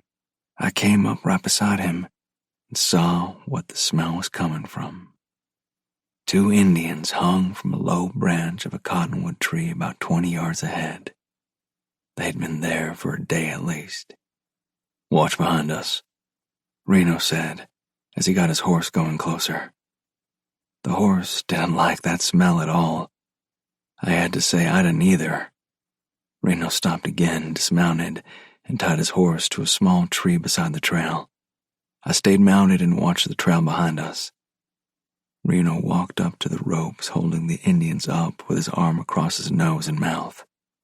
Quickly, he cut the ropes, dropping the Indians to the ground. Then he came back to where I waited. "Those Indians weren't just hung," he said as he took deep breaths of relatively clean air. "They had lots of cut marks on them, too. This wasn't the work of other Indians, Will. This was something white men did. You think it was Ollie Duncan and his men? Reno nodded. Their tracks lead right up to this point. He looked around the little area where the trail widened out some. In a minute, he pointed over to another dead fire. I think those Indians were over there by the fire, and Ollie and his men sneaked up on them. I don't know why he thought he needed to hang him or to torture him like he did, but that's what it looks like to me. What are we going to do with the bodies? Reno thought about that for a minute. I don't know what the burial custom is for these Indians, but we can't just leave them laying there. Their friends will be looking for them before long, if they ain't already. Let's pull them over by those rocks and leave them there. We'll take the ropes off their necks. There ain't much else we can do. He turned to me then. Will, when their friends find them, they're going to see our tracks along with Ollie Duncan's. That means they're going to be coming after us too. There wasn't much I could say to that, so I didn't say anything. We got busy pulling those bodies over to the rocks by ourselves. Our horses wouldn't go anywhere near them. Once we got the ropes cut off their necks, we rolled the ropes up and laid them beside the bodies. Those other Indians might use the ropes, or they might burn them. We rode on after that, neither of us saying much. Both of us were probably thinking the same thing. Ollie Duncan needed to be taken care of, so that he didn't keep on getting worse and worse. 15. Axel Dunn, the Shadow Walker, got his name from a time when he hunted Indians over in Montana and Dakota Territory. He was a man to go to if there was Indian trouble, and some white man thought a particular Indian was the source of that trouble. Dunn always shot from the shadows and from a distance. None of his targets ever saw him, nor did any of those with them. The Sioux gave him the name that meant he who walks in the shadows. Over time, it was shortened to Shadow Walker. When his reputation got around and somebody hired him to kill a white man, Dunn found out that paid a lot more than shooting Indians.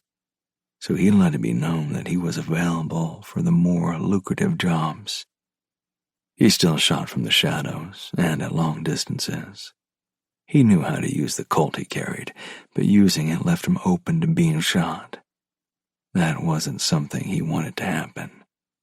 So he stuck to using a .50 caliber Spencer from a longer distance. Now he stood in the ranch yard where Frank Bledsoe's house used to stand. As he studied the tracks, he began sorting out the tracks he needed to follow from all the rest. He was pretty sure he had the right ones when he rode out of the yard and toward the Cascade Mountains. Back at Duncan's ranch, he was given supplies for a week, along with a good pack horse. He didn't think the job would take a week, but he wanted to give himself enough time to find a good spot to shoot from. When he got to the place where the majority of riders kept going, but 2 men and a pack horse veered off, what passed for a smile crossed his thin lips. He knew then he'd be right about the tracks to follow. Studying the smaller trail that Reno and Will took, Dunn became aware of something. This feller's good on the trail. Not too many would have seen where this smaller trail branched off. I'll have to be more careful than usual going after this one. Dunn had also noted that Ross's son Ollie had turned off onto this small trail. He knew for sure then that Reno was after Ollie. Not that it mattered that much to him. He'd been paid to kill Reno and he didn't care about the why of it. Following after Reno and Will, Dunn began wondering if he could get ahead of them somehow. It didn't look like they were much more than a day or a little more ahead of him. With the steepness of the trail in places, they were going slow. Their horses weren't used to the thin air in the mountains, but Dunn's Bay had been raised in mountains like these, and didn't suffer as much in the thin air. He was able to push on a little faster than those he hunted. Every time he came to a clear enough place on the trail, he would take out a pair of binoculars he'd taken from an officer in the war. For a couple of minutes at least, He would scan the country ahead of him, hoping to spot something that might help him know where the man he was to kill might be. It was the middle of the next day before that routine of scanning ahead of him paid off. He spotted movement ahead of him on the side of a mountain. When he focused on that movement, he could make out what he thought was 2 men and 3 horses. That had to be his target. Dunn felt a slight increase in his heartbeat. That was about as much as he ever felt excitement. Putting away his binoculars, he nudged his horse on down the trail.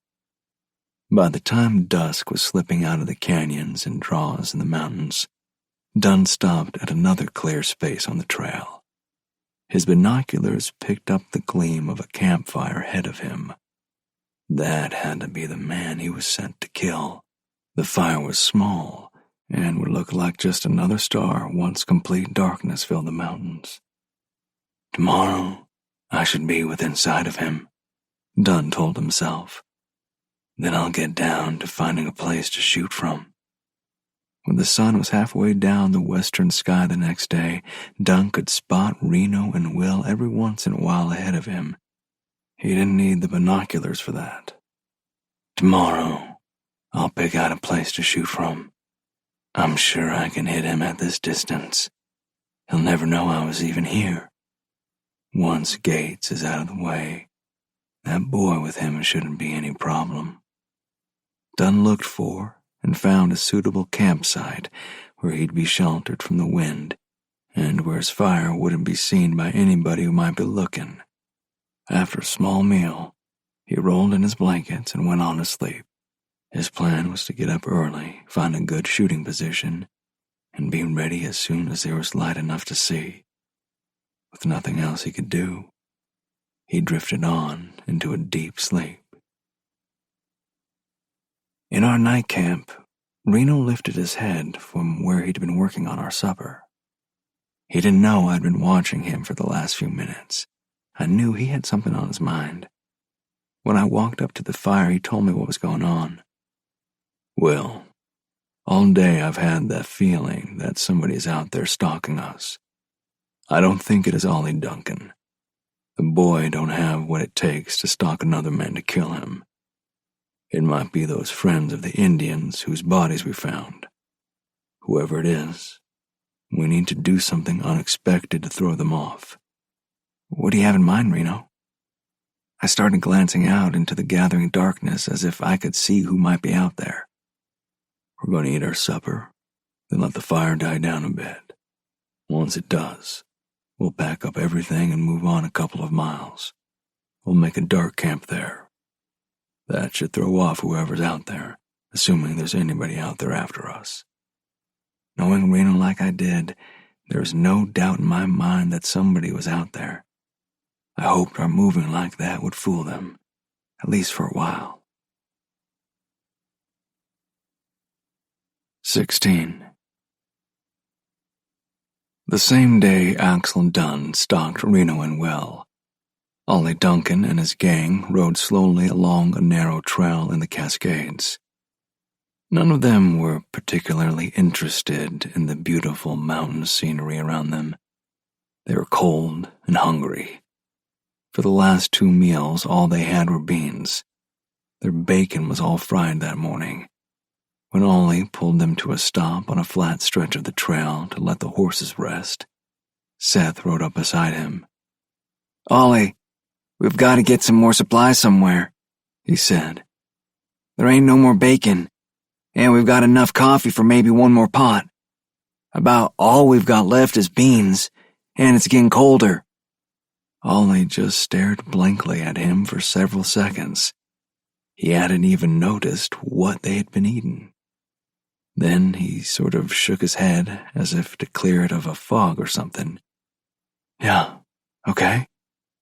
Tomorrow we'll start back from my daddy's ranch. I'm sure he's got some supplies he'll let us have." Seth sighed. "It'll take us at least 2 days to get back to that ranch. You know these mountains better than any of us. Ain't there a place to get supplies any sooner?" "Not that I know of," Ollie said after thinking about it for a moment. There's a trading post west of the mountains, but I don't know exactly where it is. I doubt it's any closer. He glanced back at the other 2 men with him. Come on, let's get going. Seth just watched him ride on. It was just like Ollie not to think about things like supplies. He'd never had to skip a meal or not have pretty much what he wanted when he wanted it. So he didn't think about what a group of men like theirs would need to eat or how to plan for how much to carry with them. They rode on for a couple more miles, then found a spot to camp for the night. When his supper of beans and coffee was handed to him, Ollie stared at it. Is this all there is? He asked in a petulant tone. Seth stood beside him at their fire. I told you that's all we have left, Ollie, and that's the last of the coffee. Well, why didn't you tell me sooner? He demanded. That way we could have started for Daddy's ranch sooner. We might have been there by now. He dropped the plate of beans on the ground and stalked over to his bedroll, lying down and sipping his coffee. Seth ate his beans and considered how what just happened was the price to pay for being Ollie's friend. Never was anything Ollie's fault. Always somebody else should have done something to correct a problem before it became a problem. Ollie had never had to take responsibility for anything, so why should he start now? For maybe the 50th time, Seth wondered why he stayed by Ollie like he did. From his bedroll, Ollie called out, I don't know why so many of you are against me. It seems like everybody's against me. I can't ever have things my way, even when that's the best way. Somebody always messes everything up. Seth had heard this before, but not out where everybody could hear him. Ollie had often quietly said much the same thing to him when it was just the 2 of them, but this was the first time he'd spoken out loud in front of all of the men. It just sounded like what it was. A spoiled young man complaining like a 5-year-old. Ollie, there ain't nobody doing anything to keep you from having things your way. It's just that sometimes things don't work out like we'd like for them to, that's all. We just should have planned things a little better. Ollie wasn't satisfied. He sat up, holding his empty coffee cup like a pistol pointed at the 3 men. I don't think none of you like to be with me anymore. I'll bet as soon as I'm asleep, you all ride out of here and leave me here by myself. None of us are going to do that, Ollie, Seth replied, trying to keep his voice comforting and reassuring. Well, I don't care if you do. Ollie flung the coffee cup toward the fire. You can all ride off by yourselves for all I care. I think you're all going to ride off and tell everybody that I shot that woman and those kids on purpose, and it wasn't my fault. Seth set his cup and played down by the fire and stepped over close to Ollie. He hunkered down beside his friend. Ollie, nobody's going to do anything like that.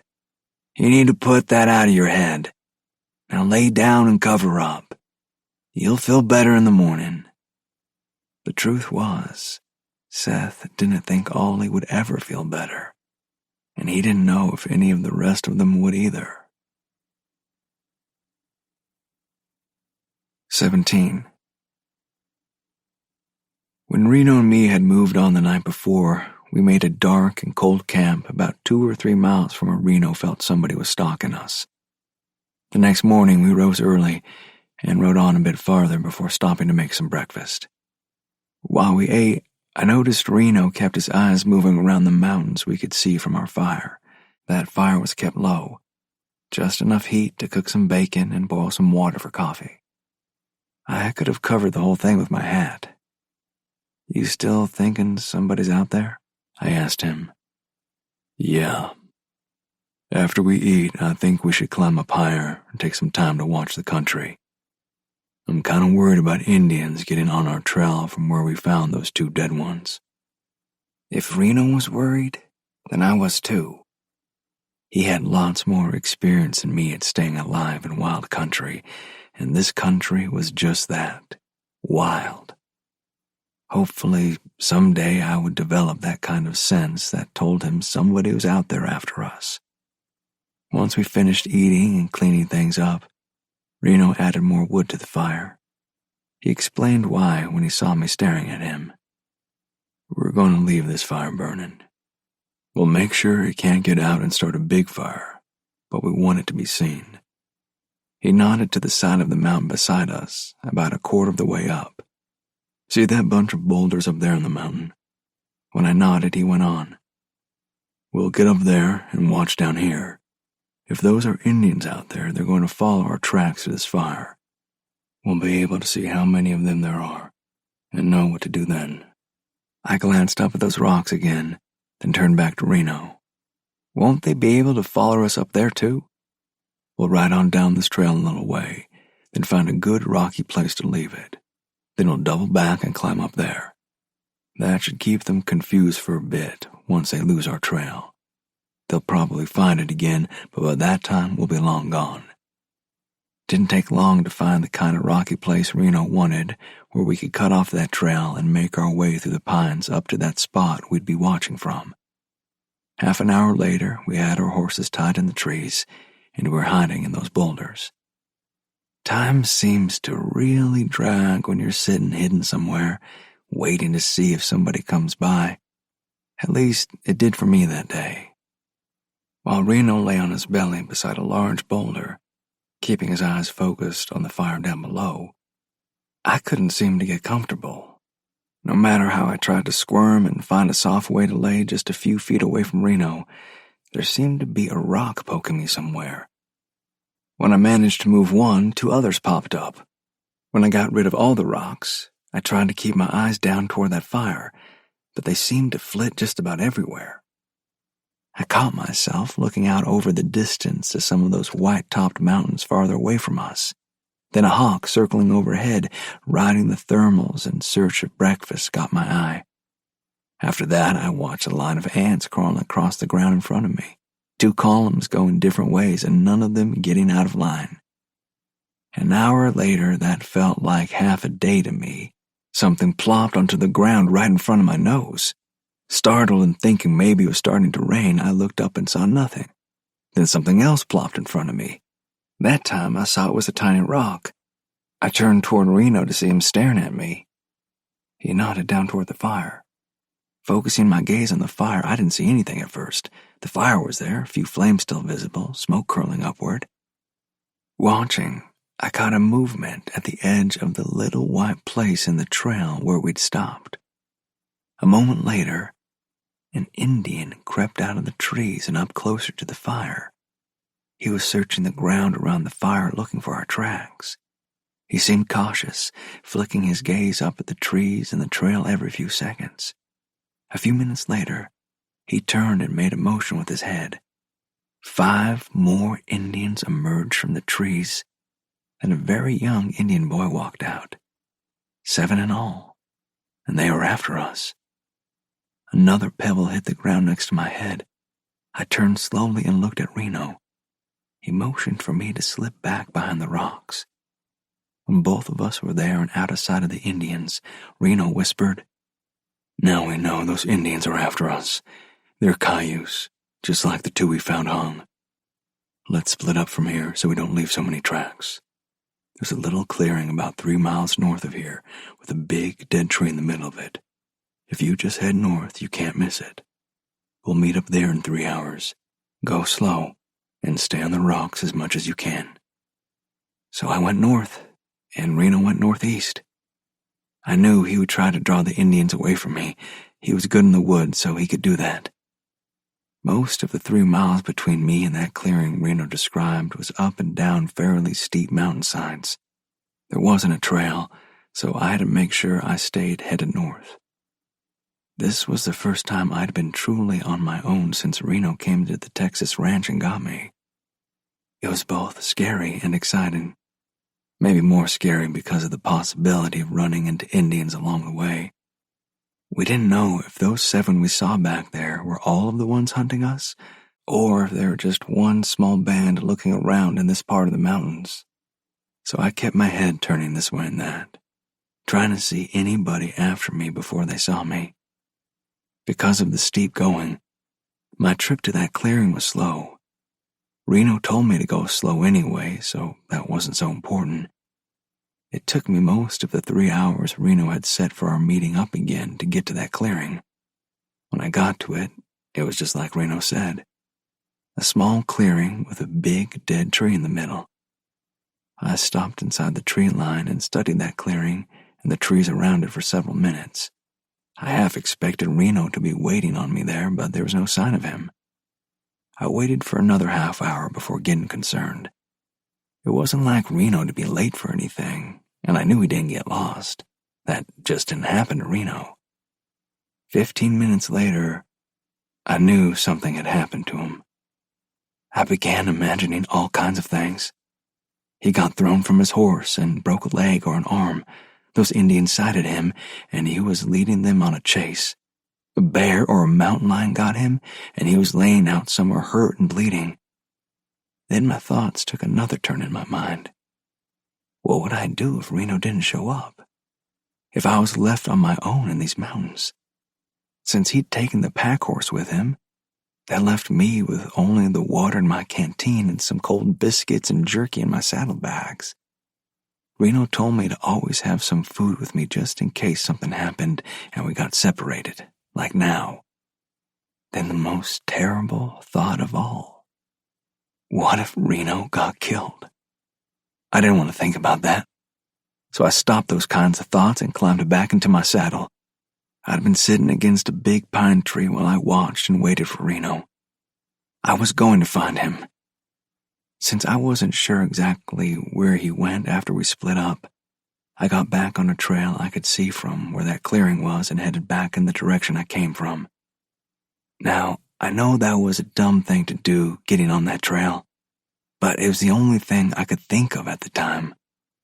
I'd been on the trail no more than an hour when I heard the sounds of a galloping horse headed my way.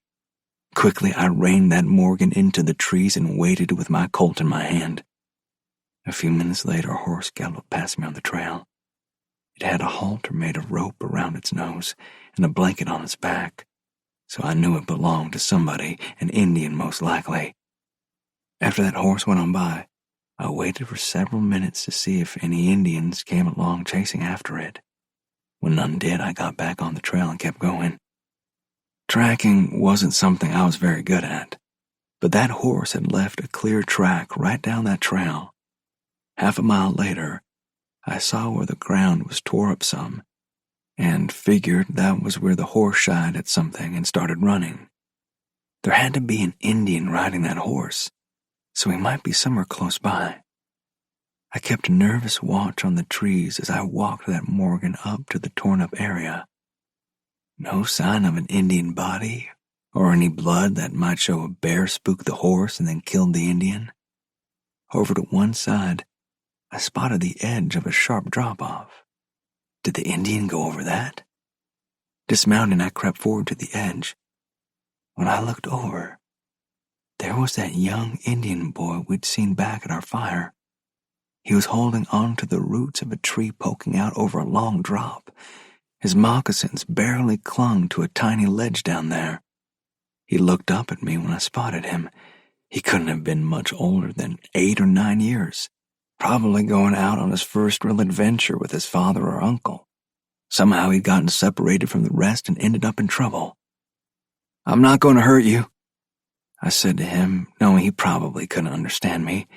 I hoped he could tell from the tone of my voice what I was saying. "I'll get a rope and pull you up." He just stared at me with the blackest eyes I'd ever seen. I stepped back to my horse and got the rope I always carried. Back at the edge of the drop-off, I showed him the rope. "I'll lower this down to you, and you put it around your chest." I added motions that I hoped would get the point across. I tied a loop in the rope and lowered it down to him. The Indian boy grabbed it and stared up at me.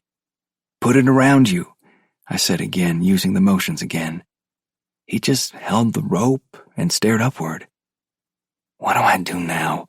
I mumbled to myself. Then an idea came to me. I carefully made another loop on my end of the rope while the boy stared at me. Then I put the loop around my chest. Hopefully he would get the idea. Looking down at him, I said, "Now you do it with your end." He stared at me, then looked at the rope. He put his arms through the loop and the loop around his chest. "That's right. Now I'll pull you up." A few minutes later, he clawed his way over the edge of the drop-off. As soon as he stood in front of me, he pulled out his knife and tried to stab me with it. I understood that he saw me as an enemy and was determined to protect himself. I grabbed his arm and took the knife from him. "Okay," I said as I held him with both arms behind his back. "I'll have to tie you up, I guess. Then we'll see about finding those other Indians. Maybe they won't kill me if I take you back to them." I got the boy tied up and lifted him up onto the Morgan's back. After I climbed back into the saddle, I got him situated in front of me and we took off. My plan was to follow the tracks of his horse, thinking that horse would go on to the other horses and thus to the Indians. Once we got there, I hoped I could trade the boy for my life. I didn't know that wasn't exactly how it would turn out. 18. Axel Dunn stared at the dead campfire in disgust. He kicked a little dirt on the charred sticks and ashes, and raised his head to stare down the tiny trail that Reno and Will followed. "I should have come down here last night and shot both of them while they were sleeping," he told himself, a grim smile crossing his lips. "I never thought they'd pack up and leave in the middle of the night. Why did they do that anyway?" He turned and gazed up the mountain toward his night camp. There was no way those two could have seen his tiny fire from where he stood, and they couldn't have smelt anything he cooked because the wind was blowing from them to him last night. One thing about Axel Dunn, he enjoyed a neat bit of trickery, even when it was used against him. Now he shook his head and actually grinned. Gates leaving in the middle of the night was a great trick. He thought back to very early that morning when he crawled out of his warm blankets and made his way to the rocks where he'd shoot from. Then, once it grew light enough, he remembered his confusion when no one in the camp below him got up to get the fire going. When he pulled out his binoculars and looked down there, no one was there. Yes, that was a neat trick. Now he had to figure out where they went and get on their trail again. For the next several minutes, Dunn scoured the ground around the dead fire. When he was sure he had their trail figured out, he climbed on board his horse and set off. Dunn wasn't angry that Gates fooled him. He'd done the same thing several times in the past to people he'd been sent to kill. That was how he killed them. But those times were all times that had explanations for his targets being fooled. This time felt different. How did Gates know I was close? How did he even know I was coming after him? He couldn't have seen me. Maybe his horses smelled mine or something. I'll have to be a lot more careful from now on. As he rode along, another thought came to Dunn. Maybe Gates thought those Indians were after him. He could have felt something like I have from time to time, and thought maybe they were close enough to try to kill him. They were following him and that boy with him after they found those two dead ones. I'll bet that's what it was that caused him to move on last night. I'll have to be careful and watch for those Indians too. But I haven't found an Indian yet who was any better than me in the woods. 19. With that Indian boy right in front of me, we followed his horse's tracks for almost an hour.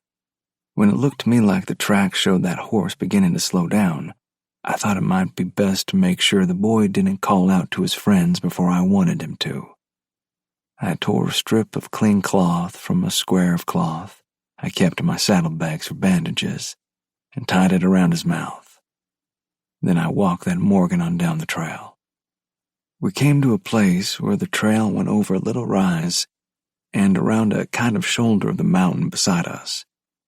The tracks we followed showed the horse walking then, so we went ahead slowly.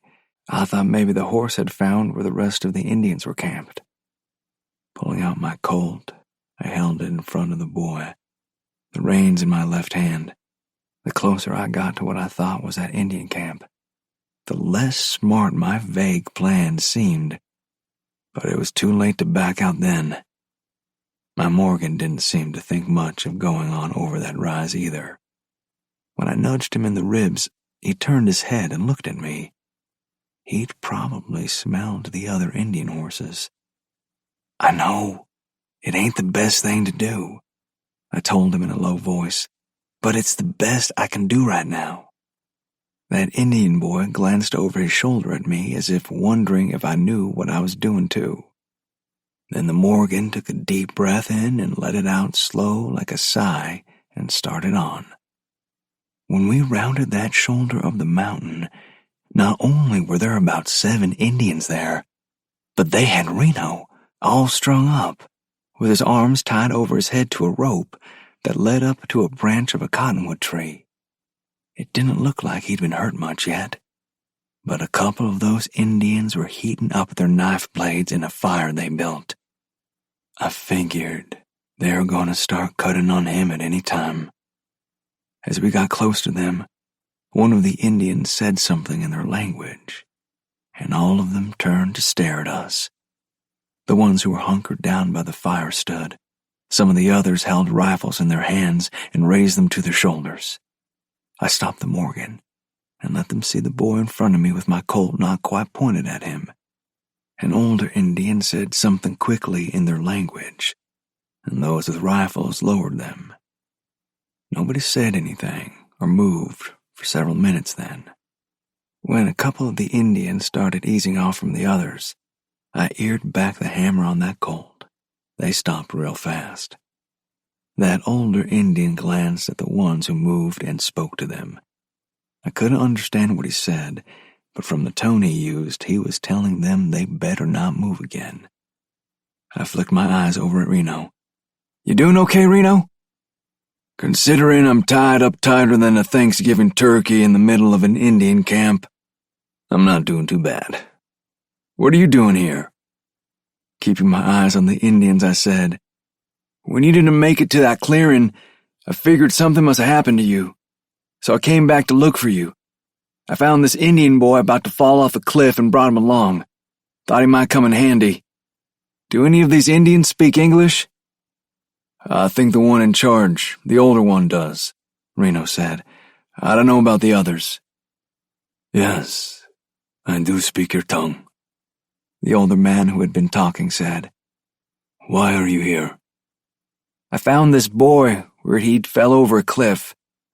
He was holding on to a tree root to keep from falling all the way down after his horse threw him. I pulled him up and was bringing him back to you." I grinned then. "He tried to stab me with his knife, so I had to tie him up." I thought I saw a gleam of pride in the older Indian's eyes at that. "The boy is my brother's son," the Indian said. "This is his first time out with warriors." "He will make a fine warrior. He has not cried out or showed any pain." I let the hammer down on the Colt. "I will trade him for my—" I tried to figure out how to describe Reno so they'd know how he was related to me. "For my father's brother." The Indian turned to stare at Reno for a few seconds, then turned back to me. "Did you hang our brothers from the tree?" "No, sir. We came along and found him hanging there and cut him down. We didn't know your burial custom, so we set him by those rocks for you to find and take care of." He pondered that for a moment. "Do you know who hung our brothers?" "Yes, they are the men we're after." "What will you do with them when you catch them?" "We'll take them back for trial in court. If they want to fight, we'll kill them." After another moment of thinking things over, the Indian went on. "We could kill you and take the boy." "Yes, you could, but I will fight, and I'm good with this pistol." I'll probably kill some of you, and this boy will surely be killed." The Indian stood straighter then. "We're not afraid to die. Are you?" I shook my head. "I don't want to die, and I know you are brave warriors. I don't want this boy to die either. I wonder what his mother would say to you if you got him killed when you don't have to." That seemed to make a point with the older Indian. More minutes passed. Then he said, "We could trade, like you say, then follow you and kill you." "Yes, you could. But I think you are a man of your word, and if you say we can go and find the killers of your warriors, that will happen." After a moment, he spoke to his warriors who cut Reno down. I lowered the boy to the ground. "Go. Find the killers of my warriors," the older Indian said. 20. Sacramento, California. Judge Nathaniel Van Horn appeared anything but pleased. From the time he watched the two attorneys enter his chambers, his frown deepened. He sat leaning forward on his elbows. He kept the two of them standing in front of his carved wooden desk, staring at them from eyes hooded by his dark eyebrows. Those eyes flicked from the face of one of them to the other. Finally, after a very long 2 minutes, he sat back in the leather chair. "Mr. Pomeroy," he said slowly, drawing out the syllables. "Where is this surprise witness you have told the court about, and when will she be here?" Alexander Pomeroy had been an attorney for 10 years, a prosecutor for 4. He couldn't remember a time when he hated as much to tell a judge what he was about to tell this one. He cleared his throat and hoped the smell of his fierce sweat wasn't noticeable. "Your Honor, I have been assured by Deputy U.S. Marshal Garrett Coleman that she is on her way. It has been quite an adventure getting her here from wherever she's been hiding for the past year." Even to him, his response sounded lame. Judge Van Horn jumped in immediately. "I don't want a recitation of what you might have gone through to get your witness here, Mr. Pomeroy. I want to know where she is, and when she will be available. This trial has been put off long enough." "Your Honor, I agree," Miles Conrad said quickly. Conrad was a notoriously good defense attorney. That's the reason Congressman Lincoln Talmadge kept him on a very large retainer. "The prosecution has done everything it can to prolong the agony my client is experiencing. The congressman deserves his day in court so we can clear up this ridiculous charge, and he can get back to the business of governing this country." "Mr. Conrad, you will please wait until I address you to offer whatever pearls of legal wisdom you might have handy." Judge Van Horn was widely known for his impartiality and for not putting up with any nonsense from attorneys. He turned back to Pomeroy. "Now, Mr. Pomeroy, please answer my questions." Pomeroy knew he had no choice but to tell Van Horn what he didn't want to tell. "Your Honor, in point of fact, I do not know where the witness is or when she will be available for testimony. I have lost contact with Marshal Coleman. My wires to him have gone unanswered, and I fear the worst. However," he said quickly when it appeared the judge was about to go off on him, "the marshal assured me not 2 days ago that she is on her way here and in good hands. It appears the marshal was injured and unable to travel, so he prevailed on a trusted individual to escort the witness here as soon as possible." Despite Pomeroy's hope that the judge would be satisfied with that explanation, it didn't happen. Van Horn's usually neutral expression slipped a bit when his lips pressed together in a thin line under his nose. All of the attorneys who ever came before him knew that was an indication the judge was unhappy. "So, your witness is somewhere between here and where was the marshal the last time you heard from him?" "Salt Lake City, Your Honor." Pomeroy said this softly. "Salt Lake City," Judge Van Horn repeated. His voice betrayed his astonishment. That's over 400 miles from here. And that was 2 days ago? He cut his eyes over Conrad, who opened his mouth to say something. The defense attorney quickly shut his mouth. Do you at least have some estimate as to when she might make it here? Pomeroy felt the sweat roll down his ribs. He knew he'd have to change shirts when he got back to his office, if he survived this meeting. No, Your Honor, I don't know the mode of transportation my witness is using. If she is on the train, it will only be a few days or so. But if she is coming some other way, by overland travel on horseback, let's say, it may take 2 weeks. Conrad could no longer stay quiet. Your Honor, this is absolutely ridiculous. The prosecution has had more than enough time to produce this so-called secret witness. I believe this has all been a ploy on the prosecution's part to give them more time to shore up what is clearly a facetious case. Van Horn didn't admonish Conrad this time. Again, he flitted his eyes from one to the other of the attorneys. I'm beginning to think Mr. Conrad has a very good point, Mr. Pomeroy. I really hope you're not wasting the court's time and the taxpayers' money here. Your Honor, I assure you this is not a waste of time or money. I know you want to learn the truth about what has happened with the defendant in this case, and I know the jury will want to know all the facts once we get to trial. The only way the facts will come out is to allow me enough time to get my witness here. The prosecution has had more than enough time, Your Honor. Conrad spoke almost over Pomeroy's last words. They have had a year to get her here. Pomeroy jumped back in. That isn't completely true, Your Honor. Yes, we have been building our case for a year, but this witness has not been available for that time. She has been in hiding. Likely story, Conrad said dismissively. Pomeroy continued with a glare at Conrad. In hiding for fear of her life, Your Honor. She has suffered death threats from associates of the defendant, so she had to hide. No one, and I mean no one, knew where she was until a few days ago when she contacted my office and said she was ready to testify. We have been working diligently since then to get her here. I object, Your Honor, to the prosecutor's allegations that someone connected to my client has threatened anyone. That's irresponsible, Your Honor. Before Pomeroy could respond, Van Horn held up a hand to both of them. All right, that's enough. Mr. Pomeroy, do you know who this party is who is now escorting your witness? All I know about him, Your Honor, is that Marshal Coleman said he trusted him without reservation to get her here. But he didn't say when he would get your witness here or by what means? No, Your Honor. The marshal was concerned about who might see the wires and alert those chasing her as to how she would be traveling. That got Van Horn's attention. Wait a minute. You said someone is chasing her. Pomeroy nodded. That's right, Your Honor. We don't know who, but there is strong circumstantial evidence someone is after the witness to prevent her from testifying.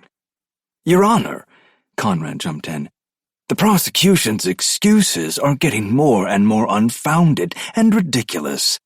Now some mysterious person is chasing his witness to prevent her from testifying? That is the sort of thing a person would read in a dime novel. Van Horn rested his elbows on the arms of his chair and steepled his fingers under his chin. Both attorneys recognized that position as one indicating the judge was considering what he'd heard, and they should keep quiet. 5 long minutes later, Judge Van Horn lowered his hands. Mr. Conrad, I suppose you have something to say? Yes, Your Honor. Even if he hadn't had anything in mind to say, Conrad would have come up with something. I believe it is time for the prosecution to put up or shut up. I move for you to either dismiss the charges against my client or set a firm court date so we can get on with this. Your response, Mr. Pomeroy?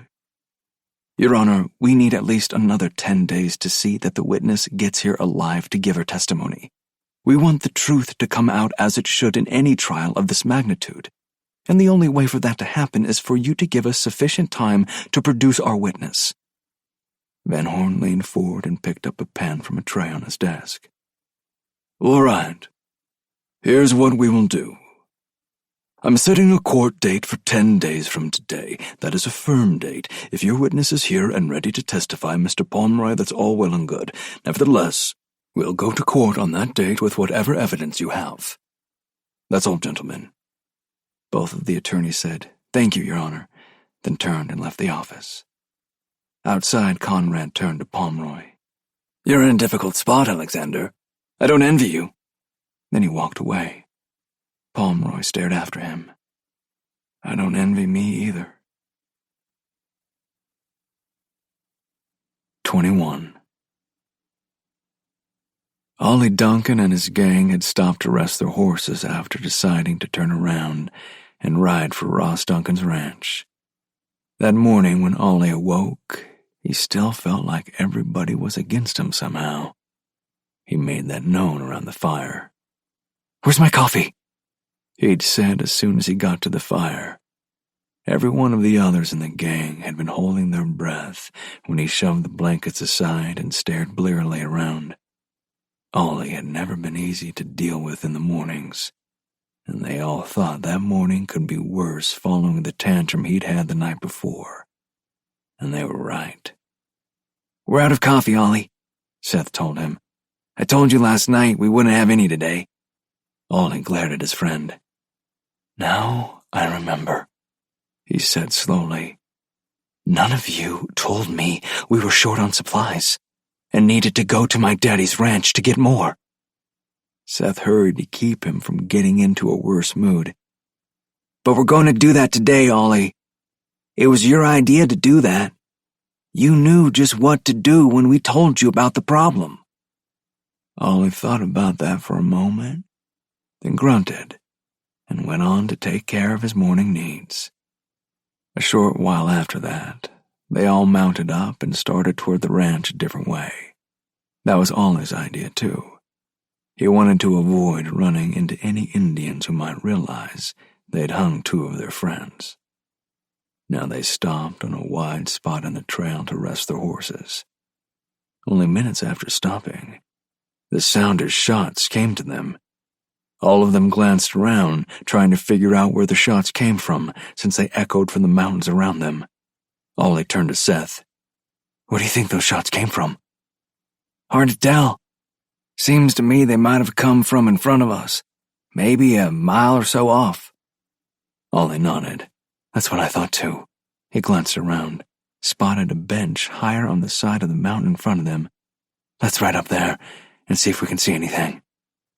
It took them 20 minutes or so to get up to the bench. That put them about 500 feet higher than they were before.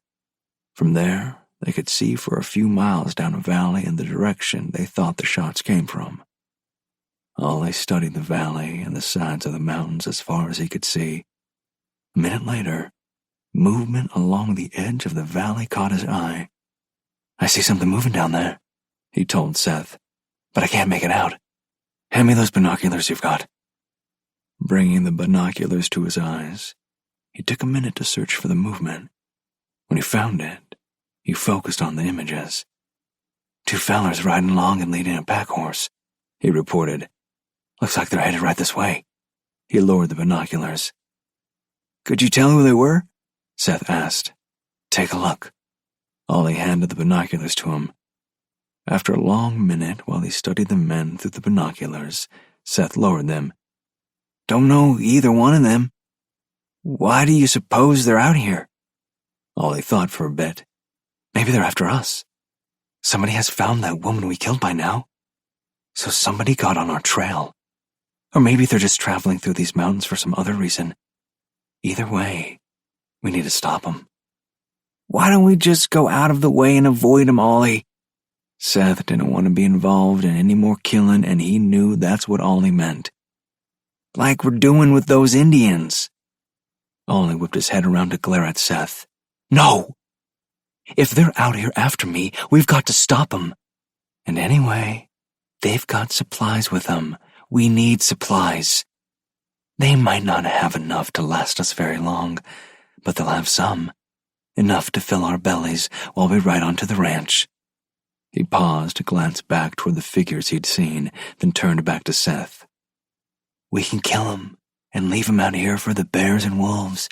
Nobody'll know we did it. Nobody will be able to pin it on us." As Ollie rode on in search of a place to ambush the two men he saw, Seth sighed heavily. For yet another time, he wished he'd never come along with his friend. 22. Reno and me rode along after getting away from whoever it was shooting at us. The trail we followed wound along the edge of a long valley between high mountains that towered over us. I was really glad we didn't have to worry about those Indians anymore. They could have been anywhere on the sides of any of those mountains and we'd never know it. "We need to stay alert, Will," Reno said over his shoulder. "That fella shooting at us probably ain't finished trying to get us." It came to me that somebody had been trying to get us from the beginning of this trip. Ross Duncan warned us not to come after his son. Then we found some of his men at Bledsoe's ranch, and those Indians hunted us because they thought we'd killed their friends. And now somebody shot at us. I don't mind saying that I don't like being hunted. We rode around a bend in the trail and up a slope that was pretty steep. At the top of that slope, we stopped to rest the horses and take a look around. A few minutes after we stopped, Reno was studying the valley behind us. He stiffened and leaned forward a little. "Well, there's dust behind us. Looks like it's about a half-mile off." I turned and looked back in the same direction. Sure enough, a dust cloud hung close to the ground back there. "Who do you think it is?" I asked. "Maybe that feller who shot at us?" Reno shook his head. "No, there's too much dust for one man. Besides, I don't think that feller would raise any dust if he was coming after us. I think we should hide along here and see who's coming along." We found a spot in the trees where we could keep watch over about 100 yards of trail. After tying our horses farther back in the protection of the trees, we got behind a blowdown and waited. Reno was at one end of the downed tree, and I went to the other. 15 minutes later, Reno tossed a pine cone and hit me on the arm, and nodded in the direction of the trail. Movement there soon changed into 5 men riding single file along the same trail we'd been riding. They came along not really paying attention to the trees, but scanning the ground of the trail. When they got just past where we waited, the man in front must have seen our fresh tracks. He stopped suddenly, and the rest of them came up to him. That was when Reno called out, "You men stand fast. We've got you covered." All of the men turned to stare in the direction of his voice. "You heard the man," I said. "Just sit there and raise your hands." With my voice added to Reno's and coming from a different direction, those men sat real still and slowly raised their hands. Reno called out, "Drop your guns, pistols and rifles too." Slowly the men complied. Once all of them had dropped their guns to the ground, we stood up and walked out to the trail. "Now," Reno said, "you boys ride real slow down here to me." Once the men were even with him, he went on, "Climb down and strip that gear from your horses. You can leave the bridles on." We waited while the men, cursing and muttering, did what we said. They were not a happy bunch. Once the saddles were off, the horses wandered off down the trail a little way, leaving the men standing in front of us. "I'm assuming you boys are out here for some reason," Reno said. "I want to know what it is." 4 of the riders caught their eyes at a red-headed cowboy. He must have been the one in charge of the bunch. "Mr. Duncan sent us out here to find Ollie and bring him back to the ranch," the man said in a sullen tone. "I thought that might be the case," Reno said. "Okay, we're going to let you ride back to Duncan and tell him not to send any more men out here. We'll find Ollie and bring him in, but not to the ranch. It's time for that boy to take some responsibility." "Mr. Duncan ain't gonna like that," the redhead said. "I don't care. I ain't out here to do something Duncan likes. I'm out here to do what's right. You might call this a ride for justice for us. Now strip off your clothes." "What? You ain't gonna make us go back naked?" Reno shook his head. "No, you can keep your long johns on. I won't make you freeze completely." "I ain't gonna take my clothes off for no man," one of the others said. "You either do that, or your friends can take your body back with them." To make his point, Reno turned the muzzle of his Colt to point at the man's middle. With more cursing and muttering, the man began pulling off their clothing. In a couple of minutes, they stood there in what used to be white long johns. "Okay," Reno said. "Go catch up those horses and get out of here." We watched them ride away, struggling to get somewhat comfortable on the bare backs of their horses. Then we got on our way again. 23. Alex Dunn thought he might be the luckiest man in the territory. After missing his shot at Gates because of that boy's shooting, he lost them in the rain that came. But now, sitting in the trees on the side of a mountain, he spotted them below him. Actually, he had spotted the men riding away from them, wearing only their long johns. Even though the underwear wasn't exactly white any longer, the men stood out among the green of the trees and the gray of the rocks. It didn't take him long to find Gates after he saw those other men. While he studied where Gates and the boys seemed to be going, he told himself, "I ain't gonna miss this time. I can't remember when I've missed 2 shots in a row. I'll follow these 2 for a while and find a good place to shoot from when they stop for the night. That means I'll have to get closer, but that's okay." He started off, making sure to stay in the trees so Gates wouldn't catch sight of him. The sun was beginning to make its trip down the west side of the sky, so we probably wouldn't have to follow them very long. An hour later, he watched as Gates led the boy into a small clearing just off the trail they followed. Dunn dismounted and led his horse into a small grove of pines back from a couple of boulders that had rolled down from the top of the mountain sometime in the past. He set it behind those boulders. One of them was just tall enough for him to stand behind and rest his Spencer on. Gates and the boy were setting up camp no more than 100 yards below him. Dunn settled down behind the boulder and snugged the stock of the rifle into his shoulder.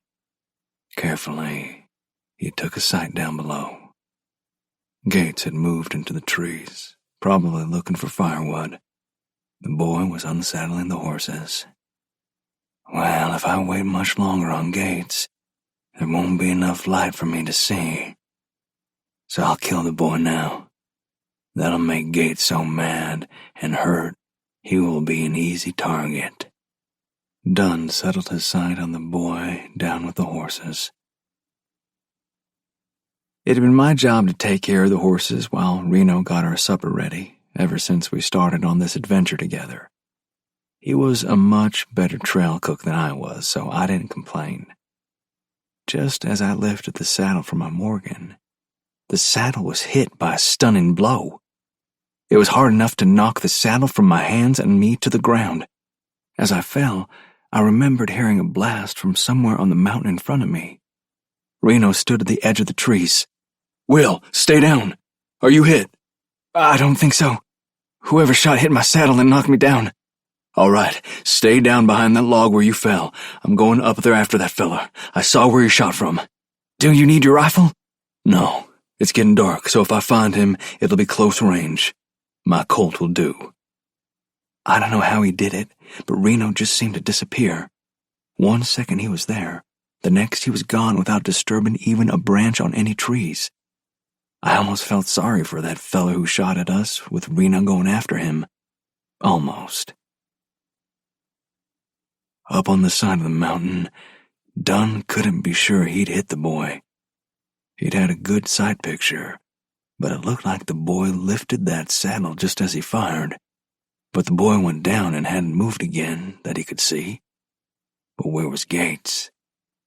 After watching the clearing as long as he could before dust covered it, Dunn decided he'd better move. Gates could have seen where he fired from and might be coming after him. "I sure don't like this," he told himself. "It's getting dark, and if Gates is coming after me, my rifle won't be much use. I don't mind using my Colt, but I'm a lot more comfortable with the rifle." Dunn shoved the Spencer into its scabbard, then climbed into a saddle. He decided to turn around and go back the way he came. He'd go back 100 yards or so, then cut down toward the trail, where it would be easier going. But the failing light kept him from doing what he wanted. He simply couldn't see well enough to make sure his horse didn't step wrong and throw him. He dismounted and led the horse through the pines as well as he could. There was no way he could move quietly in the dark. Finally, he decided the best thing he could do was stop and use his ears to detect anybody coming after him. He tied his horse to a tree and walked away from it about 20 feet. Hopefully, Gates would hear the horse and come to that sound if he was coming after Dunn. "I know he's coming," Dunn told himself. "That's what I'd do if I was him. After all, I probably killed that boy with him, so for sure he's coming after me. I've just got to wait." The first minutes crawled slowly by. Every natural sound of the forest caused him to jerk a little, and there were a lot of them. But as time passed, he grew used to those natural sounds, and they didn't alarm him. His horse began moving around, stepping on sticks, cropping the sparse grass, and making various horse sounds. Dunn smiled as much as he ever smiled. He thought those sounds would attract Gates, and then he'd have him. Even in the dark, Dunn could make out the dark shape of the horse over those 20 feet. Minutes later, he thought he heard another sound off to his left, a sound like somebody taking a step in the dark forest, maybe scraping along a tree or a rock. Slowly, Dunn turned his head in that direction. From the corner of his eye, he noticed his horse raising its head and turning toward the sound. A minute after that, Dunn caught another sound in the same direction. He scanned the darkened trees with the edges of his sight, knowing he'd have a better chance of catching any movement that way than by looking directly at something at night. Then he saw it. Not 5 feet behind his horse, a dark shape stood where no shape had been before.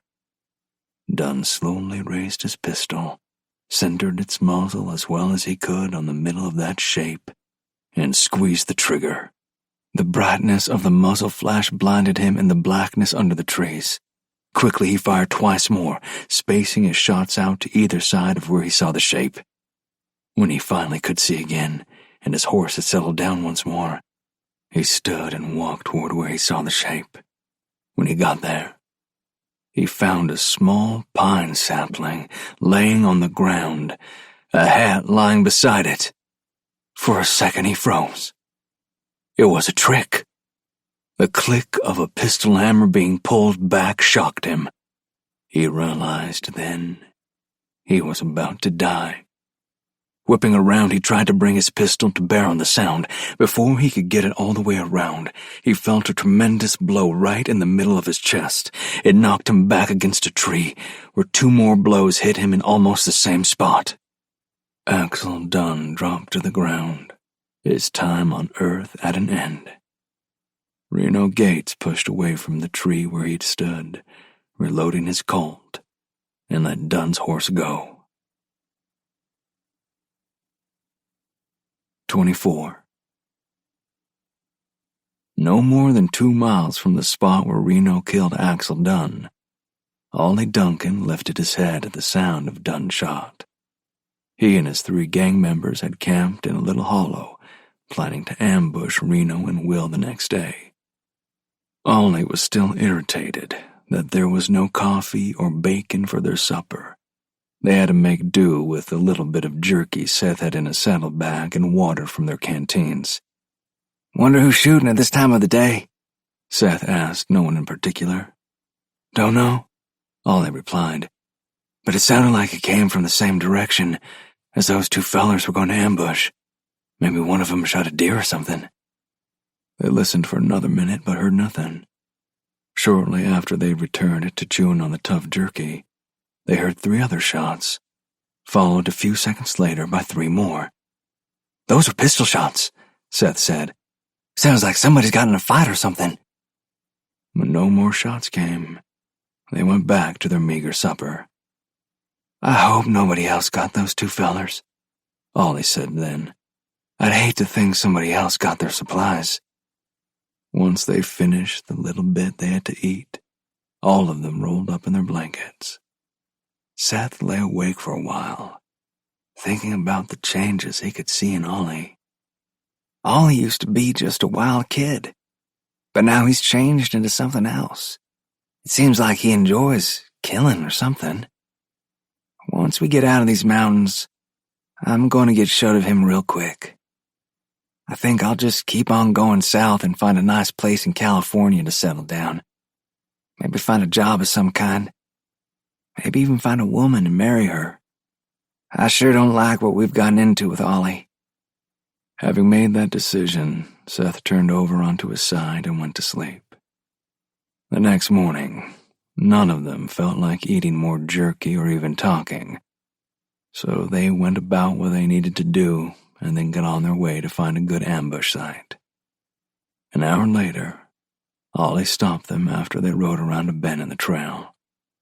In front of them, the little valley the trail had been following widened out until it was about 50 yards across from one mountain to another. 20 yards from the bend in the trail, a small grove of pines marched down the side of the mountain to the right and pushed out a little way into the valley. At that point, Reno and Will would be in the open about 30 yards away. "All right," Ollie said, scanning the trees. "This is where we'll ambush them. We'll get in those trees and shoot them after they come around this bend. Won't be a problem at all. Then we'll have enough supplies to get us back to the ranch." Me and Reno moved our camp a little way after he killed that feller who tried to kill me. When I saddled up again, I found a deep groove on the saddle horn where his bullet hit and knocked me down. For a bullet hitting my saddle to knock me down, it had to be a big one. I'm glad it didn't hit me. When morning came, we climbed into the saddle and started off again, looking for tracks that would show us where Ollie Duncan went. We hadn't gone much more than a mile when Reno started slowing down and studying the ground. I knew he'd spotted something. He turned in his saddle and motioned for me to come up to him. I always let him lead the way because he was a much better tracker than me. "Looks like we've found Ollie's tracks again," Reno said in a low voice when I got up beside him. "And they're real fresh. They're headed down on this trail. We'll go slow so we don't run up on them by surprise." I nodded and let him lead the way again. Reaching over, I slipped a leather thong off the hammer of my Colt. It was good to be ready in case somebody wanted to get shot. Maybe a quarter mile farther on, we saw a bend in the trail. It was hard for Ollie Duncan to stay still for very long. He just had to move sometimes, no matter where he was or what was going on. It felt to him like he'd been staying still behind the pine tree for hours, but he knew he had to be still in order to ambush those 2 men. Fortunately for him, Seth hurried back just then. He'd been up on the side of the mountain far enough to see back down the trail. When he got back to the trees where Ollie and the other 2 men waited, he slipped over to Ollie. "They're coming, not more than 100 yards short of the bend. Tell the boys to get ready. Don't nobody shoot until I do." Reno stopped short of that bend ahead of us. He studied the tracks for a long minute. "I don't like this too much. That bunch could be waiting right around that bend to gun us down. If there's a good spot for them to hide, I'd just about bet on them being there." I looked forward at that bend in the trail. It looked like the little valley we'd been riding through widened out some, judging from the mountains being farther apart up ahead. "What do you want to do?" I asked Reno when I turned back to him. He thought for a moment, then said, There's a trick I've used a time or two before to smoke out an ambush. If those boys are out there, they're all keyed up waiting on us to show ourselves. So we'll send this pack horse galloping around that bend. That should be enough for at least one of them to get trigger happy and start shooting. They'll think we're chasing after the pack horse. And what if they ain't there? Then we'll catch up the horse and be on our merry way. Reno pulled his Henry from its scabbard and checked to make sure he had a shell in the chamber. I did the same thing. Then he slapped the pack horse on its rump and sent it at a gallop around that bend. Ollie Duncan was keyed up all right. He'd been still as long as he could. He had to do something, and do it quick, or he'd jump out of his skin. When he heard the galloping pack horse, he snugged the butt of his rifle into his shoulder and got ready to shoot. It took every bit of his strength not to pull the trigger as soon as he saw it was only a pack horse running around that bend. Unfortunately, one of his men didn't have that kind of discipline. He sent a rifle bullet out toward the horse, creasing it on the rump. That shot was followed by another as the other man shot too. Ollie screamed, Stop! Stop shooting! That's just a horse! The man who shot first stood up from behind the downed tree where he'd been hiding. What the hell? With the first shot, Reno said, Move up to the bend. They're over on the right side. When we got there, we could see around the bend far enough to see a man stand up from behind a tree that had fallen sometime in the past. Reno raised his Henry and shot him. Before Ollie could tell the man to get down, his body jerked with the blow of a rifle bullet hitting him in the chest. He fell backwards and lay there with his eyes wide to the sky. Let's get out of here! Ollie yelled. He was the first one to his horse. Almost without stopping, he jumped into the saddle and galloped away through the trees. The two men left with him were right behind him. Me and Reno eased on around the bend as we heard the crashing sounds of horses running through the trees. There was no reason to shoot because whoever was there had already gotten away. We walked up to the man who Reno shot. Clearly, he was dead. Well, let's go catch up that pack horse and come back and bury this feller. No need to leave him for the buzzards. He was real young, I said. Not any older than me. Old enough to make bad choices and die because of them, Reno said. Are we going to let those others just get away? Reno looked off through the trees. For now, yeah. They're too scared to think straight, so they'll run those horses until they're wore out. We'll catch up to them soon enough.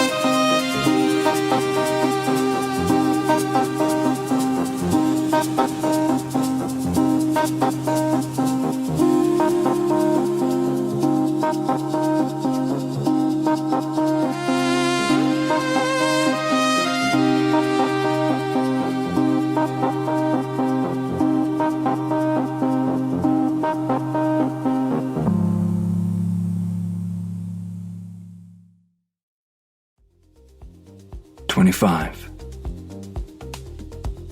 A few miles behind Reno and Will, Ross Duncan rode at the head of 3 of his men.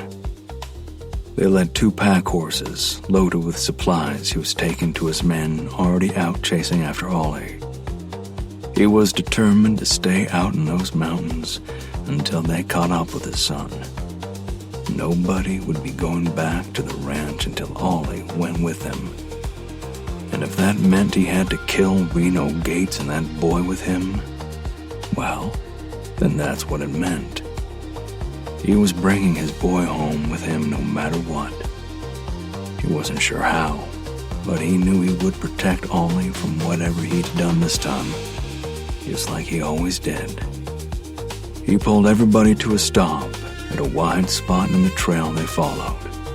It was a good place to rest the horses and let them get a drink in the stream that flowed across the trail. Duncan glanced around them at the tall mountains rising up on both sides of the trail. He'd never been one to enjoy being in the mountains. They seemed to tower over everything and hem it all in. Give him the open spaces like where his ranch was located. Some place where he could see for a long way in any direction he turned.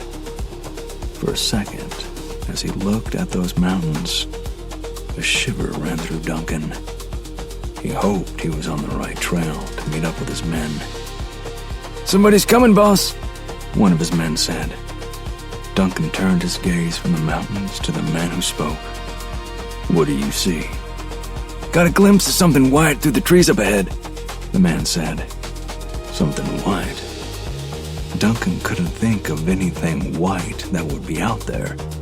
None of his men rode white horses, so that could be ruled out. "You sure you didn't just see some snow or something that the sun was shining on?" "I'm sure, boss. Whatever it was moving." Duncan had heard of white deer and elk being seen every once in a while, but he'd never seen one himself. Maybe that's what his man saw. He stared down the trail through the trees, trying to catch a glimpse of whatever it was himself. In another minute, he did just that.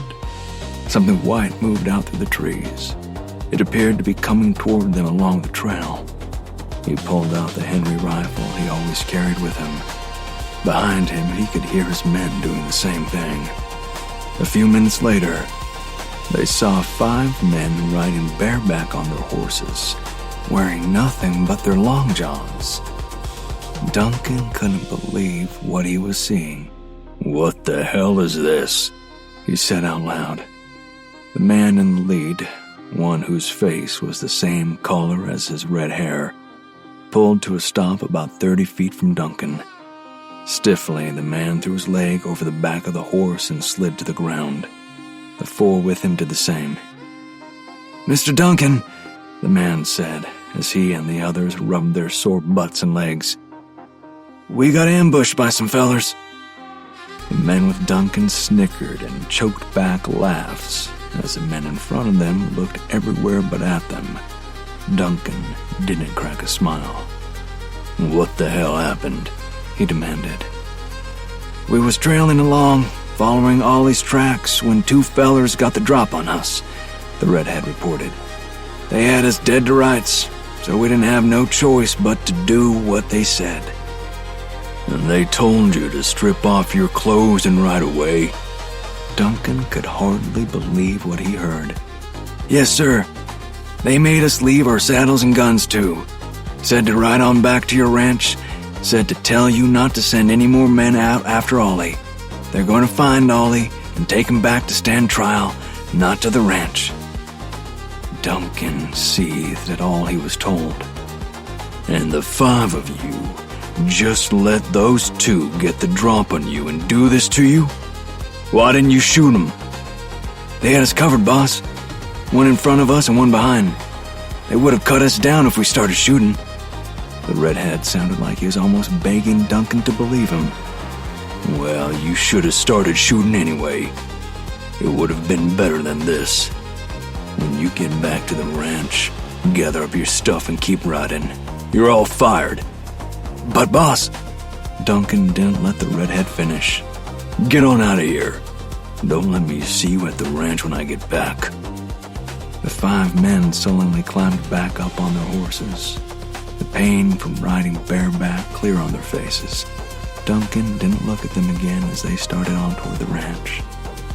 When the 5 men were out of sight, one of the ones with Duncan asked, "What are we going to do now, boss?"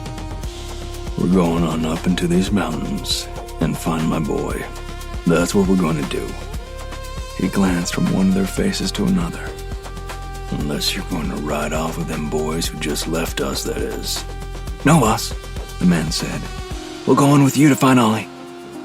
A severe frown covering his eyes and forehead, Duncan again looked from one of the men to another. All right then, let's get going. 26. Ollie Duncan didn't stop running his horse until he was out of the trees and almost back to the trail they'd been on. His route getting away from Reno and Will took him on a long run along the side of the mountain where they'd been hiding. He finally noticed his horse was slowing down and stopped before he killed the beast. A few minutes later, Seth and the only other man with him rode up to Ollie. "What happened back there?"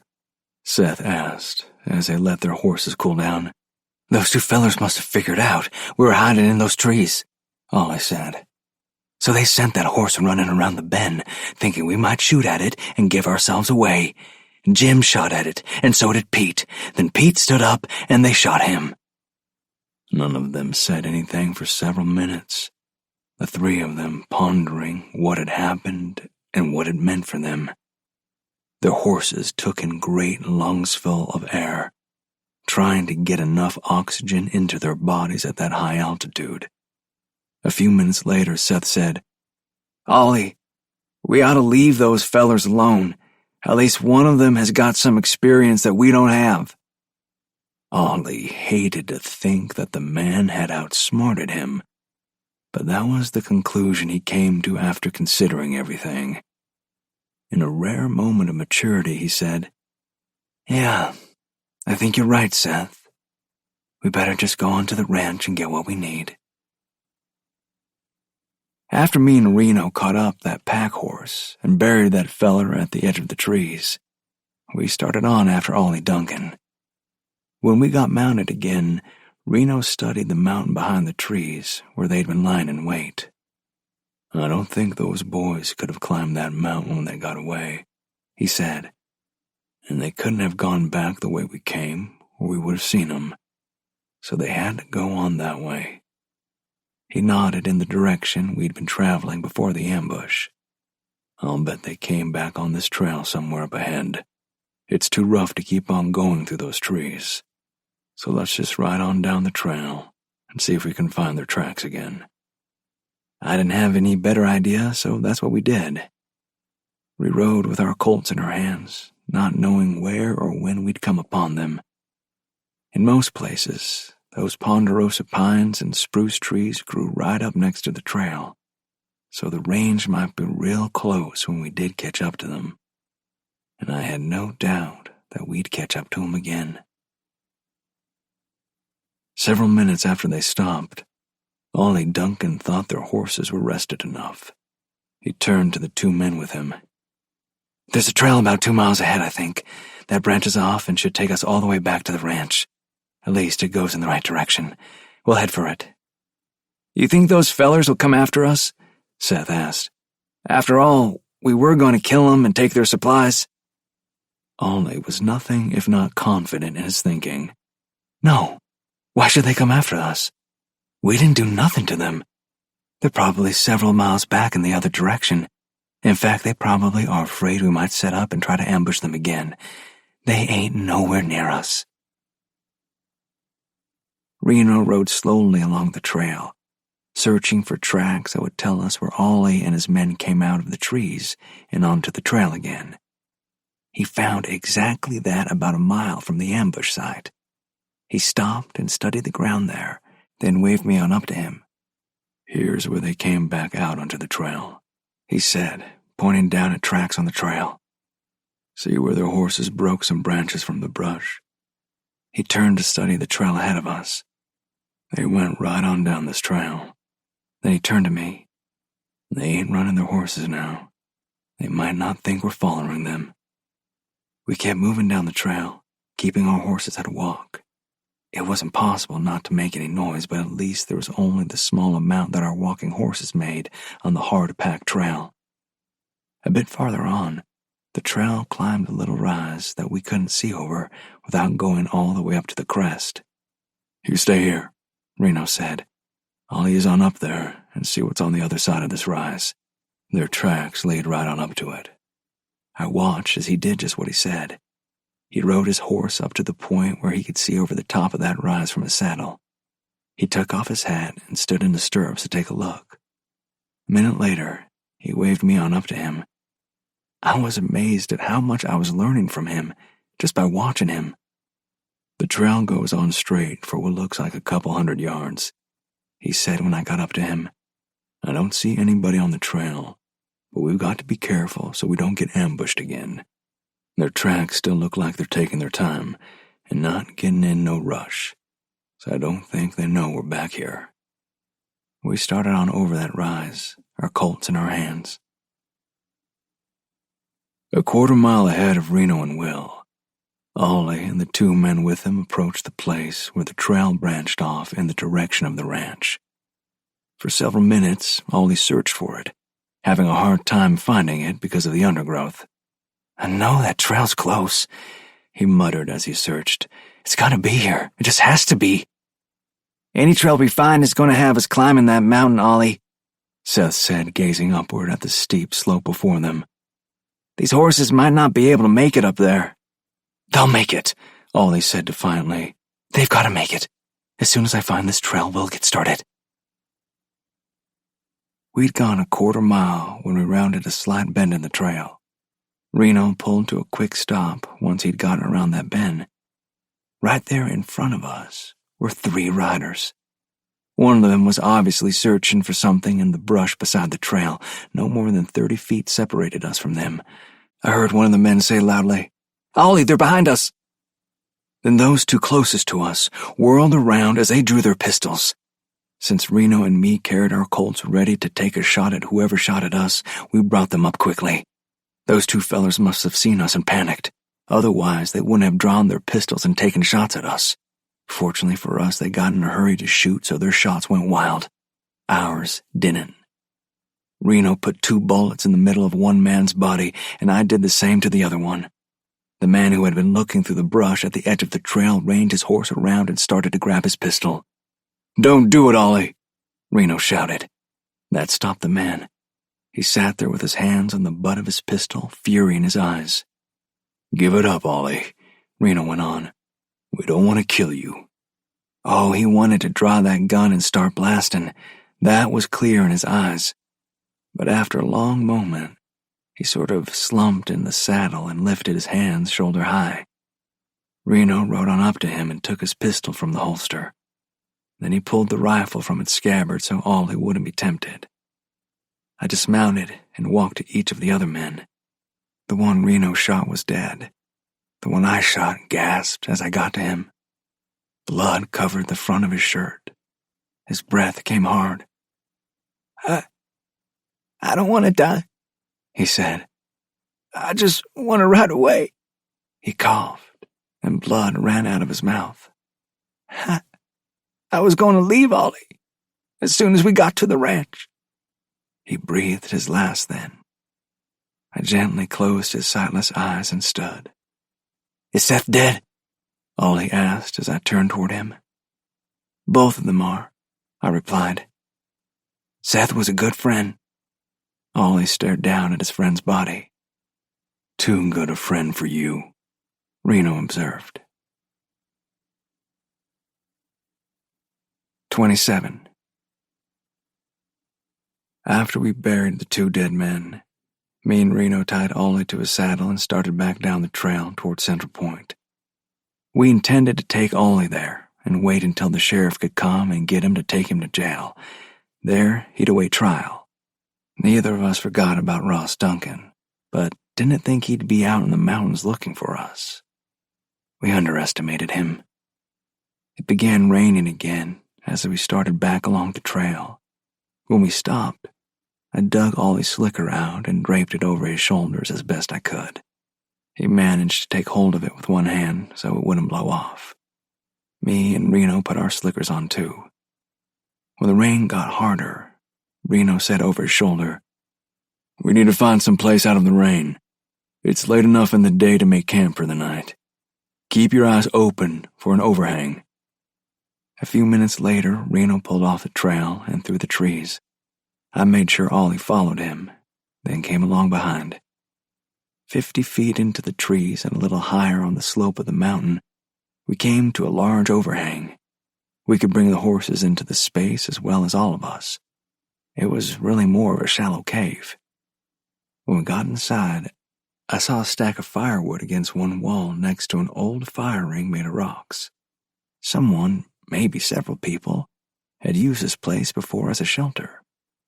It didn't take us long to strip the saddles and other gear from the horses and rub them down with some pieces of burlap bag we carried with us for that reason. All the time we did this, Ollie Duncan sat against one wall of the cave, his head down. It was as if all of his bluster and drive was gone now that he was our prisoner. We got a fire going and soon warmed the cave up some. We fed the horses some oats we brought along and watered them from our canteens. Most likely, we'd be able to replenish our canteens as soon as the rain stopped, tomorrow at the latest. Me and Reno ate a good supper that night. Ollie didn't seem to have much of an appetite. Soon after eating, we all rolled up in our bedrolls. The next morning dawned bright and clear with no clouds in the sky.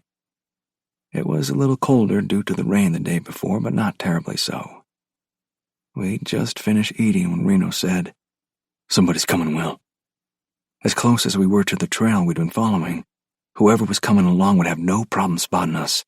A few minutes later, we saw who was riding there. Ross Duncan. He'd apparently ridden all night along the trail, hoping to come upon Ollie or us, I suppose. In any case, he and the 3 men with him were soaked from riding in the rain. Duncan stopped his horse suddenly when he was even with the cave. He'd seen us standing at the entrance to the cave watching him. For a minute, he and the men with him just sat on their horses staring at us. "Did you find Ollie?" He called out to us after that minute. "Daddy, I'm in here. They got me tied up, Daddy." Ollie didn't give us a chance to respond to Duncan's question. "I reckon that answers your question," Reno said. "We caught up with him, and now we're going to take him back to town to stand trial." "I can't let you do that, Gates," Duncan replied. "He's my boy, and I'm here to take him home so I can protect him. I warned you not to come out here after him." "I know you warned me, Duncan, but you knew I'd do it anyway. It's time for Ollie to take responsibility for what he's done. You can't expect to get him off from a charge of murder. After all, he killed a woman and 2 little boys, not to mention 2 Indians he hung. I don't care nothing about no Indians," Duncan said with vehemence. "I just care about taking my boy home. You don't have to worry about how I can get him out of any kind of charges. In fact, there won't be anybody to say he killed anybody. I don't see any of them boys he had with him up there with you, and you 2 ain't gonna get down off this mountain." "What about Frank Bledsoe?" Reno said. "You forgetting about him?" "He'll be taken care of too," Duncan said. I was beginning to see where Ollie got his attitude toward other people from. It was like I remembered my daddy saying about the apple not falling far from the tree. It looked like we were going to have to fight our way out of this. "I'll tell you this, Gates," Duncan said. "You let my boy come down to me, and I'll pay you $1,000 to ride out of the country and not come back. How does that sound?" $1,000 is a pretty good number, Duncan, Reno said back. But it would be blood money. I'd never sleep good again knowing I'd let a friend down, especially one like Frank Bledsoe. So I'm going to say no to your offer. "I'll make it 2, no, 3,000 then. Does that make your mind any easier?" Reno motioned for me to get back against the rocks on my side of the cave entrance. I figured that meant there was going to be shooting before long. He eased back against the rocks on his side of the cave. "I'm afraid that don't make any difference to me, Duncan. I don't want your money." "Well, I guess we'll have to do this the hard way then." Duncan pulled his pistol. "Let 'em have it, boys." They started shooting into the cave, not thinking about the bullets ricocheting around inside and maybe hitting Ollie. Me and Reno fired back. One of Duncan's men went down from a bullet that brought blood from his throat. Some rock splinters stung my face when one bullet came real close. I fired back and knocked another man off his horse. Behind me, I heard Ollie grunt like he'd been hit. When I turned around to look, I saw blood on his sleeve. As I turned back to shoot some more, he jumped to his feet and started running toward the cave entrance. "Don't shoot!" he called out. "Don't shoot!" Before either me or Reno could grab him, Ollie was out of the cave. He took no more than 3 steps before his body jerked from the impact of a bullet, then jerked again. He fell to his knees, then to his face in the dirt. Out on the trail, Ross Duncan stared open-mouthed at the body of his son. Then he glanced at the pistol in his hand. He'd shot his own son by accident. Dropping the pistol in the dirt, he almost fell getting off his horse. He rushed up to his son, picked his head up from the dirt, calling out, "Ollie! Ollie! I didn't mean to shoot you." When Ollie couldn't respond, Duncan laid him down gently and stared at his body. Clearly the man was beyond shocked at what he'd done. In a minute he got to his feet, walked back to the pistol he'd dropped, and picked it up. Reno must have known what Duncan was about to do. He called out, "Duncan, don't do it!" But Ross Duncan pulled back the hammer on the Colt in his hand, put the barrel in his mouth, and pulled the trigger. 28. We buried Ross and Ollie Duncan in one grave. The 2 men who were with Duncan and got killed in another one. The 1 man left alive from Duncan's men rode off after helping us do the burying. 2 days later, we rode back into Central Point and told Frank Bledsoe what happened. He was healing well and said he would rebuild his house right where the other one stood. The day after that, we rode off, headed for some place where it would be relatively warm that winter. This has been a Podium audio production. If you enjoyed this audiobook, we would love for you to rate and review it. For more Stories Unbound, check us out at podiumentertainment.com and sign up for our newsletter. We promise we won't spam you. Also, consider joining our community of listeners, fans, and trolls on social media. We'd love to connect. You have been listening to Reno Gates, Ride for Justice, Book 3 of a Reno Gates Western, produced by Seth Podowitz, written by C. Wayne Winkle, performed by Cliff Miller, a member of SAG-AFTRA. Text copyright 2023 by C. Wayne Winkle. Production copyright 2025 by Podium Audio. All rights reserved.